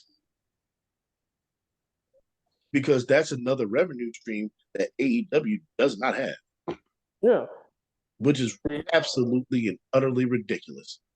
And that's why like all these fans, they're seeing the guaranteed money, but they're not seeing all these other revenues. Like just being in WWE gets you. Because you're in WWE, so you're gonna be seen by way more fucking eyeballs than you would be in AEW. Mm-hmm. Like just like I remember AJ Styles was telling a story with his kid before he came to WWE. He was a wrestler. A lot of people didn't know. As soon as he was in WWE, not even a year, he'd go to places and people recognize who he was and shit. Yeah. Just because he was in WWE now. Yeah. Yeah. It makes a huge difference, man. That all of that stuff makes a huge difference. Like your guarantee is lower, but your earning potential is high. Yep. A lot higher. And they said Jey Uso's selling the hell out of them Yeet shirts right now. Yeah. That was he was a top seller for the last 2 Both months. of the Usos are selling shirts. Yep. Like it's like that's good money coming in, man. Think about that. Stone Cold still one of the top merch 20 years later. And the NWO as well. CM Yep. Punk, Drew. But I mean, but the merch stands that they have are insane too. Like, you know, we've all been to AEW shows. Their merch stands suck. Yeah. They're terrible. Man. When Run we by went the to Young Bucks' Survivor wife. Series, they had merch in a whole nother building. Yep. Like you go down the street, they got a whole building full of merch. They got that, and they still have merch inside. And they got a merch truck. And they got a merch truck. They didn't have a truck when we were there. They rented out like a building, like a space, and it was a whole building that you walked in, filled with merch. Filled with merch. They made a gang of money just off of that. Like, hey, you don't want what's in here? Just go down the street. We got all the merch. That's insane. Like, I don't know, you know, that stuff, all of that stuff, like you said, that goes towards the benefit of being in WWE. You could sell that. Even if you're not like a top star, you get over a little bit, you get people to buy shirts, that's more money. Yep. Yeah, it was just the fans just don't understand just the economics of it. They just see one thing. Now AEW, I'm not knocking it. It's a great place if you're a veteran and you just want to get a bag and It's not the and you big don't have. three. It's like for example, if you just want to get a bag and go out there and wrestle and cut promos, don't have to promote the fucking product. Uh, and like you don't see Edge out there promoting AEW. Only rah-rah speeches for no reason. He just out there wrestling, getting his fucking bag, and Want to shoot the second season of Percy Jackson. yeah, like and that's what I was saying. Like, see, a lot of like Mercedes, she could have got more money if she went to WWE, but she would have to earn that money. Whereas she go to AEW, she could just chill, wrestle, Guaranteed. guaranteed. That's what it is. Not It's even about. wrestle much. Not even have to wrestle much. Not even wrestle much. He hasn't wrestled yet. Nope. He hasn't Double Might not even. wrestled yet. She could go Might to not be Japan. clear. She could go to Mexico. Get her jollies off for a couple of years by going to Japan and going to Mexico and whatnot, wrestling in those. And she's going to do a Triple H. She's going to do it. What is it? Triple Mania. I bet she does one of those because they're already setting up that angle. She's going to go. She's going to try to do Wrestle Kingdom, and like I'd see what she's doing, and she's going to get her jollies off for a couple of years. Like, ooh, this is what I used to do in the Indies, and then quickly realize, like, you know what? I left the Indies for me. Yeah. I'm going back home. I I'm going back want to wrestle in front of like packed crowds. home. These fucking 3,000 people and shit. I know she when she got that first crowd she saw and she saw was like okay, and then she saw the second crowd. Yeah, And makes a difference. then she saw the third crowd. She was like, ew, boy. These crowds getting smaller and smaller. It's ugly, man. And so, like, I saw like the tweet where they put out their pay-per-view schedule for this year, and they got No a forbidden pay-per-view door. every month, pretty much. No forbidden door though. No Forbidden Door. No Forbidden Door. Which is odd. Because New Japan, you ain't heard the story behind that. There was What? something with what's his name, right? The former promoter. No, that was Rossy Yeah. Ogawa. That was Stardom. No, Stardom, what's going on Stardom. with New Japan? Okay. Because I know Tanahashi took over. So you didn't hear about that then. No, I'm gonna look it up for sure so I can make sure. Put it on record. Yeah, it was supposed to be at Arthur Ashe Stadium, I saw but that. I saw. I knew it was supposed to be at Arthur Ashe, but I saw that it's not there anymore. They they announced it said before all. they said it's no longer gonna be at Arthur Ashe because I think they said New Japan didn't want to foot most of the bill or some shit like that.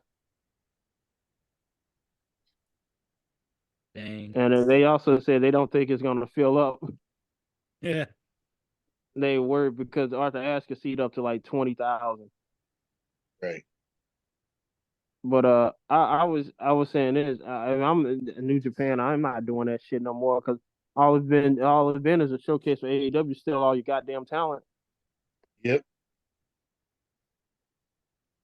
It's basically like a fucking AEW recruiting.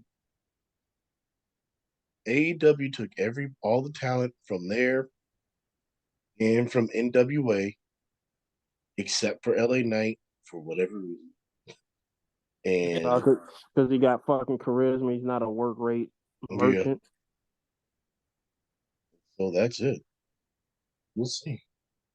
But yeah, I mean, I wouldn't be surprised to see Forbidden Door back on the schedule at some point. Like they might just come back to Chicago again because when they have nowhere else to go, they always come back.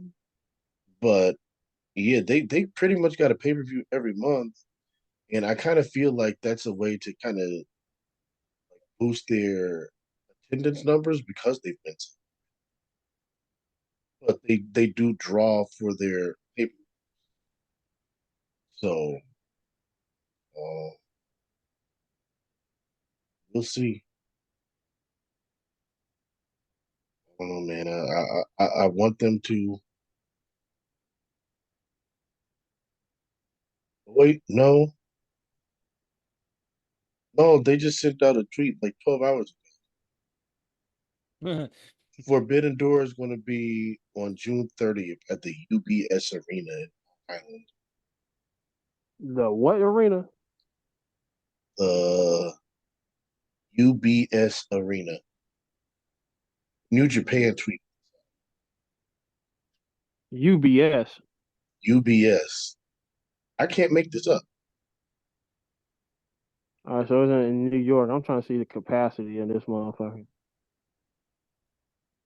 It's in New York though. It says I ain't never heard of this fucking arena. I ain't never heard of it either. It says seats up to 18.5K though. 18 and a half. They're not going to get 8. They're not getting 8. Arthur Ashe seated up to 24, 25. They're not getting 18. But who the fuck you want to see from New Japan now? They're all in AEW now. They're all in AEW. Tanahashi's retired. Naito, Ishii, Shingo,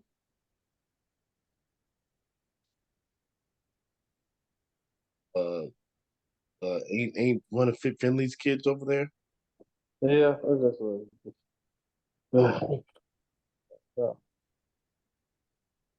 Oh, that shit gonna be terrible, man. Yeah, that's not gonna be good. That's not gonna be good. The Forbidden Doors are usually not good anyway. No. Yeah, they there's no New Japan talent that you really who's really dying to see any of that talent. I mean, Tama Tonga's even gone from there. Yep. Like, what do they really have left? It is what it is. But it is what it is. But yeah, they got pay-per-views every month. I want to ask you. I want to talk NXT real quick before I take my ass to sleep real quick. Mm-hmm. Yeah. So, what you guys think of the show? Stand and Deliver or no, Tuesday? Stand and Deliver. I enjoy Stand and Deliver. I liked it. I thought the tag match was good. Again, I thought that their first tag match at the Dusty Classic was better, and I thought their tag match was good. That tag match is good. I'm just kind of a little confused because they ended up having them lose the titles the next night on NXT. I know. And I was telling Jamaal how I was getting annoyed with like the call-ups not being really called up after Raw after Mania. I'm like, come on. I think Brian is called up because he did a speech after that. Yeah, and he signed that contract months ago. It's just a matter of like, do it. But Brian's already had a couple of matches on SmackDown. Yeah, I mean, remember like back in the day in NXT, they used to do that all the time. They would call them up, and then they would lose the match in NXT, kind of like they're leaving the territory, or they like permanent. So like it seemed just like one of those things.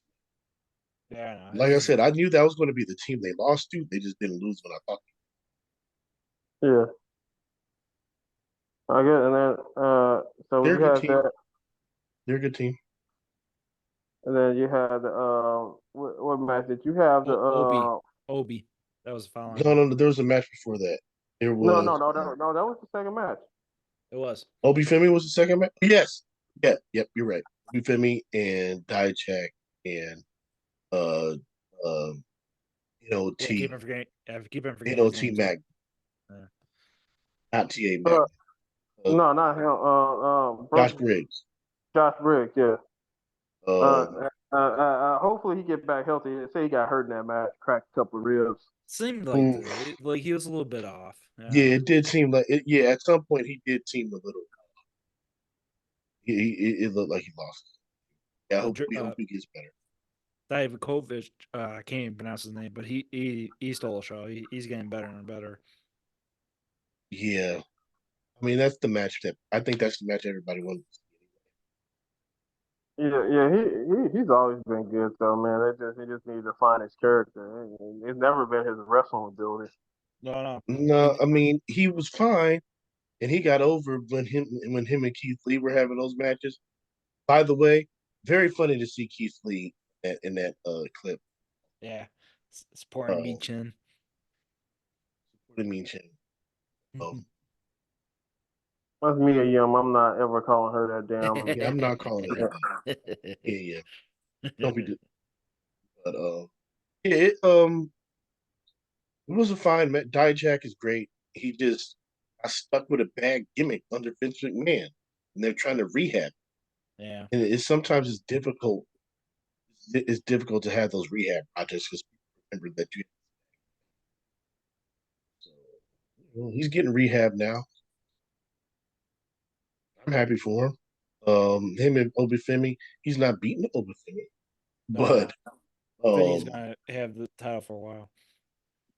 I'm glad that he's getting the little. It was a good. This was a good match too. This was a good match. It wasn't bad at all. The next match was awful. This match was good. All the ladies. Again, glad Obafemi won. Future star. Future star. Yeah. Um, yeah, he didn't really do too much. Uh, Briggs and Dijak kind of carried it, and he just kind of, at his spot to work. Good match. I liked it. Um, women's six women tag, terrible. Awful match. Awful match. I'm Yeah, sorry. nothing more to count about it. Like Awful. like the part like all the girl faces were screaming like in between. It's like that's a rookie move, guys. You gotta tone it down a bit. Yeah. So you talking about the women's? The women's woman tag, yeah, terrible. Yeah, it was Botchamania in that one. Yeah. Yeah. I was like, man, I was just glad none of them girls got hurt, man, because Yeah. I saw some stuff. I was thinking, man, Yeah, I was they were too hyped. They're in for the moment. I get it. too But the hyped. rookies. The rookies. Hype, Too much green great, in there. Yeah. great. I was like, what's her name? Melo Hayes' girlfriend, Kalani Jordan. Boy, she did like a dive, and one of the girls wasn't there. Boy, I was like, please, hope she don't get hurt.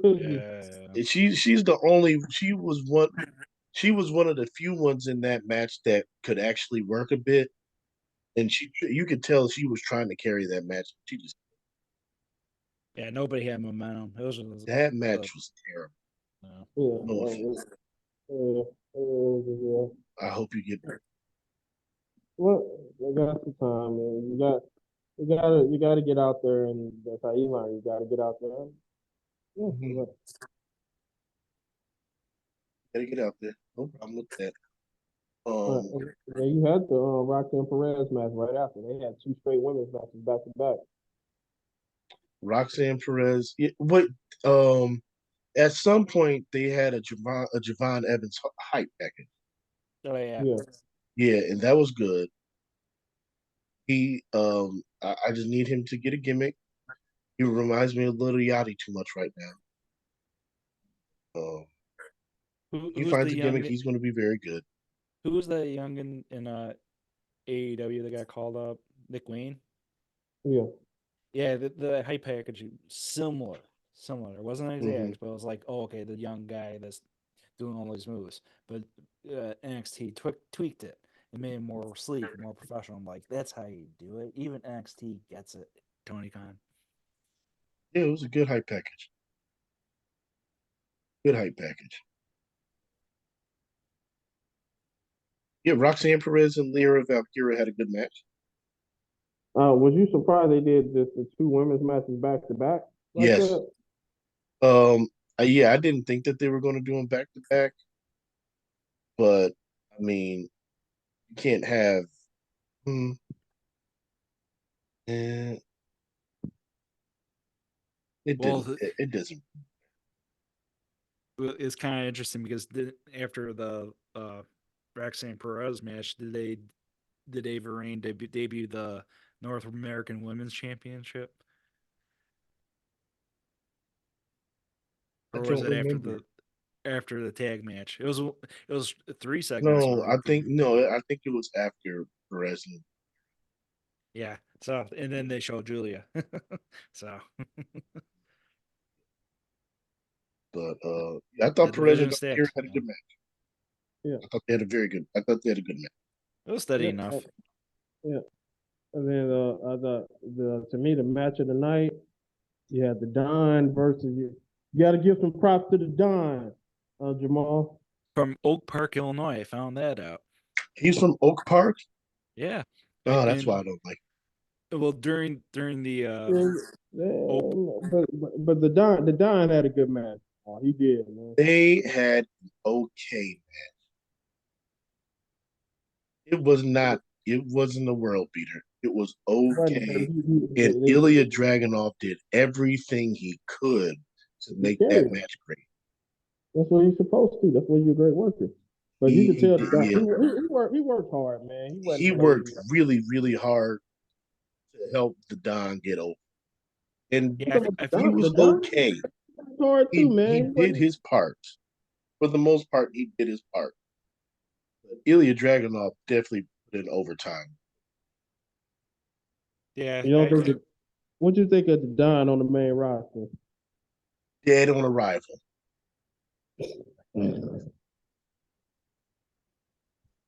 Dead on arrival. That's a lower card pick. That ain't gonna fly. I was kind of laughing like when they were having like the build up to the match and he was going to mob ball stage and I don't know. No. Yeah. That's not gonna work. And yeah, they were in Philly, right? Technically. Yeah, they were still in Philly for that match. Yeah, so you can't get the Italian Phillies in there. So hey. Yeah. Main event, yeah, Trick versus Carmelo Hayes. Main event. Crowd was into it. The crowd was just like, fuck Mello, we with Trick. And Trick know how to work the crowd. Like I said, Trick is still green. Yeah. But that's why he could wrestle in NXT for about another year and a half. Mm-hmm. Even, and then before he's ready to get caught up. There's no rush with Trick. No rush at all. No rush at all. Over, but he needs the time. He's one of the rare people in NXT who already has the charisma. He has the character. He can talk. He just needs to find his. He's right there. He's right there.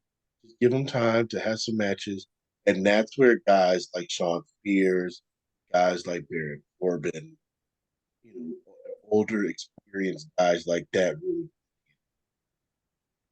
have them work programs with Trick so he can learn some basics down, fundamentals, learn some timing, learn some psychology. But you know what's so crazy?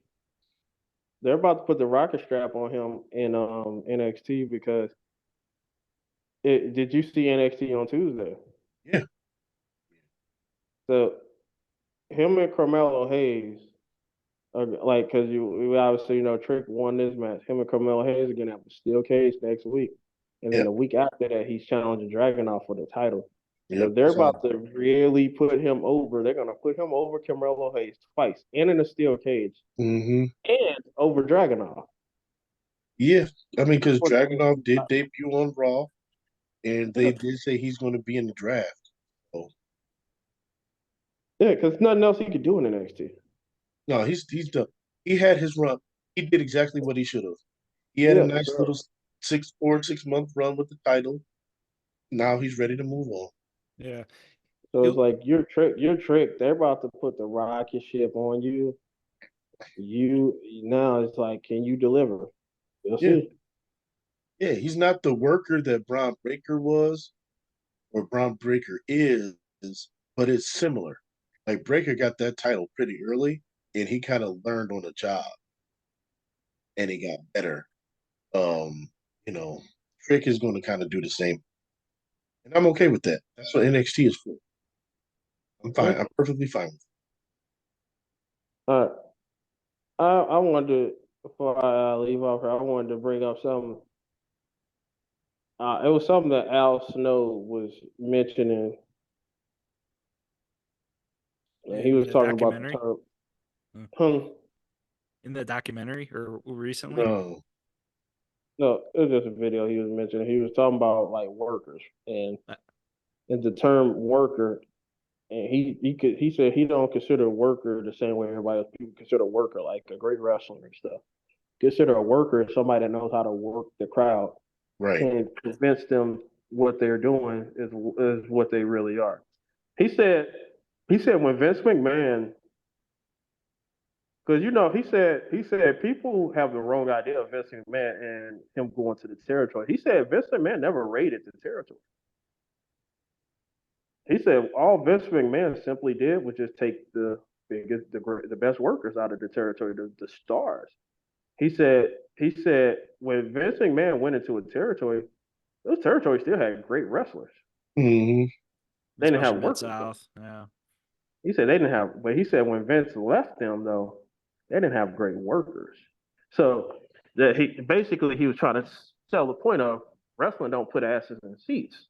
Right. Characters, workers do, because like, so if Vince McMahon, let's say you have this territory with however many people, and he took like 4 or 5 of those guys out of that territory, and they were all like, because Vince didn't take everybody out of every territory. He Right. basically just took whoever the biggest star. So Yeah, he didn't might take only Ric Flair. He didn't take might only Dusty. Yeah. no, those guys were loyal though, so they didn't. That's why they didn't go. He tried to get them. He tried. Trust me, he tried to get them. They was just loyal. But what I'm saying is that he might have went to a territory and only took one guy out. Mm-hmm. Like people make it seem like he just went to these territories. He was just taking everybody. No, the fuck he wasn't. He was taking guys that had the potential to be stars on a national level. Yeah. So when he went into a territory, he took that guy. Those territories still had a whole bunch of great wrestlers, but those great wrestlers wasn't putting no asses in those seats.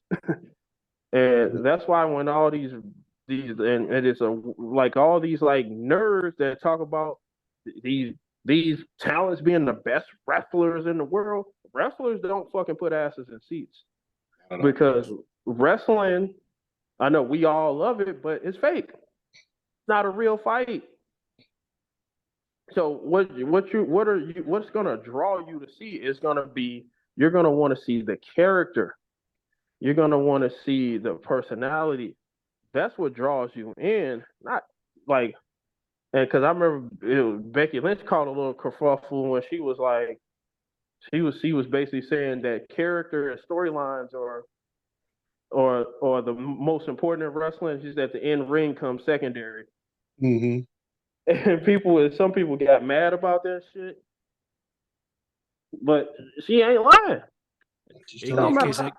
Case of Ronda.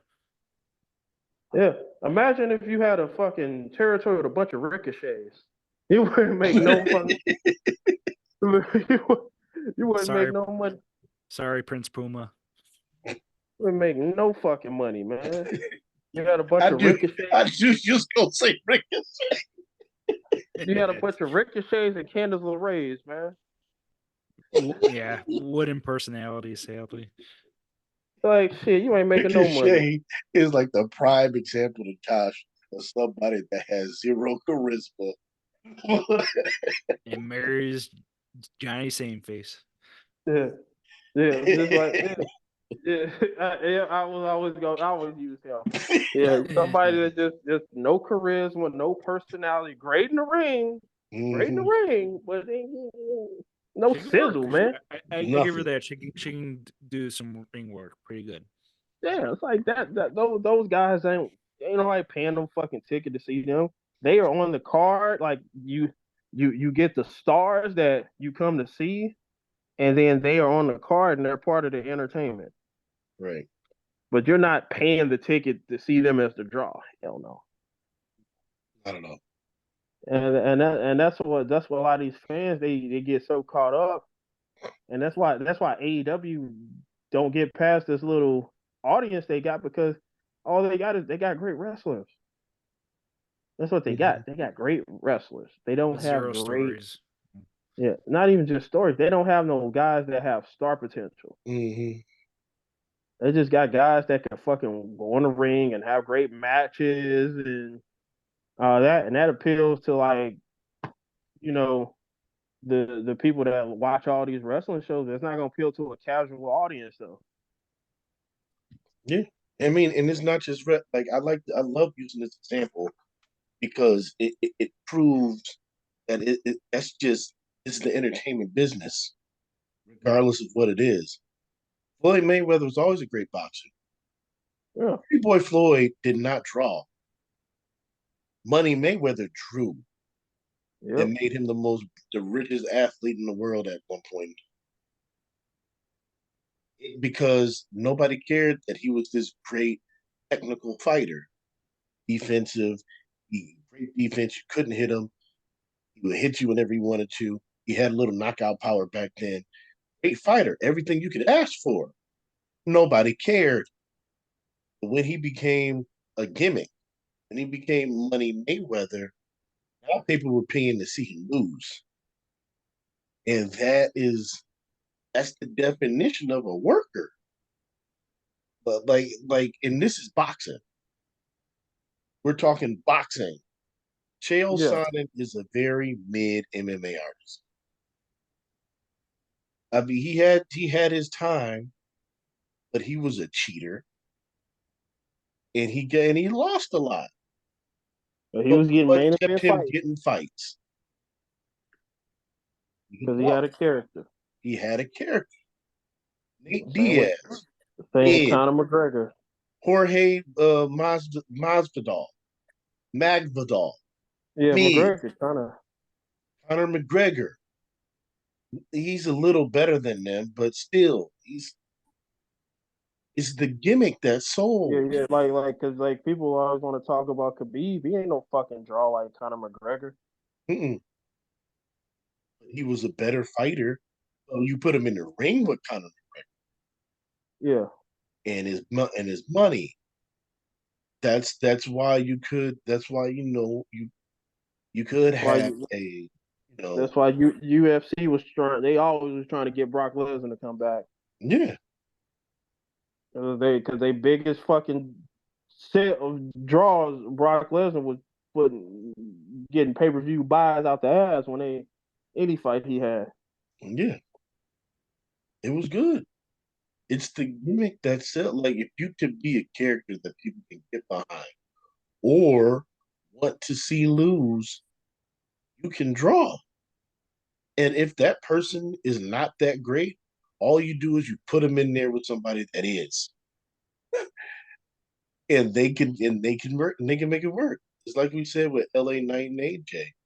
LA Knight strong point isn't his wrestling. He's not bad, but that's not his strong point. You put him in there with AJ, they have a great match. And that's why Yeah, you need to have both. yeah, You know, that's right. some people you got like you look at entertain look at rap. Yep. Cardi B has a personality. Can't write a lick. Nope. Most writers out the wazoo, allegedly hypothetically. But she has the charisma and the character that can make this sell. The person writing it can't do that. Nope. That's why they're ghostwriters. They're good at writing, not great performers, not great characters. It's all the same.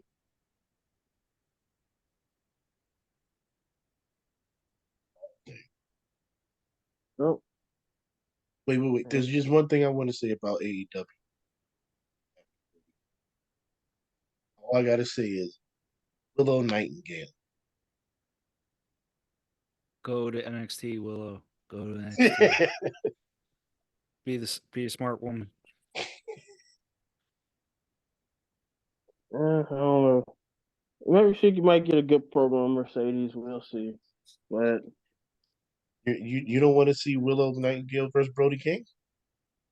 oh man, I forgot about that. That was just that was just like they had Edge get saved by Willow Nightingale. What the like what the hell? And the backstage promo was so bad too because Willow started cutting a promo. She was like, "You know what? Me and Edge, we'll team up." And then Edge cut her off and said, "You know what? Me and Willow should team up." And like she literally was about to cut the same fucking promo. Oh No, my God. you know what? Because if I'm not mistaken, I think she messed up. I think she said Dynasty instead of Dynamite. The Dynamite.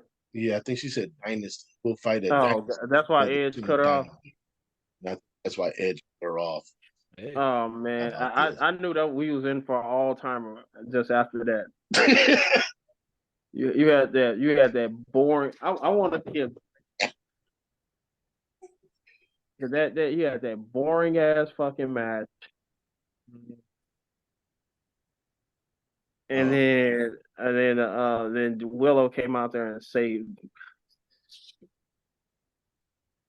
You weren't a fan of Edge and Penta?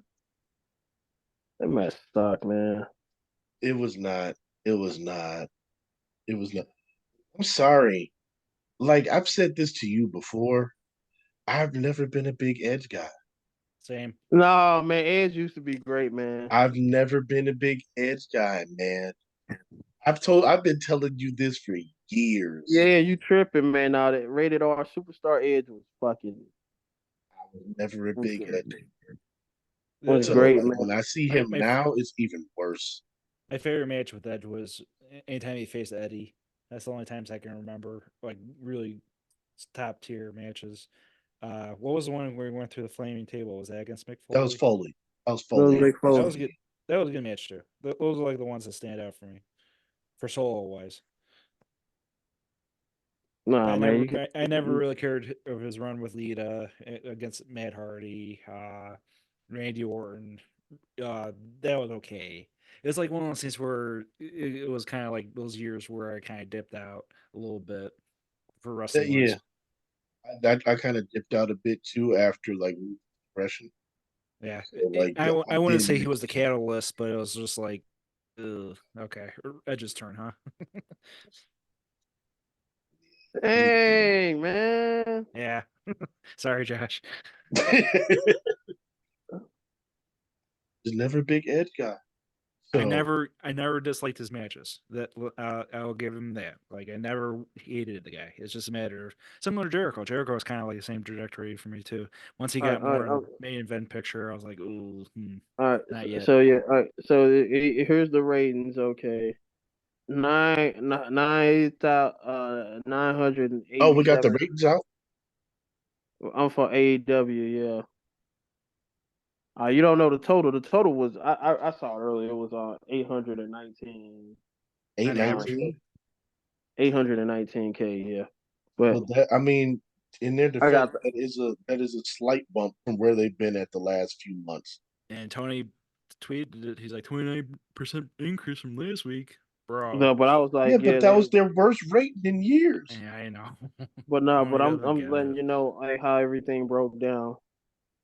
So it was 987,000 for the Adam Copeland. I mean not the Adam Copeland. The Samoa Joe attack, and then Adam Copeland and Penta. Their match started right after that. It was at 987,000 viewers. The 15-minute point at 8:15, it dropped down to 857. So people were expecting the CM Punk. That dropped 130K viewers because people were expecting the CM Punk video right off the bat. Then no.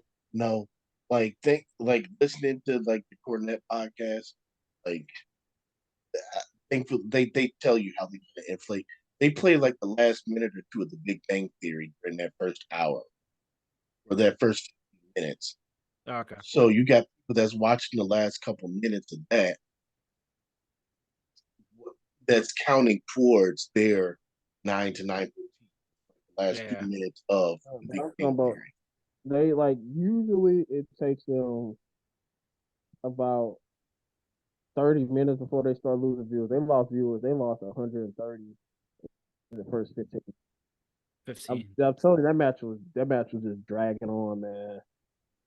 It wasn't good. Yeah. Sorry, So, Edge, like no edge his slander. No edge slander, man. I'm not slandering Edge, but let's be honest. Be honest. His run when he first came back from the Royal Rumble, to like that WrestleMania match that they had, that Mania match he had with Finn Balor, that should have been the end of his run. Can we be honest and say that? Can we be honest and say that? Like, has he really done anything of significance or anything good since then? The match description was good, man. I can't hear you. The match against Christian was good. Man, it was I. The first one or second Come one? on, man. The first one or second one or both, Josh? Talking about the I Quit match. Oh, okay. That's the first one. Yeah, I wasn't as high on that as you. I thought it was all right. It was good, man. You gotta stop the slander. All right, but getting back into it, they had the footage stuff. It got a bump in viewership of 880K viewers. So it went up to 880,000. Yep. Then the Mhm. FTR promo it dropped down to 822. FTR. So they Yep. lost Yeah. Then you 60,000, had 58,000. then that was that and Ospreay promo as well. Then they had the Hook Shibata Ugh. that dropped to 600 and 700, not 600. My bad, 767. My bad. Oh, I was okay. That's not as bad, Still but that's crap. still bad. the Ugh. Okada it dropped another 2K to 765. Poor Then guy. they had the Mariah May Anna J match and Mercedes Moné interview dropped to 759. Oh, I was sleeping. Oh man. And then Dustin AJ's so Rose versus pretty. Samoa Joe finished off at 723. AJ's Was so there an pretty. overrun? Goddamn. Yeah, it was a little bit of overrun. Yeah. I was asleep by. I was asleep by. I saw Man, Shibata doing the last thing I saw was Shibata doing like the Google Translate thing, and I was like, oh God, Jericho, another Jericho match. I think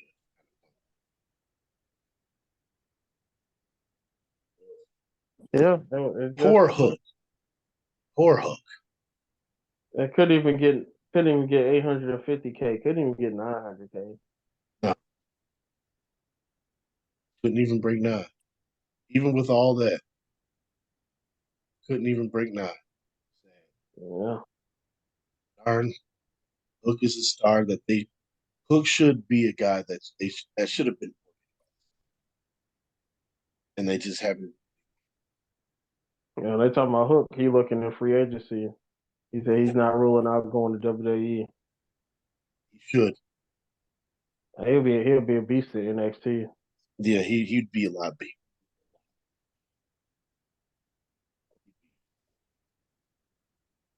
Yeah, I mean, he's been on TV and AEW for what, about 3 years now? Uh-huh. They haven't done anything with him. He still has that same belt. The only thing that people are talking, the last time people were talking about that belt was because Jack Perry got choked out after the match. Uh-huh. Yeah, AEW. and during the backstage footage, him just like essentially there but not there. Poor guy. It backfired on him. Yeah. It backfired on him. Again, I don't believe the claims that the Young Bucks didn't want to do it. Did. I think in that now that it back. Yeah, But it was definitely a circle agreement for sure. it was bad. It was bad. It was bad. Does anybody really want to see Young Bucks FTR4? That the Bucks are going to win. Everyone knows Even if FTR wins, who? I mean, really, it. I know. who cares? Who do they have to feud with?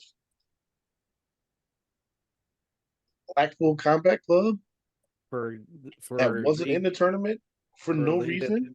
for a promotion that's built on two tag team VIPs or a tag team VIP bullshit thing. The tag team division is the worst thing in all of wrestling. It's bad. It's really bad. They haven't elevated any. Nope. The six pack did like 20 years worth of building compared to freaking AEW last year and a half, 2 years, 3 years. Horrible. They haven't done anything. They had something with the Acclaimed and then they buried it. And they gave them a 6-man tag and they buried that. It's just bad. AEW's kind of hit a rut creatively, so I hope Swerve wins, and I hope that like gives them a little Just energy. promising the promises, like that presser with Swerve. So Swerve's like, I want to be the first black AEW champion. Make it happen. I mean, they need to because he's over. Yep. They need to because he's over. That he could give a little life to that life.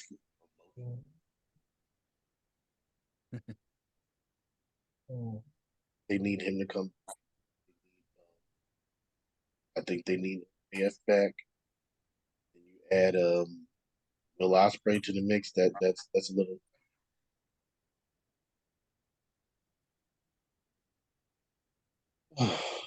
But I think that about wraps us up, man. Even describing the tag teams in AEW made Josh tune out. Yeah, fall asleep. Just like it might make me fall. No worries there. So, well, this was 2 weeks back to back. That was WrestleMania and Stand really deliver. bad AEW Dynamite and Stand and Deliver NXT. And I don't know, man. We'll be back at some point. I don't know. Something important happens. The worst case scenario, we'll be back by what's the next big one? SummerSlam? SummerSlam. SummerSlam? We'll be back by SummerSlam. But until then, Oh shit! I'm back. You're sleeping because of we were talking about AEW tag team division. That used to be one of their bright spots. It was. Their tag team division sucks now. It sucks so bad.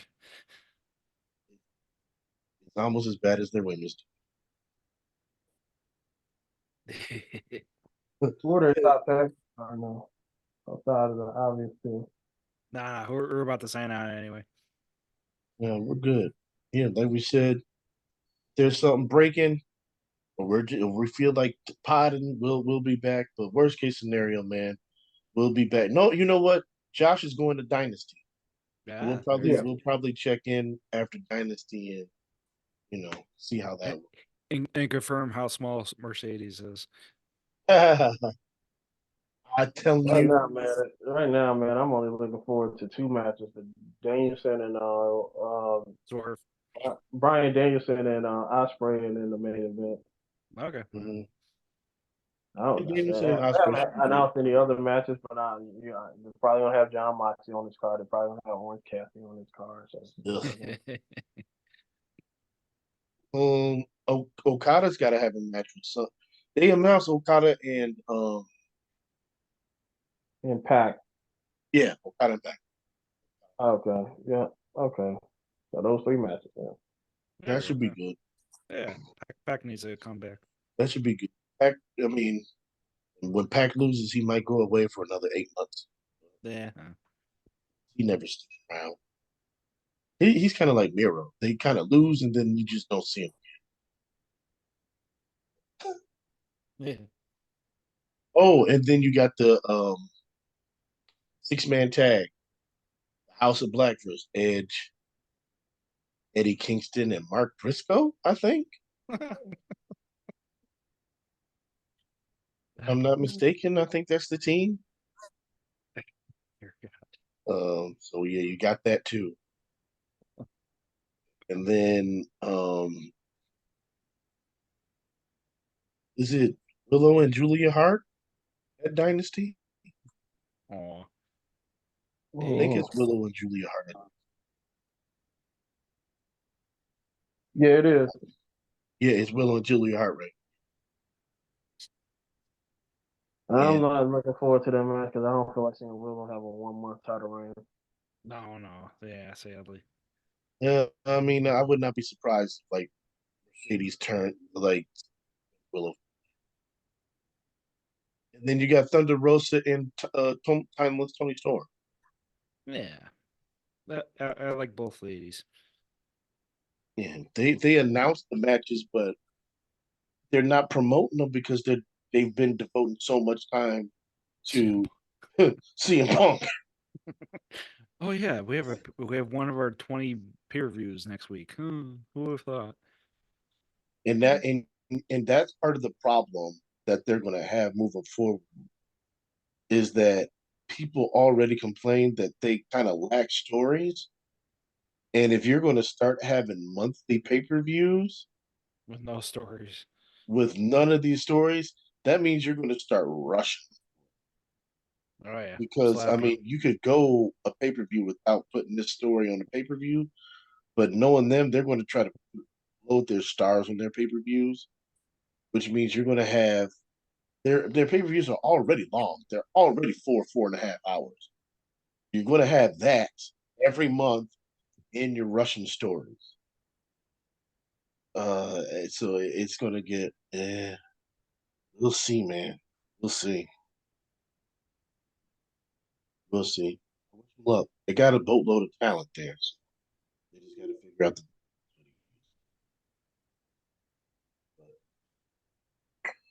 We'll be back. All right, I'm going to go play Midnight Sun. Oh, you enjoy, man. All right, guys.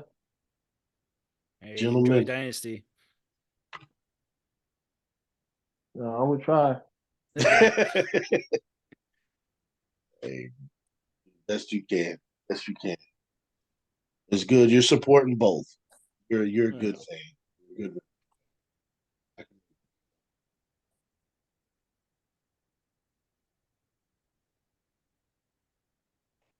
All right, good night, guys.